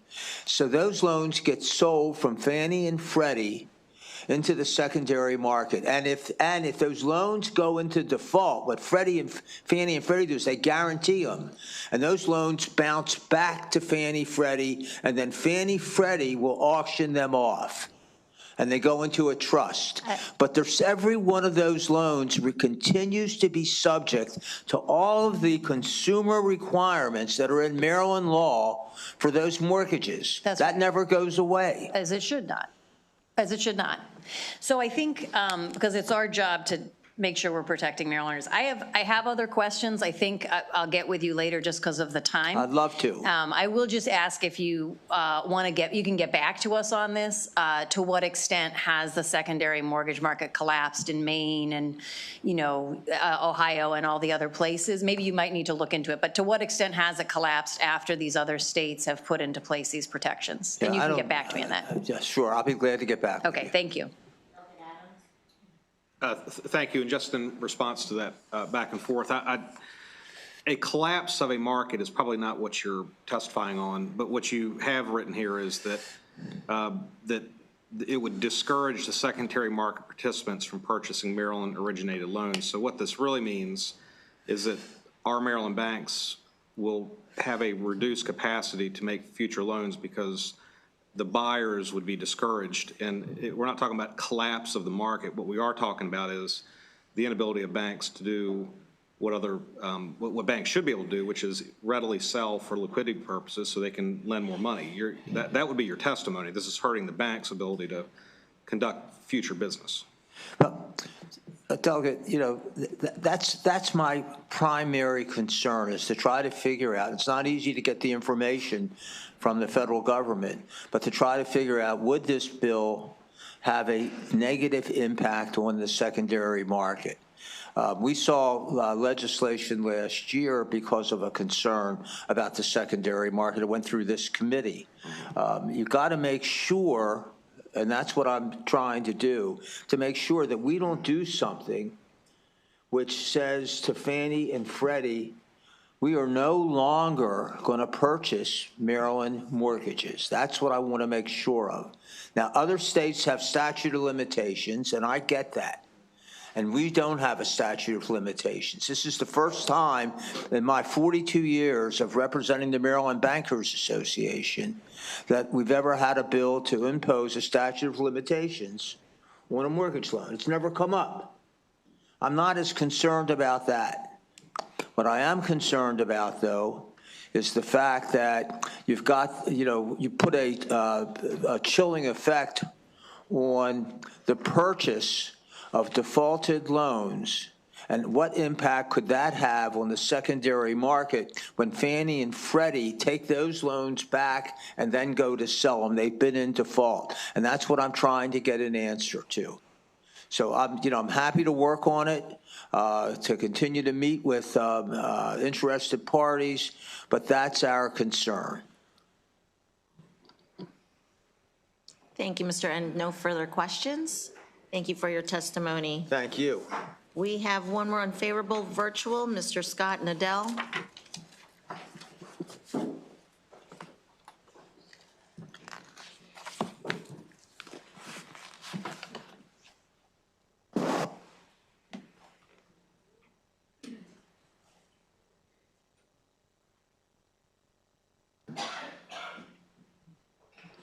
Go ahead, Mr. Nadell. Madam Chair, Vice Chair, members of the committee, my name is Scott Nadell, and while I'm the chair of the Maryland State Bar Association Real Property Section, I'm not testifying in that capacity today, but just rather as a practitioner. And I'm here to respectfully urge an unfavorable report on HB 523. This bill creates significant unintended consequences for Maryland, Maryland's housing and credit markets. At the center of this issue is a legal distinction that matters, the difference between a debt and a lien. The debt collection actions already have a time bar in Maryland.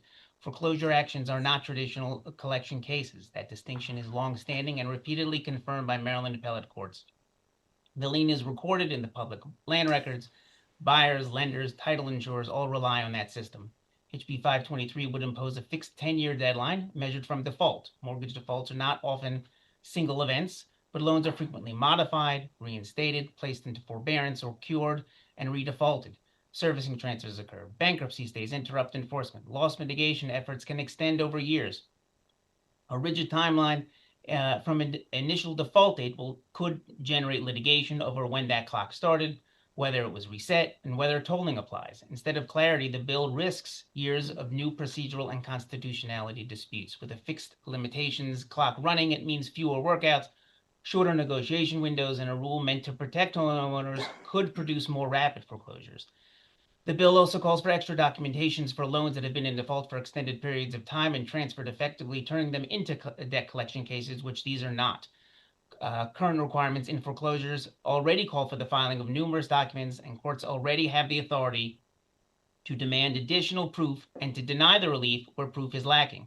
There is also credit cost impact that should not be overlooked. The likely results, likely results in tighter credit limits, higher rates, reduced availability, and finally, we must recognize that existing law already contains these meaningful borrower protections: mandatory pre-foreclosure notices, waiting periods, robust mediation opportunities, bankruptcy protections.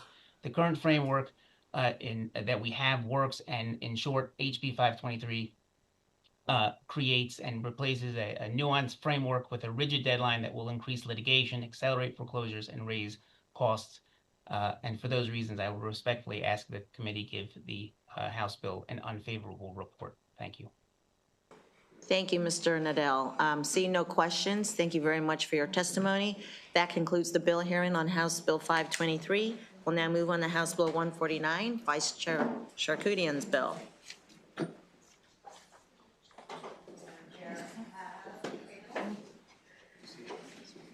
believe you're all signed up.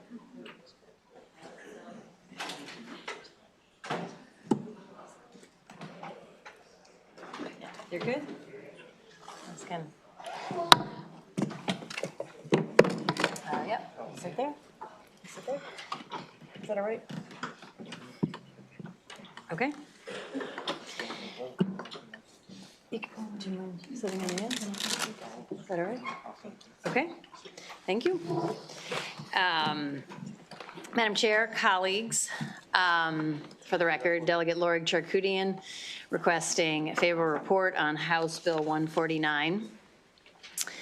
3 years ago yesterday, actually, we had a tragic fire in my district, and we lost Melanie Nicole Diaz, a dear, dear community member, 25-year-old member of the community. And this is her photo, and this is her family. You'll hear from them shortly. So at that time, I started looking into fire safety. How do fire deaths happen? One of the things that immediately became clear is we have buildings that were built prior, high-rise buildings prior to 1974 that are not sprinklered, and this puts those buildings in a much more significant position of danger than the sprinklered buildings, which was a requirement after 1974.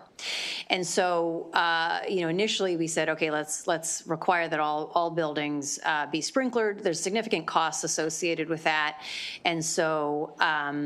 It's been challenging to put that requirement into law. Instead, we've done a number of studies. We made some progress on other fire safety equipment requirements, and then 2 years ago, we created a task force to study what should be done for fire safety to improve fire safety in high-rise rental buildings. That task force came back with a couple of points that are now integrated into this bill. So the first thing that this bill does is it does add a requirement to add sprinklers whenever there is a substantial renovation defined as 40% of the value of the building. So one of the things about the Arrive apartment buildings is so much renovation had happened that people who were living there thought they were moving into a fully renovated building, expected those kinds of amenities, didn't have fire sprinklers. So that's one of the pieces that this bill does, is that 40% renovation requires sprinklers be added. I hope we can make progress on sprinklers, continuing to make progress on sprinklers, but for now, that's what this bill requires. The second thing that the task force found was that there's a lot of lack of consistency in enforcement across the state. So when I started looking into enforcement and maintenance and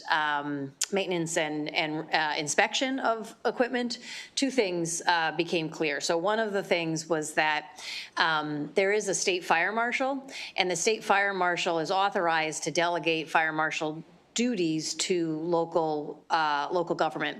But local government, there's no requirements for, there's no standardized training for people who are going to serve as state or local fire marshals. So the NFPA, the National Fire Protection Agency, has standard training recommendations across the country, but there's no standard requirement in this state. And so what the bill does is it requires that all fire marshals, both the state fire marshal as well as any of those delegated at the county level, have that same standardized training. I was actually surprised to learn, when I saw the fiscal note, I was surprised to learn that the folks within the state fire marshal's office didn't have this training already, but apparently they didn't, so this bill requires that.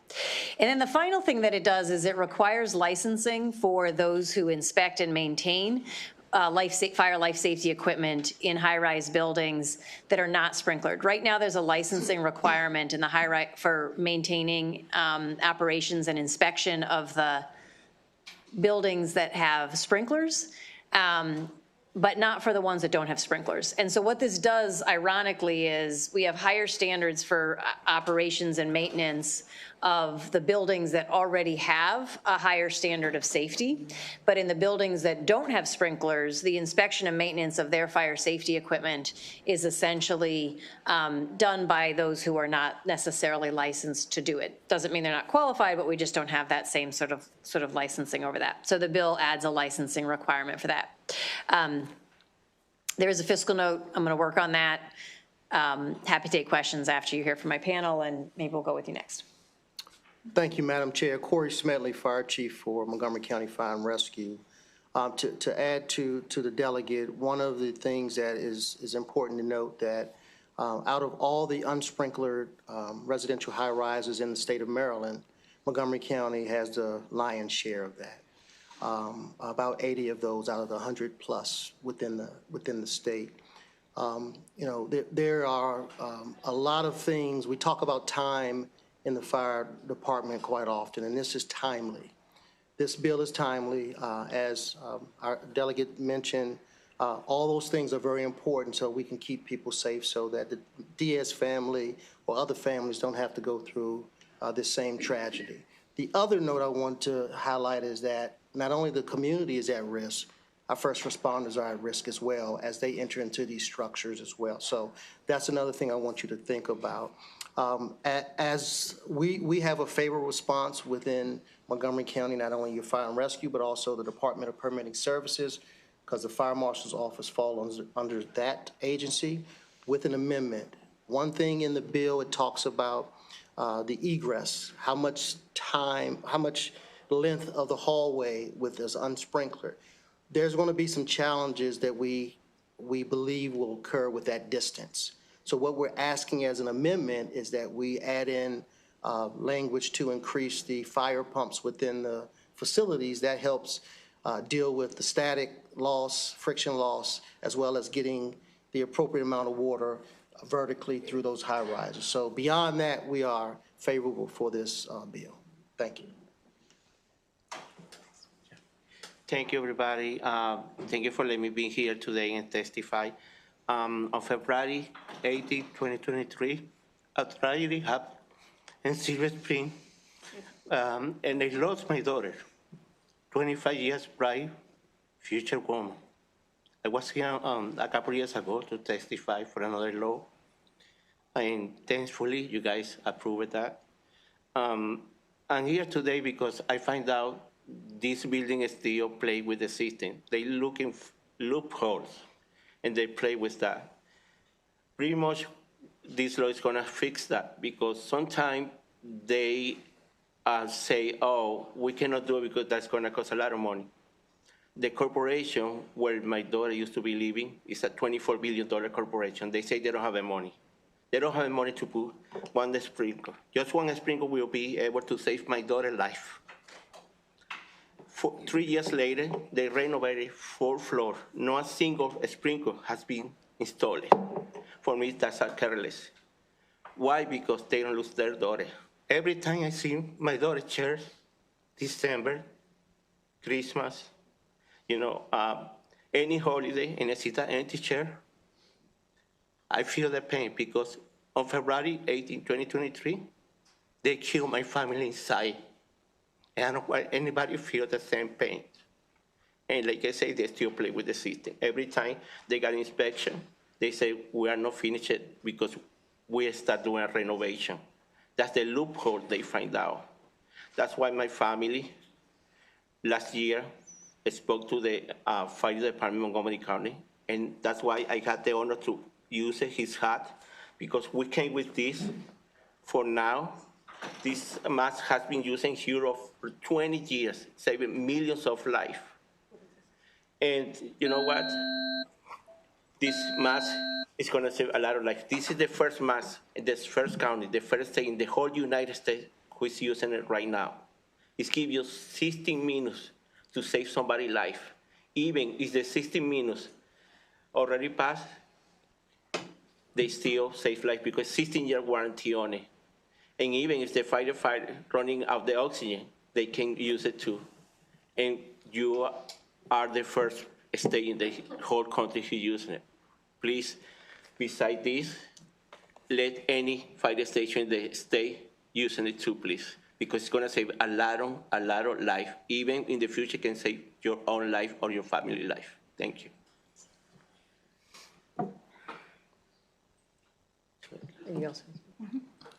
Hi, good afternoon. Thank you. I'm Zuleika Madera, Melanie Diaz's mom. First, I'm going to say thank you for passing the law last year and having it today to testify. We are in favor to this law because so many reasons. This is our big reason, our daughter. Was our daughter 3 years ago? Yesterday was exactly 3 years for the fire. Fire occur every time. We are here to support because it's not only for the safety of the community. You are here to protect every resident, every people who coming to visit you guys. Also for the safety for the firefighter, because they risk their life to save our life.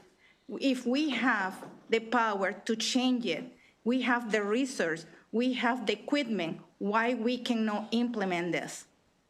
It's not fair for people who live in this apartment building. For the corporations, this is just a building, but for the tenant, this is their home.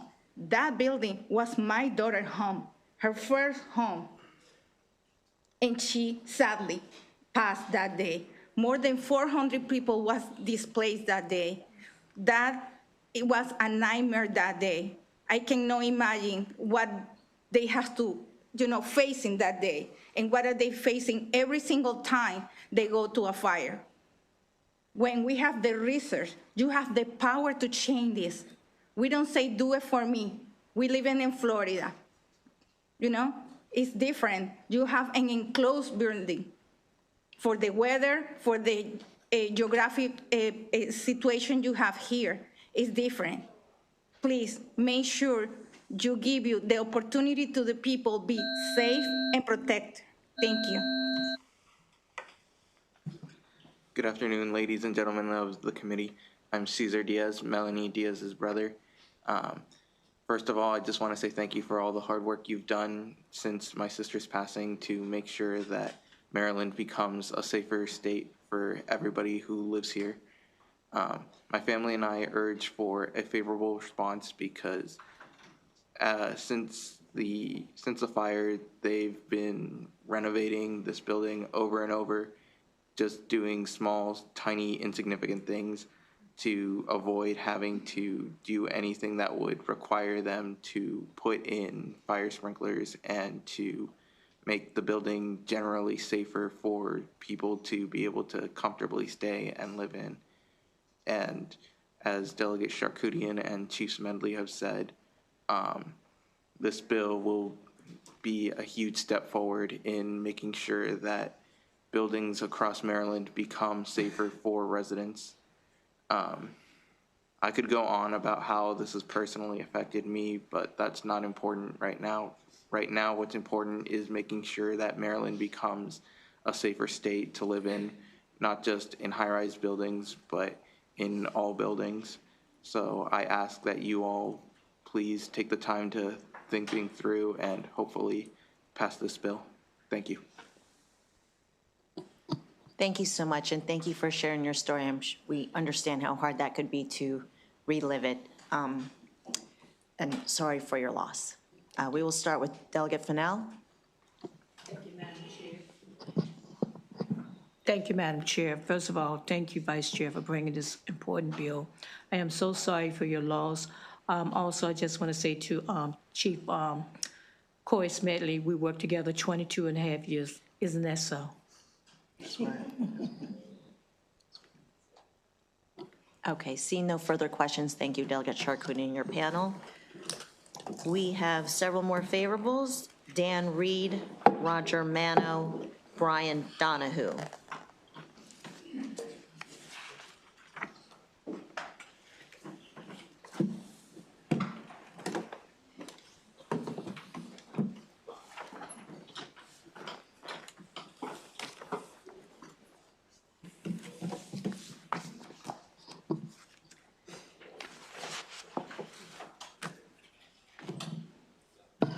Good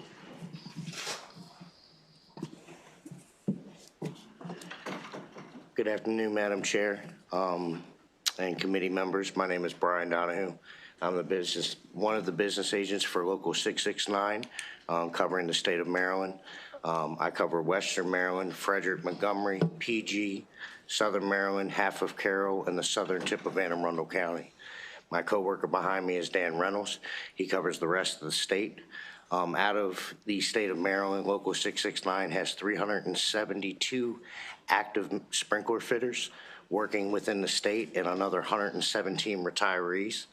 Our union represents a national workforce of sprinkler fitters based in providing the highest level of training and safety standards in the construction industry. We strongly support this bill. It will dramatically increase the safety standards within the state of Maryland, not only with the fire marshal's office, but also with any residential high-rises and residents of the state of Maryland. Thank you for your time. Thank you, Madam Chair. Madam Vice Chair, thank you for bringing this bill. Roger Mano, attorney at Mano and Associates, on behalf of the Mid-Atlantic Pipe Trades Association, which is the regional affiliate of the United Association, and the locals that comprise the Mid-Atlantic Pipe Trades Association, which include Sprinkler Fitters 669. Altogether, the Mid-Atlantic Pipe Trades Association represents about 10,500 members, as well as 669, which is a national local, which represents about 16,000 members. I'd also like to express the support of the Mechanical Contractors Association of Metro Washington, representing about 200 signatory contractors to the UA in the region. We support this bill. We think it's a good and powerful piece of legislation that advances public safety and outstanding career pathways for workers who want to get into these trades. So for that reason, we would ask for a favorable report. Good afternoon. My name is Dan Reed. I'm with Greater Washington. We advocate for better housing and transportation policies. We strongly support this bill, and I want to thank the Diaz family for their continued persistence on this issue after a family's worst nightmare, and for Vice Chair Sarkoudian for her leadership on this. This issue is very personal to me. I grew up in the Arrive when it was still called Georgian Towers in the 1990s, and fires were a common occurrence in that complex even 30 years ago. Some of my formative memories as a small child are of being trapped in our 14th floor apartment during fires, strangers helping my mother carry me down 14 flights of stairs, and waiting in the cold, dark night for firefighters to say it was safe to return. There are tens of thousands of people across Maryland and Montgomery County who live in buildings like this that were built before 1974 and predate modern fire regulations. I personally would not want to put myself or my family in a situation like this again. And not surprisingly, voters support making these buildings safer. We commissioned a poll released earlier this month that found 87% of Marylanders support requiring landlords of high-rise buildings to retrofit with sprinklers when they renovate. We hope that you will stand with the tenants of these buildings who deserve safer housing and ask for a favorable report. Thank you. Thank you. Seeing no questions, thank you very much for your testimony this evening. We are in evening now. We do have a favorable virtual, Halima Ahmed. Okay, she is not with us. We'll move on to favorable with amendment. We have Brian Anlou with AOBA.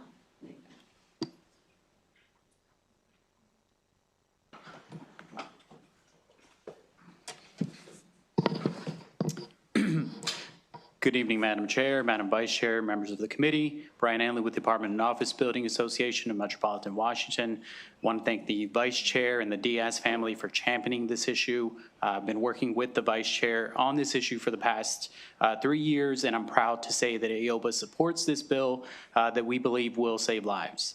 AOBA members have also been working in Montgomery and Prince George's counties to improve the fire safety of our member properties. We do have one very friendly clarifying amendment that basically clarifies that the bill would apply to projects that are permitted on or after October 1 of this year. So any project that's currently permitted and under construction or that has financing to move forward currently would not be impacted, but a prospective project after that date would. And with that, we urge a favorable report with that amendment. Thank you. Thank you. See no questions. Thank you very much for your testimony. That concludes the bill hearing on House Bill 149. We'll now move on to House Bill 434. Is Delegate Polakovich-Carr here?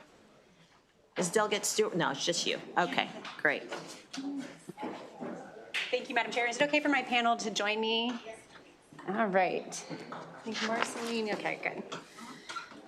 So good evening. For the record, I'm Delegate Julie Polakovich-Carr, here to present House Bill 434.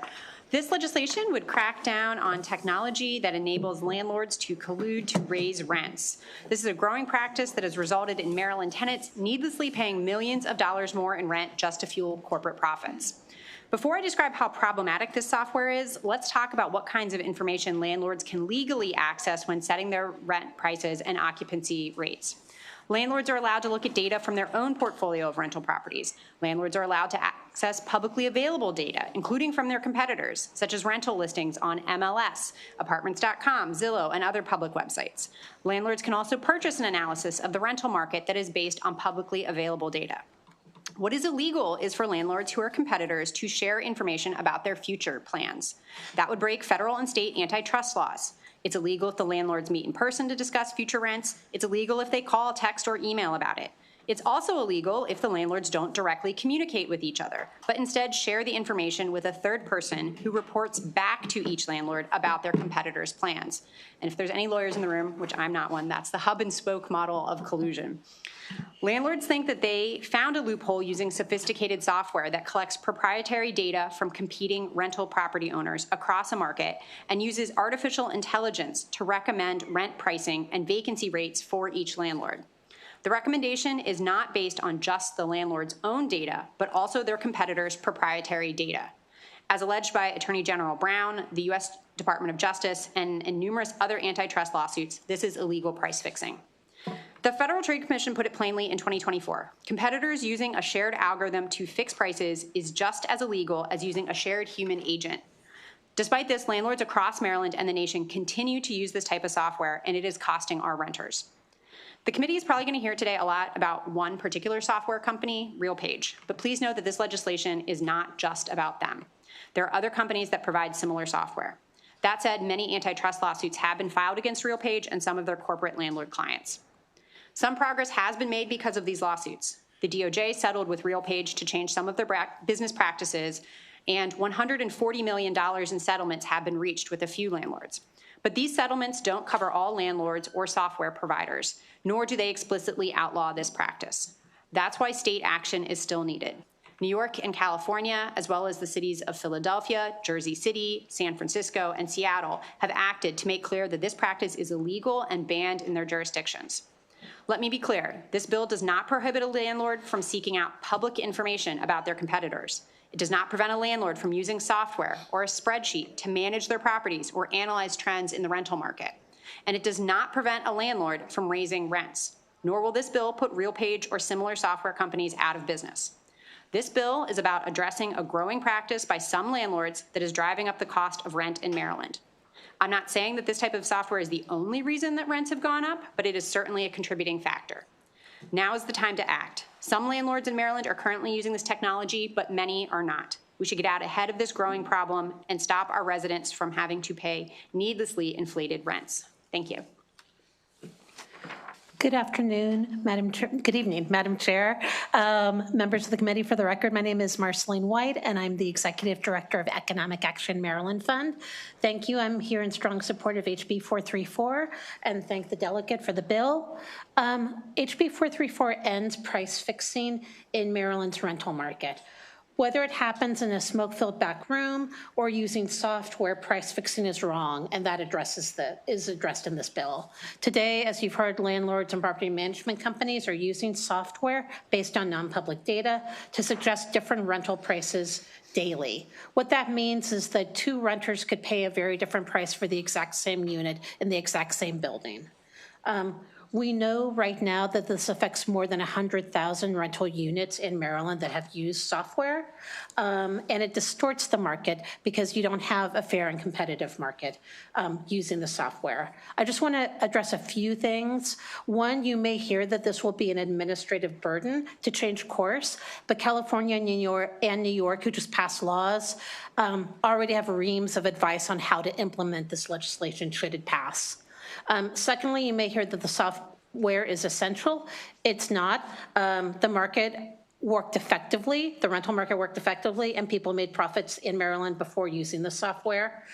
You may hear a lot about the algorithm, but I think the point is that this is about price fixing, and software is the way that it is being done. And so if you oppose price fixing, you should support this legislation. It'll create a level playing field for Maryland renters who are now paying upwards of $1,300 or more a year, according to the AG, because of the software. It'll help renters, it'll create clarity and restore Maryland to a competitive, free and fair market, which we all want. And for these reasons, I support House Bill 434 and urge a favorable report. Thank you to the chair and members of the House Economic Matters Committee. I am Rockford City Council Member Barry Jackson. Thank you for the opportunity to testify in support of HB 434. We thank Delegates Balagafis, Carr, and Stewart for sponsoring this timely legislation. The U.S. Department of Justice, together with the Attorneys General of multiple states, filed a civil antitrust lawsuit against RealPage Incorporated for colluding to raise residential rental prices. 8 multifamily properties in the city of Rockville were identified as being managed by companies named in the lawsuit.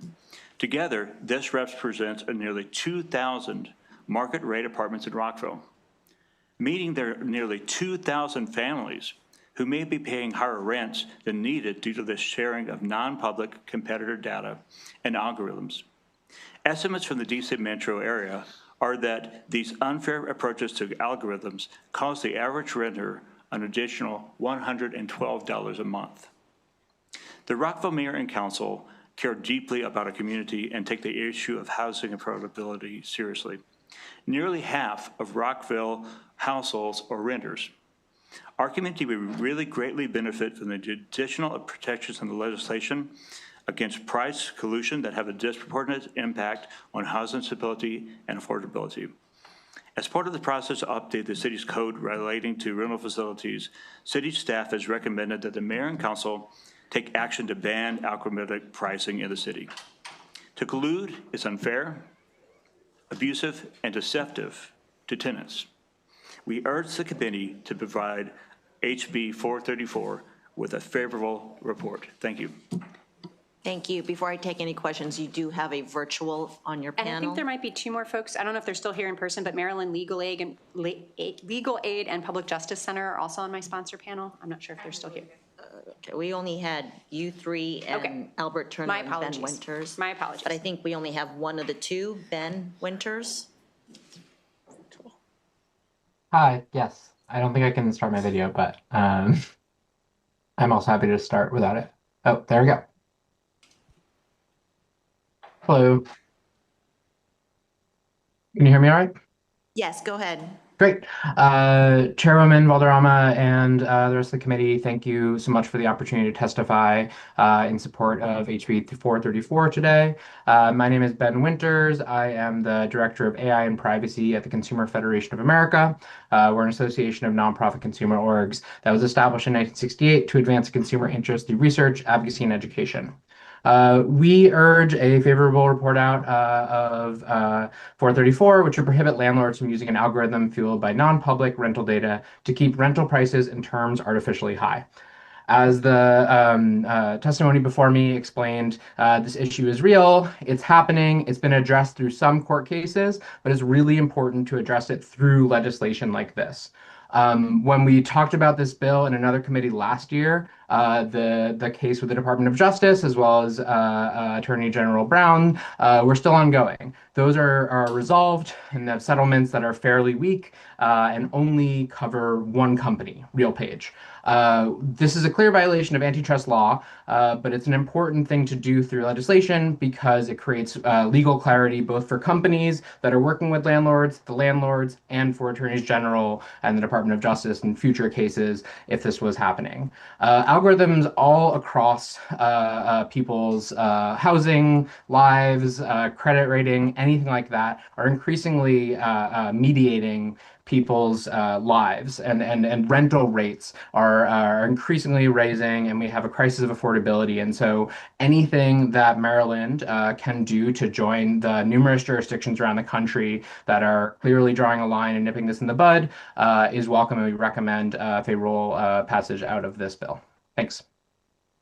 Thank you. We will begin with Delegate Pippy, then Amprey, Adams, and then Ahrens. Thank you, Madam Chair. Delegate, good to see you. So I want to understand the distinction between, because I see in the bill, it talks about information that's publicly available, right? And so I want to understand I guess these bad actors that you're going after. So explain to me how one is different than the other, right? I mean, so are you suggesting that there's a group of people that are conspiring together to create like a website that artificially increases rents by, let's say, $100, and then they're going to pump that out into the internet, and so when people go look for what should I charge to rent out my place, and that's the first thing that pops up, they choose that number, and then end result, rental rates are now $100 more. Is that what we're suggesting? No, not quite. And thank you for the question. I realize this gets confusing, and even the bill title talking about algorithms is like outside of our normal lane here in the legislature. In this case, it is a subscription service that landlords pay to use, and they are uploading their own data about what rents they not just are charging now, but what they plan to charge in the future, say when their tenants are renewing their leases or as apartments become vacant, about their current vacancy rates, other kinds of proprietary information like how many walk-ins they're having during an open house, how many phone call inquiries or email inquiries are they getting, things that their competitors would never otherwise have access to. That is all getting fed into this software. Meanwhile, their competitors are doing the same thing in parallel. So across a marketplace, you will have competing landlords who are all sharing this information.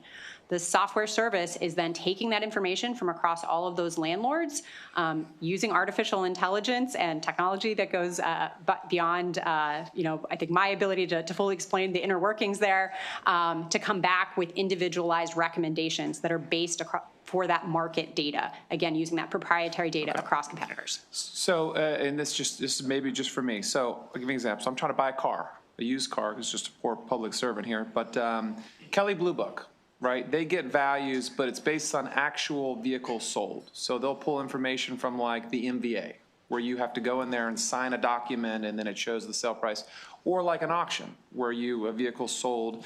So I don't want to say it's always 1,000% accurate, but more or less where they pull the information are from actual transactions. So in your story, are you suggesting that those rental rates, when you self-upload information, are not actually being real values? They're not actually renting their unit for those values, that people are just kind of fudging it to puff up the market? Is that what you're saying?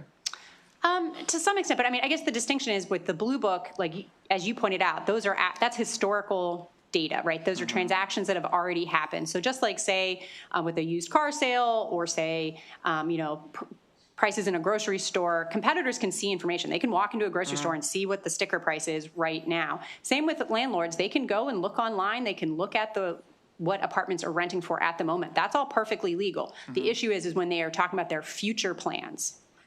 That is where antitrust comes in. And I don't know if, Marceline, if you wanted to add something. Yeah, I was just going to say when they talk about what they are planning to pay, and then that's all fed into a software that then recommends for each unit, you could get this much. And so it also helps kind of bid up the market, because if property manager A is saying, I'm going to charge $100 more, and other people see that, then they're also going to start charging $100 more because they're trying to meet this new threshold too. So there's been research showing that it also ends up increasing across the property management landscape. So That makes sense. the last question I have is, and I appreciate that answer, is, so unlike the vehicles where they may pull from actual sales, so if you go to like Realtor.com or Trulia or all these other, HomeSnap or, it's like people sit on their couch and they just look at homes they can't afford all night long. That's like the new trend. But, I can list my place for rent for whatever amount I want.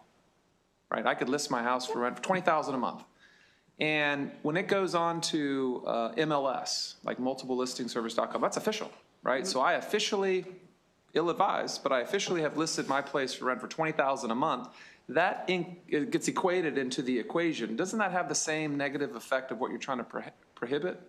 I mean, because doesn't that get thrown into the mix of what are things renting for? Or are there guidelines for Realtor.com, Trulia, HomeSnap, MLS, where they can only pull from things that are like officially recorded? I mean, because rents are not recorded. So unlike a transaction for a home sale, which is recorded with the government, or a car sale, which is recorded with the government, rents are not recorded. So how are you going to prevent an artificial inflation of a rental market when you don't actually know what they're renting for? I mean, that is a fair point. You're right. Rents are not recorded anywhere else. I think it just comes back to the crux of, is that public data or not? Well, And it is if I put not. out my $20,000 listing. I'm hoping to get it. $20,000 a month. That's a good But deal. I think you could But see that compared see what to I'm saying? all the other listings, right? Like I get stuff from realtors, like, here's what things sold for in your neighborhood. And I could be like, oh, things look great. But if you were a 20,000 rental and it was an outlier, you could Yeah. see that, right? The issue is that renters can't see it and it's not public data, that there's all this stuff you're not seeing that is helping set the rent. And so Yeah. that's the challenge, and that's what distorts the market. So as a renter, I couldn't, I can't see that you did $20,000. I just see this. Okay. Okay. If I'm able to Thank you add- for answering the questions. Sorry, one brief No, thing. sorry, no, that's, sorry, on the, what's that? I see that. No, if Delegate Pippi wants to ask you a question, he can ask you a question. Did you want to ask Ben a question?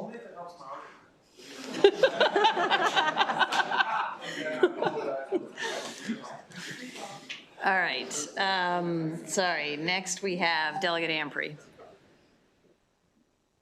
Thank you, Madam Chair, and thank you, Delegate, for bringing this bill. I think we can all acknowledge that price fixing is bad, price gouging is bad. We want to make sure that people in Maryland can afford to live where they please, et cetera. Reading this bill, I'm reading it with the lens of as an attorney who has worked in real estate, who has worked in the tech space, and I'm just concerned around some of the language choices and trying to understand the definitions of certain things, because I worry that we're using a sledgehammer to fix something that really requires a scalpel. And I'm trying to understand, I guess the first question to start with is, you've all sat down and talked about collusion and price fixing. I'm trying to understand the evidence that shows that the current data and systems that are there, that is actually happening, right? I understand there's speculation that, hey, they're using this data and it's creating price gouging, but where is the actual connection that says this data has literally been proven in court to show that this is actually leading to prices going up unfairly? Like, where is that actual evidence of that happening? So to date, of the numerous lawsuits that have been filed, the courts have not weighed in. One of the software companies and their landlord clients to date have settled a number of those. They have not admitted any wrongdoing. But there hasn't been no court has found the actual, because I can file lawsuits all day, but no one's actually, there hasn't been a judgment made that said that it's actually happening yet. Not yet. And our own case that was filed by our Attorney General here in Maryland is also still pending in the court system. So we haven't gotten a decision yet that says this is, so I'm just trying to understand that because, okay. The next question that I have is, with this system and software, and I knew this bill is coming, I'm trying to understand it, because we know price fixing is an issue at grocery stores, it's an issue in other places. So I'm really trying to dive and understand it. My question is, does the software mandate you to accept that price? So if I join and I use a software company, it's just is it something that I can use to then determine my price, or is it something that once I sign up for it, I have to adhere to a price that I put up? Does that make sense? Does that question make sense? It does. There was a lot of conversation when this bill was heard in E&T about that particular point last year. A lot of the allegations in the lawsuits that have been filed do claim that it makes the software, it's not just a recommendation, that there is a lot of pressure put on landlord clients to use it. The company is testifying here today will probably tell you something different. Right. But that is what has been alleged, yes. Okay, and then the last two questions, I imagine we're going to have conversations offline about this, because I do want to solve this issue. I just want to make sure that whatever bills we have actually attack the actual issue. I'm trying to understand the algorithmic device and the definition in the bill. It has a device that uses one or more algorithms to perform calculations of data, including data concerning local or statewide rent amounts being charged to tenants by landlords too. So I'm thinking about this open source AI. If I go on the ChatGPT and I put in and I ask for help on how to set that information is now taken into OpenAI. It's open source. So now they have that data. They've now taken my personal information, and now if someone else wants to go, they can now use ChatGPT. So like if you use ChatGPT under this bill, I'm worried that makes you possibly that you are breaking the law. Am I just by the general definition? I'm trying to understand that is not what you're trying to do here. It's another type of software. Can you please explain? Right. I'd say the intention with the bill was not initially thinking about products like ChatGPT, but it would actually matter how ChatGPT, how they trained their model to determine whether or not that is illegal, not just under this bill, but in terms of, say, the existing antitrust laws. Got it. And last term I want to get to the definitions of is you use the term easily accessible when it comes to public data. So how would you define easily accessible? Because if it requires, for you to go online, know where to go to a certain website, click here, click there, is that easily accessible, or is it that you have to be able to Google search it and it comes up? Like, what is the definition of easily accessible? I'm trying to understand what that means, because that's kind of a crux of one of the definitions to make sure that people are abiding by the law. Yeah, and actually, I should just say, in terms of all of these definitions, a lot of the language in the bill has been modeled off of the laws that have been passed in other places, including in New York. I'm happy to go back and to follow up with you, Delegate, just to confirm, where we're, in alignment with those other existing laws. In this case, my intent with that easily accessible is, I would say, anything that's like a public website, like MLS, like Zillow, like Apartments.com, anywhere else, like those are publicly accessible, easily accessible, because they are just websites out there for anybody to use. Got it. No, look, again, I understand I understand what this bill is trying to do, and we've got to figure out how to make sure people are not being taken advantage of. I just want to make sure that when we do it, we don't put people in positions where they're getting sued for the reasons that are not fair. So look forward to working with you on this bill. Thank you so much, Madam Chair. Thank you, Chair.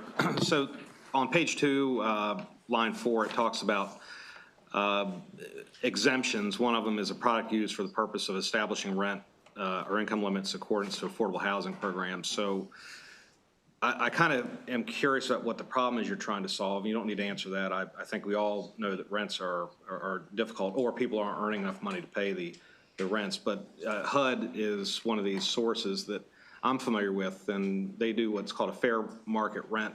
And so you're exempting that. But when I go on HUD's website, as we talk about algorithms and different predictors and et cetera, they go through and they calculate a base rent.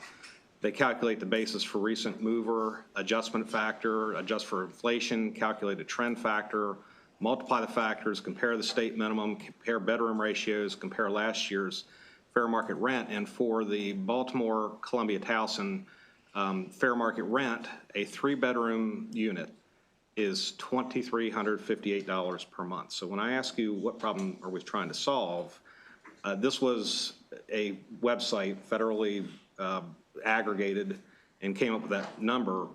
Are you thinking that $2,358 is not fair market? Do you think it should be cheaper than that? Or are you trying to pass a bill that tries to depress the number down below what a fair market is under this federally exempted under your bill circumstance? No, and really, the language that's in here about affordable housing is just to make sure that our existing affordable housing providers can follow the HUD regulations. There sometimes are local programs as well. For instance, I'm a resident of the city of Rockville, and the city has its own moderately priced dwelling unit program where the city actually sets what the rent is. We just want those programs to exist as is. I don't actually expect that this bill, should it pass, is going to have make any changes in terms of the affordable and that kind of regulated affordable housing market. But just so you understand why I'm bringing it up is because I'm not familiar with the programs that you're aiming at. I'm not familiar with the names of them, don't use them. I do use and have seen others use this to understand the market. And you're exempting this, I'm just curious, because $2,358 for a 3-bedroom unit, I assume you and I are going to generally agree that's a healthy sum of money for rent. I mean, it's part of your bill. What problem are you trying to solve is where I'm headed with this. We really are focused on the market. So like not the regulated affordable side, but the vast majority of rental units in Maryland that are just part of in the free market where landlords are able to set their own rents and aren't subject to government regulations. Right. My second and last question is I'm like the one-trick pony in this committee on the unfair, abusive, deceptive trade practice. So a violation under this law in theory could put somebody in jail for a year. Do you think that's heavy for what you're trying to do here? I would just point out, and I'm sure you know this too, when I was looking earlier about just what other types of practices fall under this existing statute, and it's something like 3 pages long when I printed it out. It's a lot of different things. So, we're just looking to have this be treated consistent with those other existing unfair practices. I just find we put all these bills in throughout the years, and we find this nice, neat place to go for the AG to get involved. And unfortunately, under Maryland law, that includes pretty heavy violations that include jail. I don't think anything that would happen that would be a violation of this law should lead to that provision. So I've said my piece on that. Whether you agree or disagree, I'll leave that to you. Thank you, Madam Chair. They've covered a lot of what I was thinking of, but I just had a question for you, a couple actually. How do you think we should determine rent? Well, if we look back over long periods of time, landlords have had a lot of ways of setting their rents. As I mentioned in my testimony, especially if they own multiple properties, they are definitely allowed to, look at their own trends, look at the vacancy rates, see how many days units are sitting on the market, and make decisions about if their rents are actually fulfilling their needs and sustaining their revenues for what they need going forward. But as I mentioned earlier, there are other legal ways for landlords to get information about what's going on in the marketplace. They can access public information through other rental listings from their competitors. There are these other kind of like market trend analyses that they can purchase that don't violate our state or federal antitrust laws. I think all of that is very acceptable. They can use that information to raise their rents if need be, decrease them, keep them the same, whatever they need to do to make their business work. Okay, the testimony about $1,200 or what was it, $200? I forget which. $112 a month. Okay, what's that relative to? What was the rent you're basing that off of? What do you think it should have been? So that number came from an analysis that the White House's Council of Economic Advisors conducted and released in late 2024. It was a nationwide survey. I think they looked at the largest, something like 50 or 100 metro markets across the country, and overall found that the use of this kind of software was driving up rents. And for the DC metro area, they found it was $112 a month more for landlords who were using the software. Based on what's the rent number? What was the rental unit? What was the rental number? I'd have to go back and look at that analysis. I'd be happy to share it with you. I'm just saying, I understand what you're trying to get at here somewhat. I don't think there's any consideration for the times when you invest your money in and say we weren't in a housing shortage crisis and those rental units sit for months and months and months, or you have something tied up. There's people have to make a reasonable dollar. And I don't know. I mean, the way I set my rent, sometimes I take a look at what I owe on the house, what I own on the property, but it's also where that property is, location. There's so many things that drive this. I think it's difficult. And I don't know that it's as big a problem as you're saying, because the market will drive this to some degree. And I feel bad that we're doing this, but if we start here, where do we end on every product, everything that's out there right now? When you have goods and services, if you notice something, there's a shortage of something, we try to protect against that, but there's ways to justify that. I just don't know that this is the right product for people that actually are investing their money. And I appreciate what you're trying to do, but I just don't think it's going to grab hard.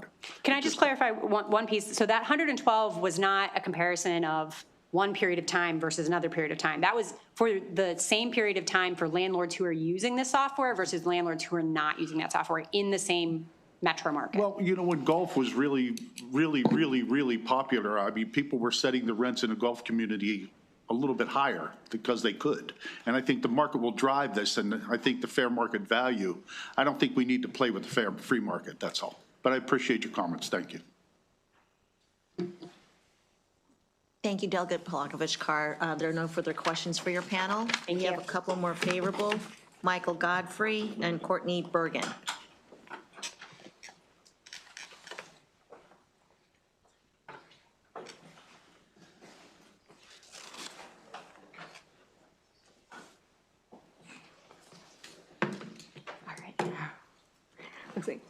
Good afternoon, Madam Chair, members of the committee. My name is Courtney Bergen, and I'm here on behalf of Maryland Legal Aid in support of House Bill 434. I'm a staff attorney in the Tenant Right to Counsel project, and some of the rents that have been discussed here are actually not the peak of what we're seeing. Rents are extremely high right now, with some going over $3,000 a month on a regular basis. I see that in Rent Court. I want to address some of the concerns that have come up, because this is an issue of anti-competitive behavior in the free market. And so we have a rental market that's supposed to be based on a free market economy. And so this is really about, when are landlords talking to each other? What data are they using? This is a way of sharing information outside of the public sphere, information that is not public data. It is very different if people are looking at on MLS, if people are looking on Zillow and setting their rent prices in accordance of what they are seeing out there. But it's different if they are doing that beforehand, before it is public data, because that artificially inflates the bottom of the market. So there really isn't the range that we would typically see. So I think that's where we're really talking about anti-competitive behavior and what this bill is designed to address, because this is about shifting that whole range upwards. As other people have said, I mean, this is a use of algorithmic price fixing and collusion in this data. It's led to a 40% rent increase from 2020 to 2025. So that's really significant, especially for low-income tenants in Maryland. And it's also led to a decrease in occupancy, because this isn't about just rental prices. It's also about the terms of rentals, lease renewals, and other unit availability, like what is the occupancy rate of apartment buildings. So this is really intended to be a tailored measure, not a broad stroke to prohibit anti-competitive behavior at a critical time in addressing the housing crisis. Thank you, and I'd ask for a favorable report. Thank you, Ms. Bergen. I'm going to say one more time. Is there Michael Godfrey here? Okay, not here. Ms. Bergen, there are no questions for you. Thank you very much for your testimony. We'll now go on to the opposition. We have Matthew Pipkin, William Semko, Brian Anlou, and Lisa Harris-Jones.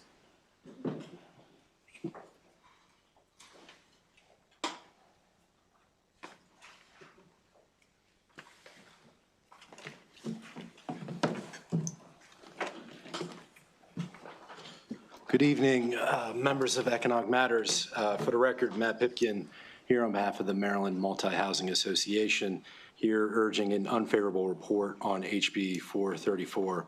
You know, a lot of this bill is based on a fundamental misunderstanding of how leasing works.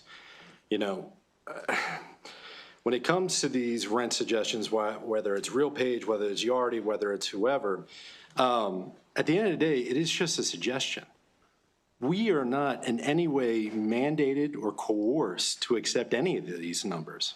It is simply a tool in the toolbox. That's it. That's nothing more. This, I believe there's a lot of confliction between what you're seeing with this and the discussions with dynamic pricing. You know, dynamic pricing being that, if I'm going to look for a flight on Southwest Airlines, I book it online and I get it. I mean, that's that. This, you still have the human element. And right now, housing providers, according to RealPage, is only accepting their rent suggestions 35% of the time. And then half the time it goes up, half the time it goes down. And we're basing that based off the vacancy rates. We're looking at, boy, I need to, house more people within us, or you know what, we're pretty full, maybe I can get a little more. I mean, it is just, the idea that there's some collusion about this is just, it's ridiculous. Again, the scope of the legislation, I really do believe, people who are even pulling stuff from MLS, I mean, put it in an Excel spreadsheet, run the numbers. I think you just, may have just broken the law under this bill. I'll let the rest of my panel speak, but thank you. Good evening, Madam Chair, Madam Vice Chair, and members of the committee. I'm Lisa Harris-Jones. I'm here on behalf of Maryland Multi-Housing Association as well as RealPage. What strikes me the most from listening to the panel before us was the idea that you have a bill drafted and a request for a law that is based on unadjudicated allegations that in most of these cases are still pending in court, and it's not factual information. Could you imagine how many bills that would be before us right now if they were all based on every lawsuit where someone has alleged wrongdoing or alleged some fact that has not been adjudicated and found to be factually accurate? And that's what we're looking at right now. So I urge you to first think about the information that was shared with you not too long ago. A lot of it was pointing to there's a lawsuit. There was a settlement that was done. No one knows why a case may have been settled, and we do know that the cases that are out there haven't been adjudicated. So that's very important that I pointed out. Also, we sat here last year, but in a different committee, and we offered the proponents to show them how the software actually works. As I sat here, and I think I've shared with some of you before, this hearing, the software does not work at all like what was shared a couple of minutes ago. I have Mike Simcoe here from RealPage who will share with you how this software works. It's not collusion. Quite frankly, what was suggested that landlords should do by picking up a phone and calling around, if you look at the definition of collusion, and if that's what there's a concern of landlords talking amongst themselves and then setting prices, well, that's collusion. Go ahead. Oh, well, I guess we're in evening now, so good evening, Madam Chair and Madam Vice Chair and members of the council. I am Mike Simcoe. Thank you so much for allowing me to testify this evening. I can walk you through the software really quickly. I can never say anything in a minute 50, but if you have questions about the software, I would be more than happy to tell you about how it works.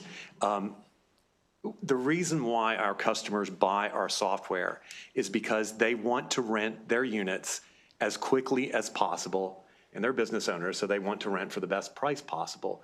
But unlike, say, a car dealership, where if you don't sell any of your cars the 1st through the 30th, and then on the 31st you sell all of your cars, you're good for the month.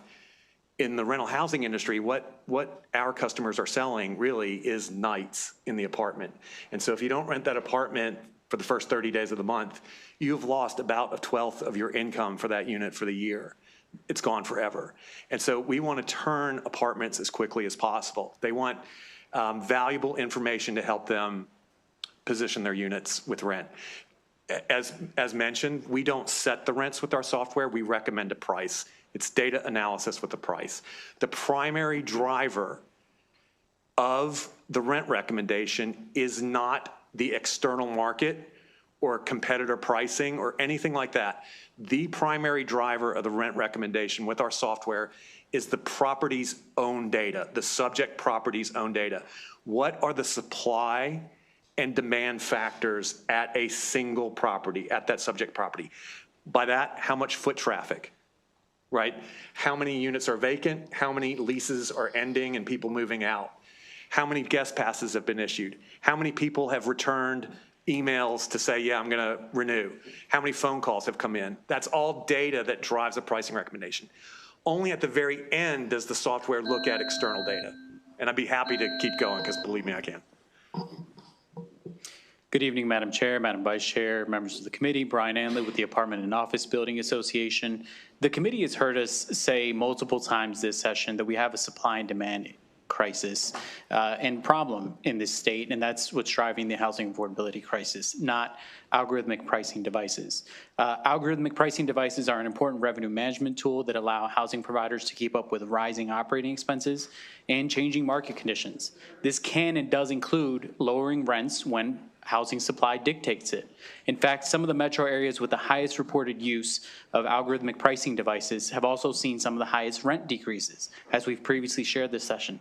These decreases have been primarily driven by increases in new supply. The proponents claim that these algorithmic devices are responsible for driving up housing costs, but only about a third of the landlords in Montgomery and Prince George's County use these tools, and they only accept the recommendations about half the time. The math simply does not add up.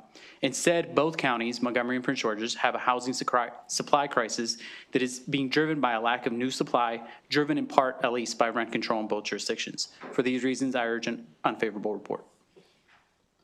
Thank you. Before I take questions, Mr. Simko, if you could briefly, since you didn't have time in a minute and 50 to explain how the process works, if you could give the Cliff Note version, that would be helpful. I appreciate that, and I'll try my best to do Cliff Notes. I mentioned primary driver is the property's own data. At the end of that analysis, and let me back up and say, no personal data is ever used. We're looking at things like foot traffic and apartment availability, vacant units on a floor plan level. Once it looks at that, the software determines that there's either a supply and demand balance, meaning you're going to rent all of your units, so you should keep the price the same, or it determines there's some type of imbalance. Maybe you've got a lot of vacancy and not a lot of foot traffic, not many guest passes have been issued. You need to lower the rent. Once the software determines that it's going to lower the rent, then and only then does it look at data outside of the property's own data. And it's not looking at what people plan on charging in the future or anything like that. And let me also say that 3 years ago, it would have operated the way I'm about to tell you. It would have looked at non-public competitor executed rents, and it would have looked at publicly available asking rents, sticker price, if you will. And it would sort of combine those two into a price that it would then recommend to the apartment owner. And as has been noted, oftentimes our customers don't even accept our pricing. They just say, okay, that's nice, but I think I can get more, or I don't think I can get that much. I'm going to go less than what they just recommended. We have unwound the non-public competitor data from our rent recommendation for the time being.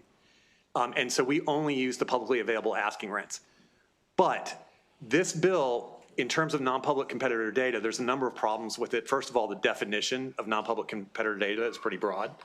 And secondly, there are other uses of non-public competitor data in the software process, pre-runtime operation, and in the model training and testing of the software that this bill would prohibit, that would effectively eliminate software. And I said Cliff Notes, so I apologize, but I'm very happy to keep going, or if there are things that you guys want me to talk about, I can answer those questions. Thank you. Your summation actually got rid of some questions. So that's good. We'll move on to Vice Chair Charkoudian and then Delegate Howard. Oh, you're good? Okay. Thank you. So Brian, thanks for your testimony talked about that it actually lowers prices, and then you tied it to an article that uses regression analysis and other statistical analysis to understand that. It's done by the Wharton School, right? That's where you're coming from. And I guess there's two questions in my mind. One is price collusion okay if it lowers prices? And I think that's a really interesting question for us. Like, do we think price collusion is wrong in a competitive market, even if we think it benefits people we might be trying to protect, right? So in some ways, the question we're asking is there collusion in this market, which is problematic? You're saying, well, this thing that we have here lowers prices. So I think that just raises an interesting question. But more importantly, I had a chance to read some of the article. It's long, so I didn't get through all of it, Madam Chair, before, we've had I tried to read this 56 pages. That's why I didn't get through the whole thing. But I did read some portions of it. And what's interesting about it is it does say what you said in one section, but it also talks about that the pairwise test favors a model of joint profit maximization among adopters of same software. So what it does find is you see the patterns of jointly moving in one direction or another within one software.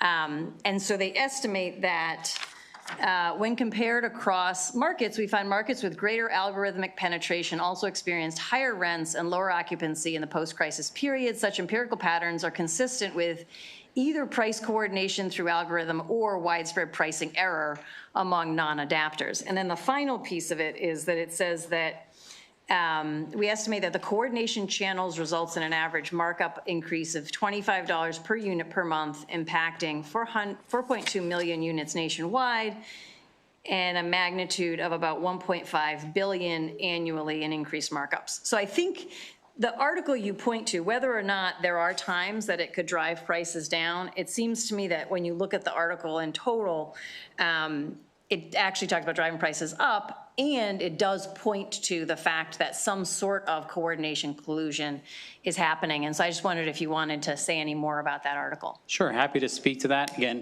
I didn't write the article, I did read it. As to the question of collusion, the first thing I'll say is that we don't think that collusion is happening. And Mike can speak to that. And again, I'm not sure how you collude an entire market when only about a third of the market is using the software. So that's sort of the first thing. The second thing is, I think what the article really gets at is that it's responding to market conditions. And all across this country, no surprise, we have a housing supply shortage. If we had a housing supply increase in the markets that we have housing supply, lots of vacant units, rents are falling, despite the fact that people are using the software. So really, I think what the article gets at is that it makes, or it recommends to its users that they essentially respond more favorably to market conditions. I think using regression analysis means that what the article is doing is it's holding constant for all the other factors that could be affecting the outcomes,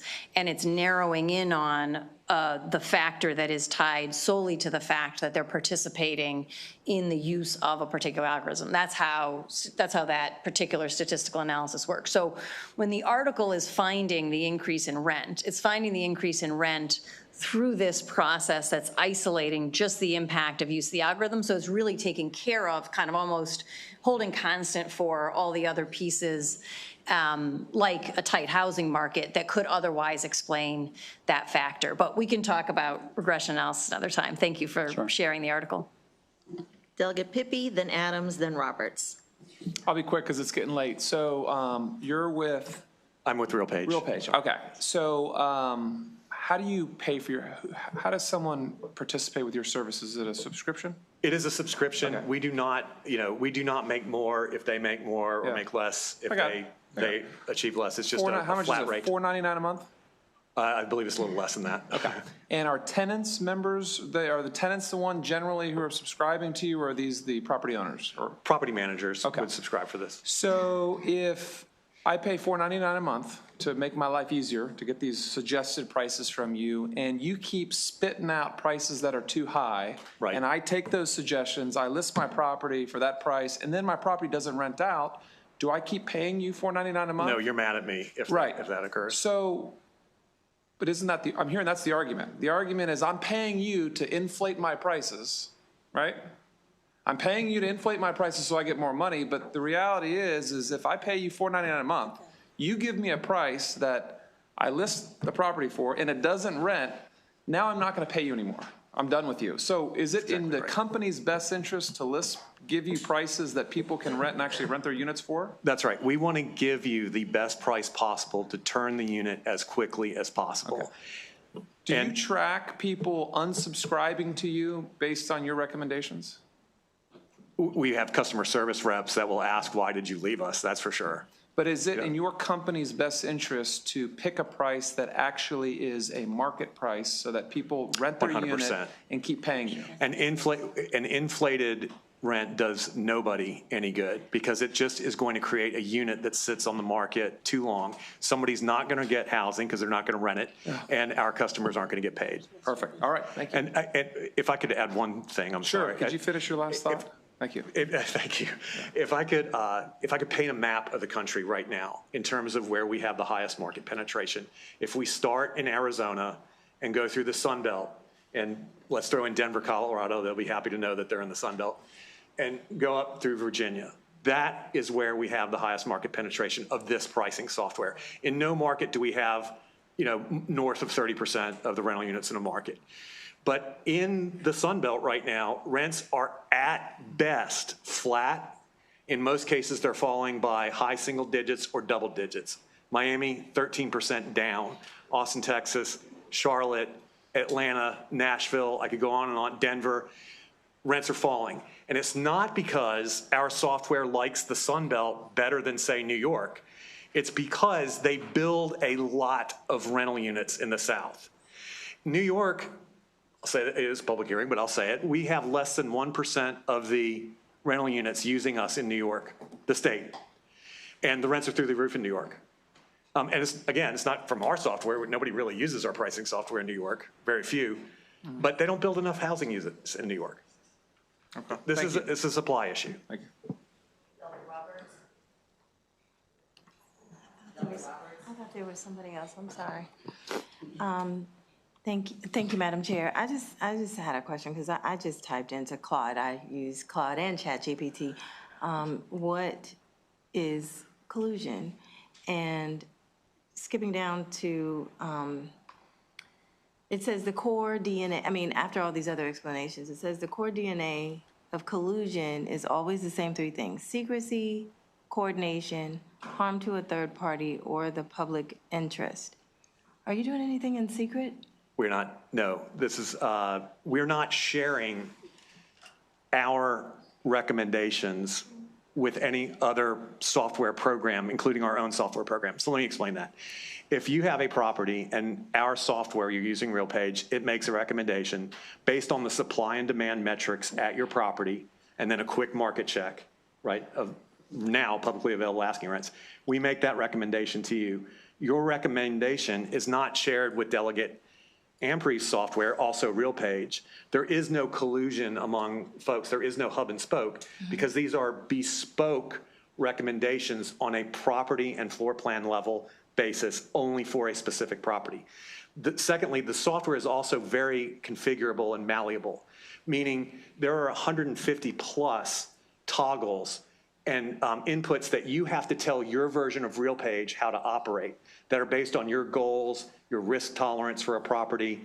And that could be very different than somebody, and I'm making this up, by the delegate who I was speaking with earlier, who, let's say he is a different kind of owner. Maybe he's a REIT. He's very conservative with how he wants to operate the property. He wants to maximize his occupancy, and he's willing to give up some price in order to get the units rented. His software may be operating extremely differently from the way your software is operating. So even though you have similar properties across the street from one another, you're getting vastly different rent recommendations from property to property, even though you're both using RealPage.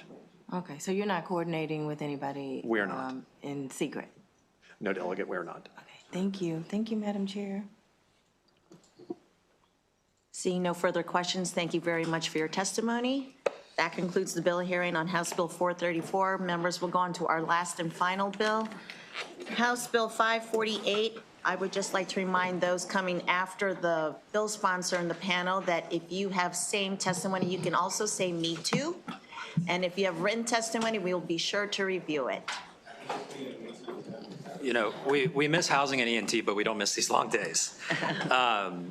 Thank you, Madam Chair, Madam Vice Chair, members of the committee. For the record, I'm Dylan Baylor, delegate for District 30A right here in Annapolis, testifying in support of House Bill 548, the Maryland Housing Certainty Act. I want to thank my panel for sticking with me through the long day as well. I respectfully request a favorable report of House Bill 548. This legislation will provide critical regulatory certainty for those seeking to build new housing in Maryland and lower the costs that are passed on to purchasers or renters by creating an early vesting system for those seeking to build and by requiring all related development impact fees to be due when the certificate of occupancy is granted for the project. In other words, at the end of the process rather than at the beginning. As you've heard in this committee for the first few weeks of session, Maryland is certainly in a housing crisis. We are facing a shortage of nearly 100,000 units statewide, and because of that, we are seeing too many Marylanders not be able to find housing and face skyrocketing costs for the housing that is available. While there are a variety of reasons that we can point to as to why we are facing the shortage of housing units and for the rising housing costs, this legislation tackles the issue of regulatory certainty and the costs primarily related to interests that are passed on to consumers because of development impact fees. I find it important to share my personal story here as well. I'm a renter, and my rent to live in Annapolis is $1,975 a month, which is simply far too affordable for so many Marylanders. It's pretty unaffordable for me too. An even better example of this, though, is related to the first apartment I moved into in Annapolis in 2020. When that apartment was originally $1,200, that same apartment that went up for rent this past July was listed for $1,900. Same apartment in every single way. We have to build more housing units in every corner of the state and limit the costs that are passed on to consumers so we can bring down housing costs. More than just my own experience as a renter, I also come from a family where until this very year when my mom turned 50, we were not able to achieve home ownership. There are hundreds of thousands of families across Maryland in similar circumstances unable to build the generational wealth that provides long-term financial stability that coincides with homeownership. This legislation would help change that reality by spurring new investment in housing and providing regulatory certainty that makes it easier to build more homes, ultimately increasing supply and lowering costs through the creation of more attainable housing units. This bill does two main things. To increase the supply of housing, this legislation would provide critically important regulatory certainty. It would do that by transitioning our state to an early vesting framework for new housing construction projects. This would lock in local regulations at the time when a complete application is submitted and allow projects to move forward more efficiently. Our current vesting framework, developed decades ago through court decisions, allows for local jurisdictions to change the rules of the road under which housing construction is approved up until visible construction has begun. This allows for projects to face significant delays and regulatory uncertainty, and in turn can cause drastically increased costs and even the cancellation of projects. To lower the costs associated with the construction of new housing units, this bill would provide for the collection of development impact fees at the end of the development when the certificate of occupancy is granted, as opposed to at the beginning or sporadically through the development process. Ultimately, these costs are passed along to the consumer and the soon-to-be owner or renter of a property. And because those seeking to construct housing finance these fees, if we require them at the beginning of the development, they are subject to ever-increasing interest rates. And by providing for the collection of these fees at the end of the development process, when the impact of the soon-to-be residents causes a true impact, we can save homeowners or renters thousands of dollars per unit. I find it important to also be incredibly clear that this legislation does not preclude local jurisdictions from passing ordinances to guide the requirements placed on new developments or their authority to say where they want different types of residential developments through the local zoning process. But what this bill is saying, that we have an obligation to provide clear rules for those seeking to help us address the housing crisis, and we cannot make it exceedingly difficult to build housing across the state. We continue to be in collaboration with all the stakeholders on this legislation, most notably the Maryland Association of Counties and the Maryland Municipal League, and we will continue to try and find compromise where we can. And once again, I would respectfully request a favorable report of House Bill 548, the Housing Certainty Act, to help address the housing crisis we are facing and by making it easier to build housing and lowering the costs related to that housing. Thank you, Madam Chair. Chair Valderrama, Vice Chair Charkoudian, members, so good to be with you again. For the record, my name is Jake Day. I'm the Secretary of Housing and Community Development for the state of Maryland, here to testify in strong support of House Bill 548. As you know, housing policy is complex and there are a lot of variables that affect it, but government can influence, state and local government can influence land use and zoning and permitting and approval, and this is one of the ways which we can make meaningful impact in housing affordability. I want to add to Delegate Baylor well, first of all, I want to thank him for his leadership in sponsoring this important legislation, but I also want to add that we will continue to work with our partners in local government, the General Assembly, and a broad range of stakeholders to address these important issues. In the most basic terms, this bill makes sure that what can be approved remains approved once approved, that the rules are the rules and everybody has to abide by them, and that the rules don't change unexpectedly on people. I think this is about a principle of fairness and how we ought to do business with the people that we serve. In practice, what happens is that even after approvals have been granted and building permits issued, that a builder has invested time and money in plans and design and preparation, secured the capital stack, even secured state financing from our department and money into a project, that a local jurisdiction can effectively kill a project that adhered to all of the rules and all of the regulations and all of the laws that it was subject to. Whether it's a new application, the sudden passage of new fees by local government, a change in a setback, parking or height requirement, these are all things that can force a project back to the drawing board. And we have a database where we have been tracking the many projects and many hundreds, if not thousands of units that have not been built as a result of those changes.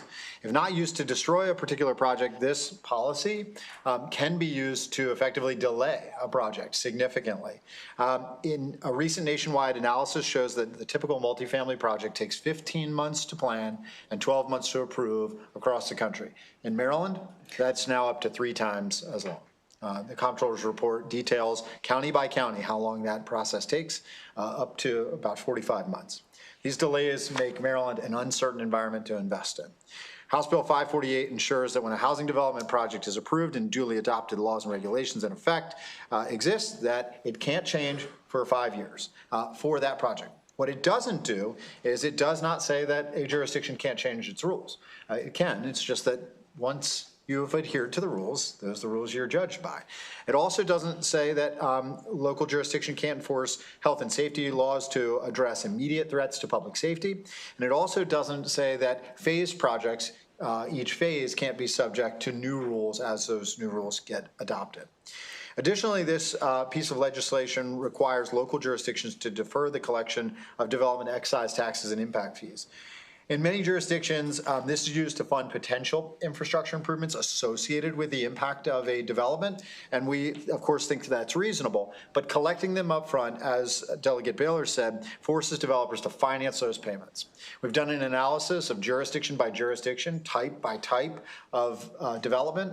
In several jurisdictions, this leads to an additional $5,000 per unit for the housing development. And that's just the financing costs associated with the impact. And that all gets passed on to the renter. That all gets passed on to the home buyer. House Bill 548 simply defers the collection of those fees to when the project is complete, when a UNO permit or a certificate of occupancy permit gets issued. So regulatory uncertainty, impact fees, and high interest rates add significantly to the cost of housing. We can address it here today. The Housing Certainty Act addresses those by adding consistency, clarity, and I believe, importantly, fairness. So I think it does so without restricting a local government's ability to make their own determinations about what should be built and where those things should be built, and without negatively impacting those powers. And for those reasons, the department respectfully requests a favorable report. Thank you. Good afternoon, Chair Valderrama, Vice Chair Charkoudian, and members of the Economic Matters Committee. My name is Christiana Rigby. I serve on the Howard County Council, and it's me. Hi, I'm part of the problem. It's me. I'm here today to urge a favorable, thank you. There's some Swifties here, and I appreciate that. I'm here today to urge a favorable report on House Bill 548, the Maryland Housing Certainty Act. In my short 2 terms on the council, I've seen firsthand how regulatory shifting sands can stall housing production. We have changed stormwater regulations, forest conservation rules, significantly increased the school facility surcharge, and changed inclusionary zoning requirements multiple times. We've updated the building code twice and altered accessibility standards and subdivision steps, each with its own unique line for compliance. When we change the rules mid-process, we add costs that are ultimately passed on to the renter or buyer. If a builder wanted to construct housing in all 24 Maryland counties, they would have to track, and I just listed 10 that we changed in the last 8 years, and it's more than 10. But that would be 240 different variables, different lines where those compliance lines are drawn across the policies and across the county. Maryland needs one consistent line. This bill provides the predictability necessary to actually get shovels in the ground by ensuring that the rules in place when a substantially complete application is submitted are the rules that stay in place. On behalf of Maryland residents and their families who desperately need more housing supply, and counties who desperately need to add tax-paying residents to fund the vision of Blueprint, I truly, respectfully ask for a favorable report. Thank you.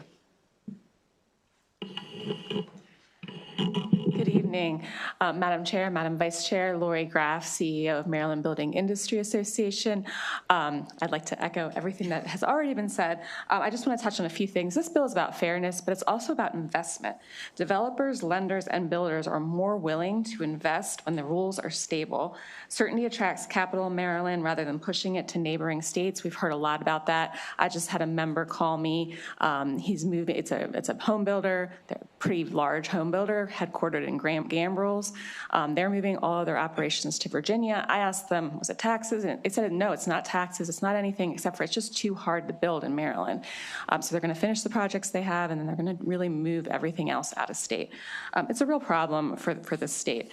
I also will echo, and it's not your fault, but we do have a lot of issues. I spend a lot of time, I'm here, you guys see me here a lot, but I spend a lot of time on the local level fighting legislation that is designed to stop building products. It's a real problem in the state. This is just providing some fairness and some economic opportunity. Housing is an ecosystem. It's not about just housing. Housing is the infrastructure that houses all of the people that we all have houses. It is an ecosystem, and I get a lot of questions about, well, you guys are just building really expensive housing. There's no affordable housing, but it's an ecosystem, and it does cost money to build new construction. $92,000 is just in regulations alone in most houses in Maryland. But if you build a townhouse and that person is moving from an apartment building, that apartment building room is now opened. So there's a lot of things, a lot of variables here. This is a really important bill. I think this will move the needle on housing, so I do encourage you to really take a look at it. More investment means more jobs, more housing options, and stronger local tax base for Marylanders. So with that, we ask for a favorable report. Thank you. Thank you, and sorry, Ms. Rigby, I'm not a Swiftie, so I had no clue what you were talking about. Vice Chair is apparently, and she told me what that was about. We will start with Delegate Howard. Thank you, Madam Chair. Secretary Day, so is the Maryland National Capital Parks and Planning Commission able to handle an increase in volume as far as applications are concerned, since they'll be specifically having to give a determination within 15 days. Once someone's made an application, I'm walking through the process. So I guess my question is, what's the process now? This talks about a 15-day process, and would they even be able to handle it based on an increased volume? And has anybody even talked to them about it? Well, we spent a lot of time, Delegate, talking to Maryland National Capital Parks and Planning Commission and other local government entities, and I mean that's our one regional planning entity in the state that has planning and zoning authority. I certainly can't speak to whether or not there will be or would be an increase in volume of application. It would be. I mean, we're saying we're in a dire crisis for housing. Yeah, absolutely. What I would say in many of these jurisdictions is that, if the applications that were coming before them today were processed in an efficient and timely manner, I don't know that that would actually represent a scale increase in the number of applications. It certainly would produce a increase in the pace at which housing was getting built. What I can tell you also in some jurisdictions, Montgomery and Prince George's being two of them, jurisdictional leaders in those counties will tell you that they have, there are many projects that have been approved but not been constructed. It's because they have not been issued building permits either. So there's somewhere in the approval process, which means, many of them will use one of those counties, for example, like Prince George's County. They've actually moved through Maryland National Capital Parks and Planning Commission. Now they're in the Department of Permitting, Inspections, and Enforcement. And so there are bifurcated powers in many of these jurisdictions across multiple agencies. That begs a broader question about, how to best streamline permitting. But I don't think that the staff capacity of a jurisdiction or jurisdictions today represents the primary barrier to achieving approval. It is, again, the changing nature of the landscape that is the shifting earth beneath the entire development community. I'm not talking about staff capacity. I'm talking about the actual time frame. Well, and the default position of the bill is that if they don't meet the 15-day determination, the default position of the bill is the application is approved and deemed substantial. Yeah, substantially complete. And Delegate, if you look at Mako's, that's why I'm getting to this time frame. I get it. Yeah, and if you look at Mako's testimony, that's one of their proposed amendments too, is to extend that 15-day to 30-day window through conversations with the vice chair and the chair and the secretary and our Senate cross files. We're going to try to. Is that based on conversations with these guys? We've continued, in the department and myself have continued to have conversations with a lot, with as many local governments as we can. But the specific point, the ask from my understanding was to move from a 15-day to a 30-day for that determination, and that's one that we were accepting. So that was what they asked, so that was. I certainly defer to the delegate on friendly amendments, but I think the broader point here that the delegate's making better than I did is that we are open to conversation about implementation, and I think should remain that way. But focused on the intent, which is to have a predictable environment for application and approval. Sure, yeah, I think that's important. But just as a quick follow-up, Madam Chair, if I may, is there any concern? So it looks like once the development is complete and a certificate of occupancy has been issued, then they would remit fees and any excise taxes, correct? Correct. Yeah. Is there any concern? So let me back up a little bit. So we have had bills in this committee that talk about funding projects at a lesser or greater percentage. Let's say home improvement project, right? Guy comes in and works on it. So do we give him 50% up front? Do we give him 40% up front? We mandate that at the state level.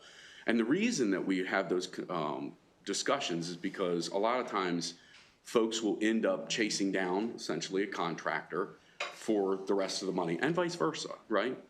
Or the contractor will end up chasing people. So is there any concern that at the end of the day, we will be in a position of vulnerability to a builder who has now completed, they've got certificate of occupancy, they're selling dwellings, they're moving on, and they say, well, we owe you some taxes, we'll agree, but why don't we talk about the amount now? Yeah, it's a great question, and I'll answer first, and I'll ask the secretary to answer. But firstly, the thing that I don't think anybody mentioned here was that kind of the origination of this conversation was from a bill that the Environment and Transportation Committee amended last session. Through the interim, the department and myself and a lot of other folks have continued to have conversations, and there's a recognition of the need to do something about the development impact fees. And my understanding from the conversations that we've all had is that certificate of occupancy is kind of that last point of leverage that these local jurisdictions actually have to get the actual monetary value there. Right. So that's the reason why it's at that point. So there is still a point of leverage, and my understanding is that we would not grant them that certificate of occupancy if they do not give that remit that fee. in its entirety. That's right, Delegate. Yeah. So let me do two things real quick. So one, I want to put those two things in order. So the certificate of occupancy or use and occupancy permit, depending on what the jurisdiction calls it, would essentially just be withheld until you remitted full payment of everything. And I can tell you, if I just for a second put on my local government hat as a former mayor, it was our ultimate tool to hold everybody to account, not just on payments, but also on punch list items, just to make sure that the developer did what they said they were going to do and did what they were supposed to do. And so we simply wouldn't issue. And you really can't compel a local government to issue that permit when they haven't done what they're supposed to do. And so even when we created in Salisbury, when we created the Here's Home fee waiver program, and we waived 100% of fees, there were real costs that had to be paid for. So that didn't include waivers of actual cost of pipe in the ground, for example. So you paid for that, or else you didn't get your certificate of occupancy. Okay. I'll one more, if you don't mind. What do we do if a builder gets 90% there, and then for some unforeseen reason bails, the company goes, whatever it is, it's an unforeseen, it's rare, but it happens. What do we do there? And the reason I'm asking is because I'm looking at this, and this directly and can potentially negatively and or positively affect local jurisdictions. So what does the local jurisdiction do at that point? I would say, I think that gets to the kind of the root of the conversation that we're having with this bill. So in your analogy where a development is 90% done, and then for some reason, unforeseen reason, they leave and the development is not completed. I think what we're trying to say with this with the development impact fees being due at the end when that certificate of occupancy is being granted is that they should be due when the increased impact of those residents in that development are going to be there. With regard to the specific situation of a developer leaving, I'll defer to the Secretary. I've got experience with that.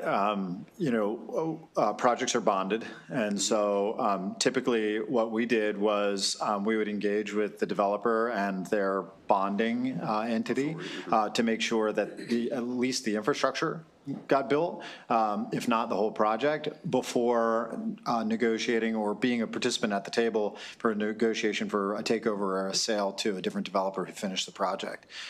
So in each of the cases where I've seen that happen, I've seen eventually some other developer finishes the project, but it was that original developer or whoever bonded the project who footed the bill, maybe through some negotiation, only part, but either way, they were putting the money on the table in one fashion or another to get the project done. I've never seen a situation where, and I don't think this would influence one way or the other whether or not a project would likely be left incomplete. Yeah, I agree there, yeah. Okay. All right, thank you. Thank you for the latitude, Madam Chair. Thank you, Madam Chair, and thank you, Delegate Beller, for the bill. I appreciate the goal of increasing housing affordability and predictability. Secretary, thank you. You sound expert on this issue, and you are. You mentioned that this regulatory certainty and vested rights can reduce financial risk and accelerate housing production. Can you explain the committee a little bit more how those provisions are expected to translate into measurable improvement in housing affordability? That's number one question. Yeah, absolutely, Delegate. So I'll point to the list of projects that we have, and some more egregious than others, where after an approval, after a project was fully entitled and moved toward construction or began construction, and I do want to point out that state law in this case is built through case law. So the General Assembly has not really set law around this issue yet, and I think there's an opportunity to do so. It's really about the existing case law in the matter, which focuses on the essentially visible construction. So in other words, money in the ground in the form of concrete, in the form of bricks and sticks, and then the rules being changed or new fees being passed, and our real intent, the primary intent is to recognize that what that does is it sends the message that you don't know what environment you're investing in. You don't know whether or not the rules can and will change. And our evidence in that spreadsheet, that database of projects is that it has. This is happening. This is not theoretical. This is real. And so that represents hundreds, if not thousands of units that we've been able to find, and there's probably more that we don't know about, that we can point to that have not been built. And were those to be built, not only would we see a reduction in the demand for housing today because of increased supply, or more supply, greater demand being met by that available supply that doesn't exist today, but it would also accelerate production timelines and bring down the cost of housing for tomorrow's housing, up to, as I indicated, and we can send the committee examples, up to $5,000 per unit. Per unit. That's $5,000 out of a family's pocket that's going to rent from that unit or that's going to purchase that unit. Thank you. My second question is about impact fee timing and market effects. Of course, the bill delays collections of development impact fees until completion. How might that affect overall project cost? You mentioned that as well. And you said that any saving would meaningfully benefit home buyers and renters. Can you explain how does that happen? Yeah, I think one, and I'll defer to the Secretary of MBIA if they have specific monetary amounts, but I think, as I said in my testimony, one of the things that we see, because under current law, these are collected on the front end of that development process, they're a part of the financing of that project themselves. So and due to that, they are subject to the ever-increasing interest rates that we see. Those costs are ultimately directly passed along to the renter or the soon-to-be homeowner. So by allowing them at the end and not allowing them or not requiring them to be financed through the process, we are saving the homeowner, thousands of dollars right there. And I would just add that, there's no material benefit to those financing costs being added to the housing development costs. Due respect to my friends in the lending industry who would maybe disagree with that statement, but there's no, that's not resulting in another unit being developed. That's not resulting in, a higher quality unit. That's just money out the door. And I will point out that my agency is frequently asked to fill gaps in projects, gaps that are created because of the long delays in approvals, the uncertainty, and the excise taxes and impact fees. And so we end up putting taxpayer money in to fill these gaps that otherwise shouldn't exist if we had a more efficient process. The last question, I know it is late, Madam Chair, and there is the issues like from the Calvert County. I was reading a letter, of course, the local fiscal balance as well. I know you are the mayor, and so basically the issues they are raising is extending vesting to 5 years and shortening the review timeline and delaying impact fees that could create infrastructure funding gap or shift costs to existing resident. And these are the normal kind of opposition we are hearing. So do you want to explain and walk our committee through? How would you do it? I mean, you were the local mayor. Sure. Yeah. Sure. Yeah, I've written or approved when I was on the city council about a dozen local government budgets. What I can say is, impact fees and excise taxes are difficult to predict. And so it's a best practice generally not to balance your budget on the backs of impact fees. And so you want impact fees to associate with the impact that development is going to have as best you can, which is also difficult to do, but as best you can.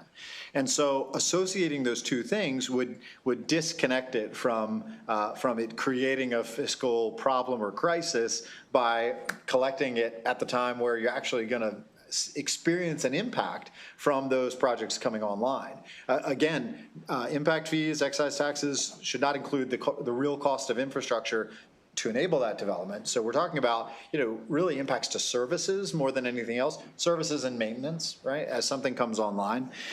So that's answer number one. Answer number two, I would say, is that everybody budgets differently, and I think the timing question is one that is something that's been brought up with the sponsor, and that we're all involved in discussions around. And there's probably some middle ground to find on that topic. Yeah, on the Secretary's final point, we continue to be engaged with MACO and MML on that point. I think going back to my point to Delegate Howard, I think the big thing that and to what the Secretary just said, we're trying to get to a place to where the development impact fees are being paid due to the impact that the development is having. And, at the end of the process, we believe there's a better correlation there. But again, we continue to be in conversation with MACO and MML to have that conversation. Glad to hear that. Yeah. Thank you. Thanks.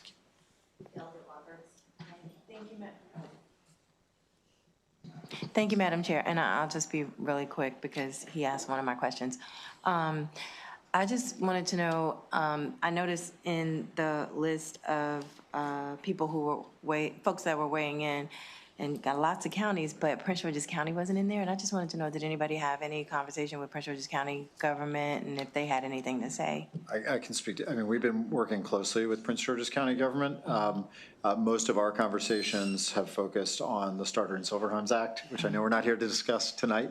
But I don't think there was specific feedback different from what MACO has provided on this particular bill. If I'm incorrect, we can follow up, but I don't recall. Yeah, and to Delegate Howard's point, MNCPPC is a part of those conversations as well. I'm sorry? The Maryland National Capital Right. Park and Planning Commission.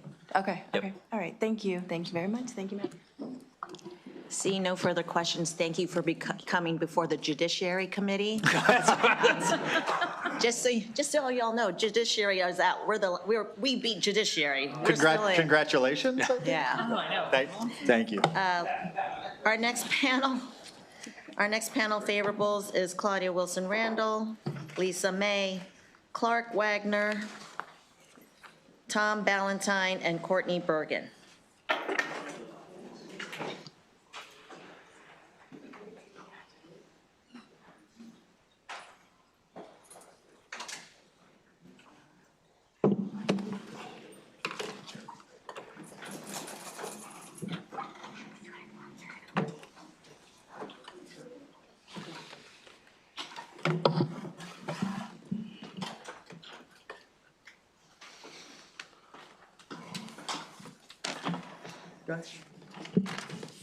Good evening, Chair and members of the committee. My name is Clark Wagner. I serve as Vice President, Land Acquisition and Entitlements for Pleasance Development in Clarksburg.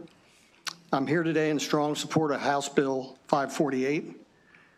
Our company has recently experienced firsthand the uncertainty that this bill is designed to prevent. We submitted a sketch plan for a mixed-use community in the town of Mount Airy.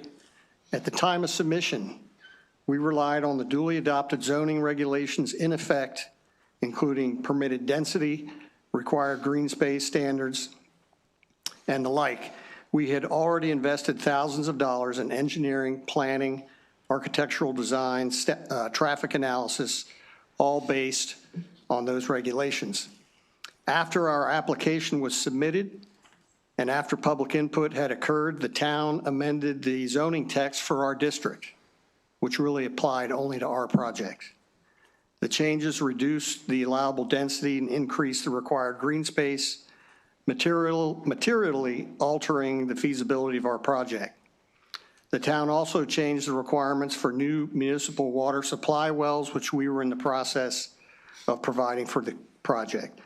As a result, we were forced to redesign the project at significant additional cost and delay.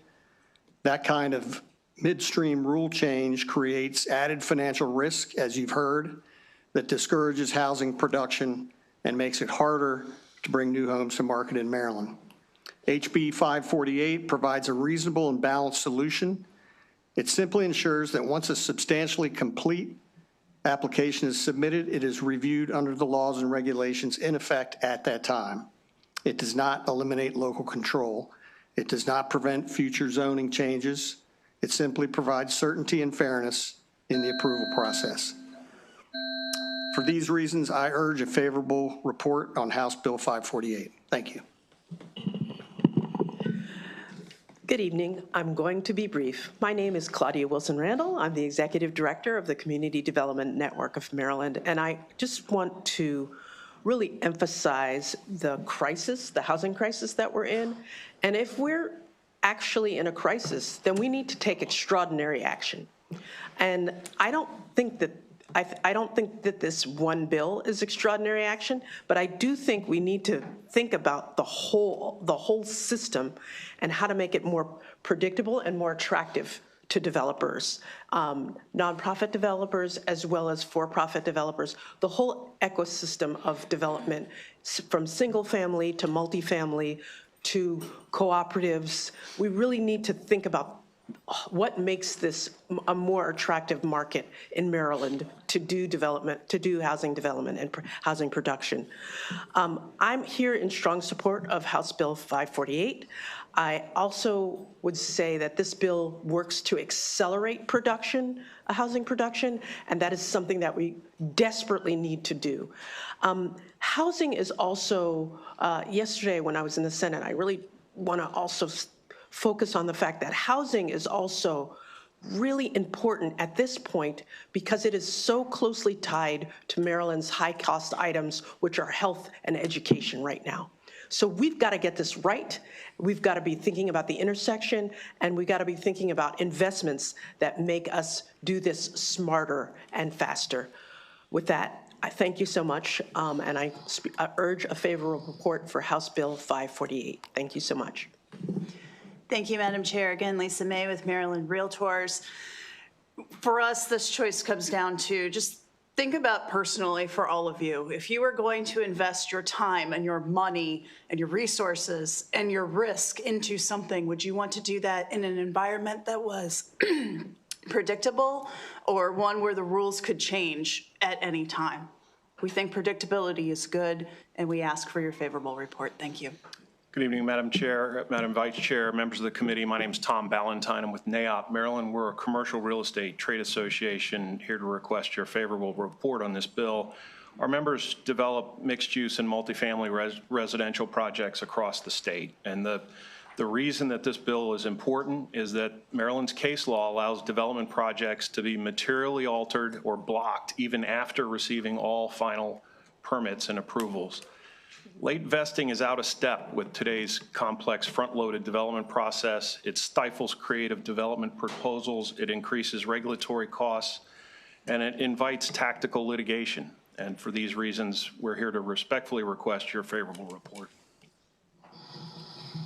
Good evening again. My name is Courtney Bergen. I'm here on behalf of Maryland Legal Aid, and I want to be brief because I know everybody's eager to get out of here. So I just want to say Maryland Legal Aid supports House Bill 548. Because it really helps address the supply side demand issues with housing affordability that are critical for our clients without weakening tenant protections. So with that, I will just say we would ask for a favorable report. Thank you. Thank you. We have a question from Delegate Adams. Chair, explain very briefly tactical lawsuits so I understand what you mean by that. It's litigate, I'm sorry, here we go. Let's do this. I think it's determined opponents that are using every advantage they can in the law to reopen the design, density, and other approval items that are approved during the development review process. Pardon me? Generally, developers don't sue each other. So it might be local residents or, yeah. Sure. Seeing no further questions, thank you all for your testimony this evening. We have Tom Cole, Jason Van Kirk, and Allison Saborowski.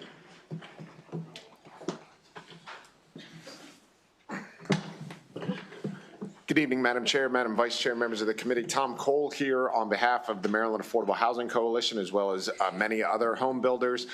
Last year, I had the honor to help draft a report called How to Streamline Housing Permitting in Maryland. This was one of the top recommendations to repair the fact that Maryland is a late vesting state. In addition to representing clients here in Annapolis, I also represent home builders in local jurisdictions, and I'm a zoning attorney. And we even have a term for what it means to have the regulations changed while you're going through the entitlement process. It's called being in the spin cycle. And I had one client that was in the spin cycle for 10 years. The project received all of its entitlements. There was a development moratorium, and during that development moratorium, new forest con and stormwater regulations were adopted. They had to start over. They had to start over 3 times. Each time cost them over $100,000 to go through the site development plan process. If we're going to build housing in Maryland, Maryland cannot continue to be a late vesting state. As you heard from Ms. Graff, developers are leaving this state. So while all of the great housing bills that are coming before you are being pushed forward in many different ways, we can't do that without home builders. Home builders deserve certainty. They need certainty. Localities will still be able to change regulations, but they can't do it in a way that weaponizes it against a single project, which is what this bill ultimately protects against. When these regulations are changed midstream, it's normally to stop a particular project. And I don't think anyone would want to have local laws and regulations utilized in that way. So with that, I would respectfully request a favorable report on House Bill 548. Thank you. Chair and members of the committee, thank you for the opportunity to testify. My name is Jason Van Kirk. I'm regional partner with Elm Street Development. Across Maryland, our work is increasingly disrupted by sudden reactionary changes to zoning and subdivision regulations, often driven by NIMBY pressure rather than long-range planning. These shifts routinely derail projects that have invested years in engineering, design, and public review. A clear example is an age-restricted community we began in Howard County in 2015. After nearly a decade, we only began sales last year. The project was delayed when the county imposed new stormwater standards in response to flooding in Ellicott City, even though our site is in the Patuxent watershed, not the Patapsco. The brand new 100-year stormwater requirements reduce density and increase costs. At the same time, the county adopted forest conservation rules far stricter than the state law, especially regarding on-site reforestation. To comply, we had to eliminate 1/3 of our units to plant trees on land served by public water, sewer, and major commuter routes. In a state struggling with housing supply, taking 10 years to deliver 2/3 of the planned homes is not a path to affordability. We see similar issues in Carroll County, where our industry is currently facing moratoriums labeled as deferrals in multiple zoning categories in the Freedom area. This area completed a multi-year general plan comprehensive rezoning with extensive public input, yet a new Board of Commissioners has paused approvals and is rewriting zoning definitions and development regulations as we speak. While a few projects were grandfathered, many projects are now in limbo. These delays slow housing delivery, increase costs, and discourage investment. When developers can't rely on the comprehensive planning process, the entire system breaks down.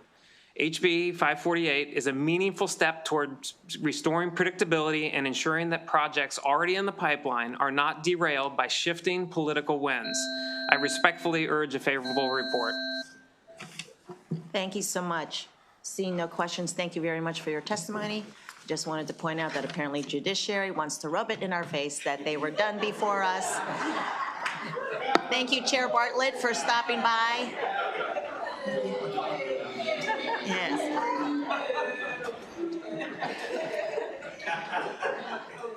With that said, we have several more. We have our favorable with amendments. We have Michael Sanderson, Angelica Bailey Tupari, Melissa McKenna.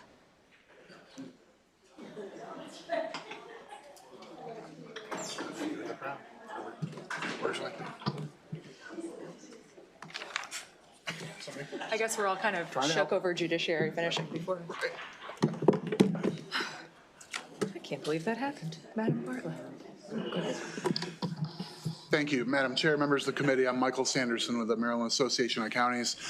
We submitted written testimony support with amendments. I want to be sort of gauzy as we're toward the end of a long day. First of all, thanks to the sponsor, the department, advocates on this bill. A lot of conversations since similar legislation didn't make it through the legislative process last year, and I think what's before you now has benefited from more time and attention and conversation since then. We're in a different posture, including a different posture from other bills you've heard this session. That's a good place to be. I will say organization, we spent time internally and more conversation about this topic has brought down the temperature. We have amendments before you, but philosophically, none of the amendments that we're seeking are about the heart of this bill. We are not questioning the central premise and the notion of predictability. That's a good goal. We want to get there. We're on the implementation side and the nuts and bolts. We've got a lot of amendments, but I want to be vague on 3 of them to give you a flavor of the things that we're still working on, but I'm optimistic we can. When does this pre-approval process click in? This bill talks about a substantially complete application. Leaving stuff vague is a bad way to do it. Let's make it clear and defined, not substantially, but really complete. We like the word complete. Let's find a way that everybody can agree. We don't want to be in court on that. The 5-year window for certainty after you've got initial approval, generally speaking, I think we're going to be okay with that. There's one element, local governments that do adequate public facilities laws, a lot of those approvals are fixed in time for a window of time. You say, we got a 3-year approval for an APFO because we've done the numbers on the school capacity. Don't extend that 3-year rule if you haven't done the numbers for a full 5. And on the later payments of fees, we think there's probably a middle ground. Time the infrastructure with the project. And if you get those out of cycle, everybody gets mad. So I think all of these are resolvable. We're support with amendments and optimistic we can get there. Good evening. My name is Melissa McKenna. I'm the Executive Director of the Affordable Housing Conference of Montgomery County. And obviously I came here today to set records in an uncomfortable seat, waiting until I could get into these chairs.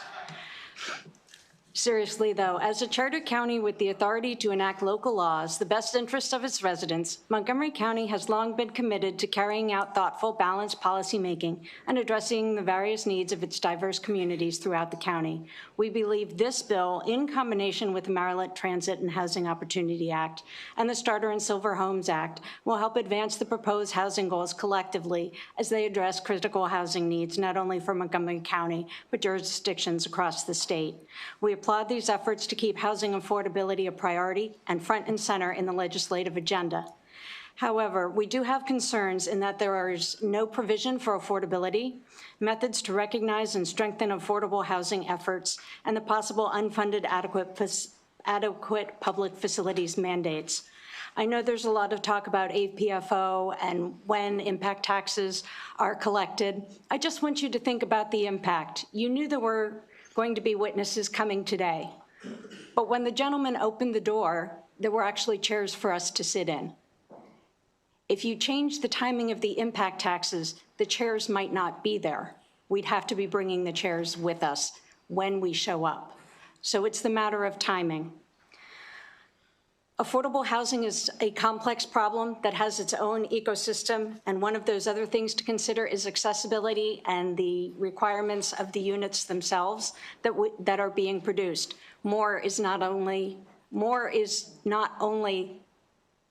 It's just more. It's not necessarily more of exactly what you want.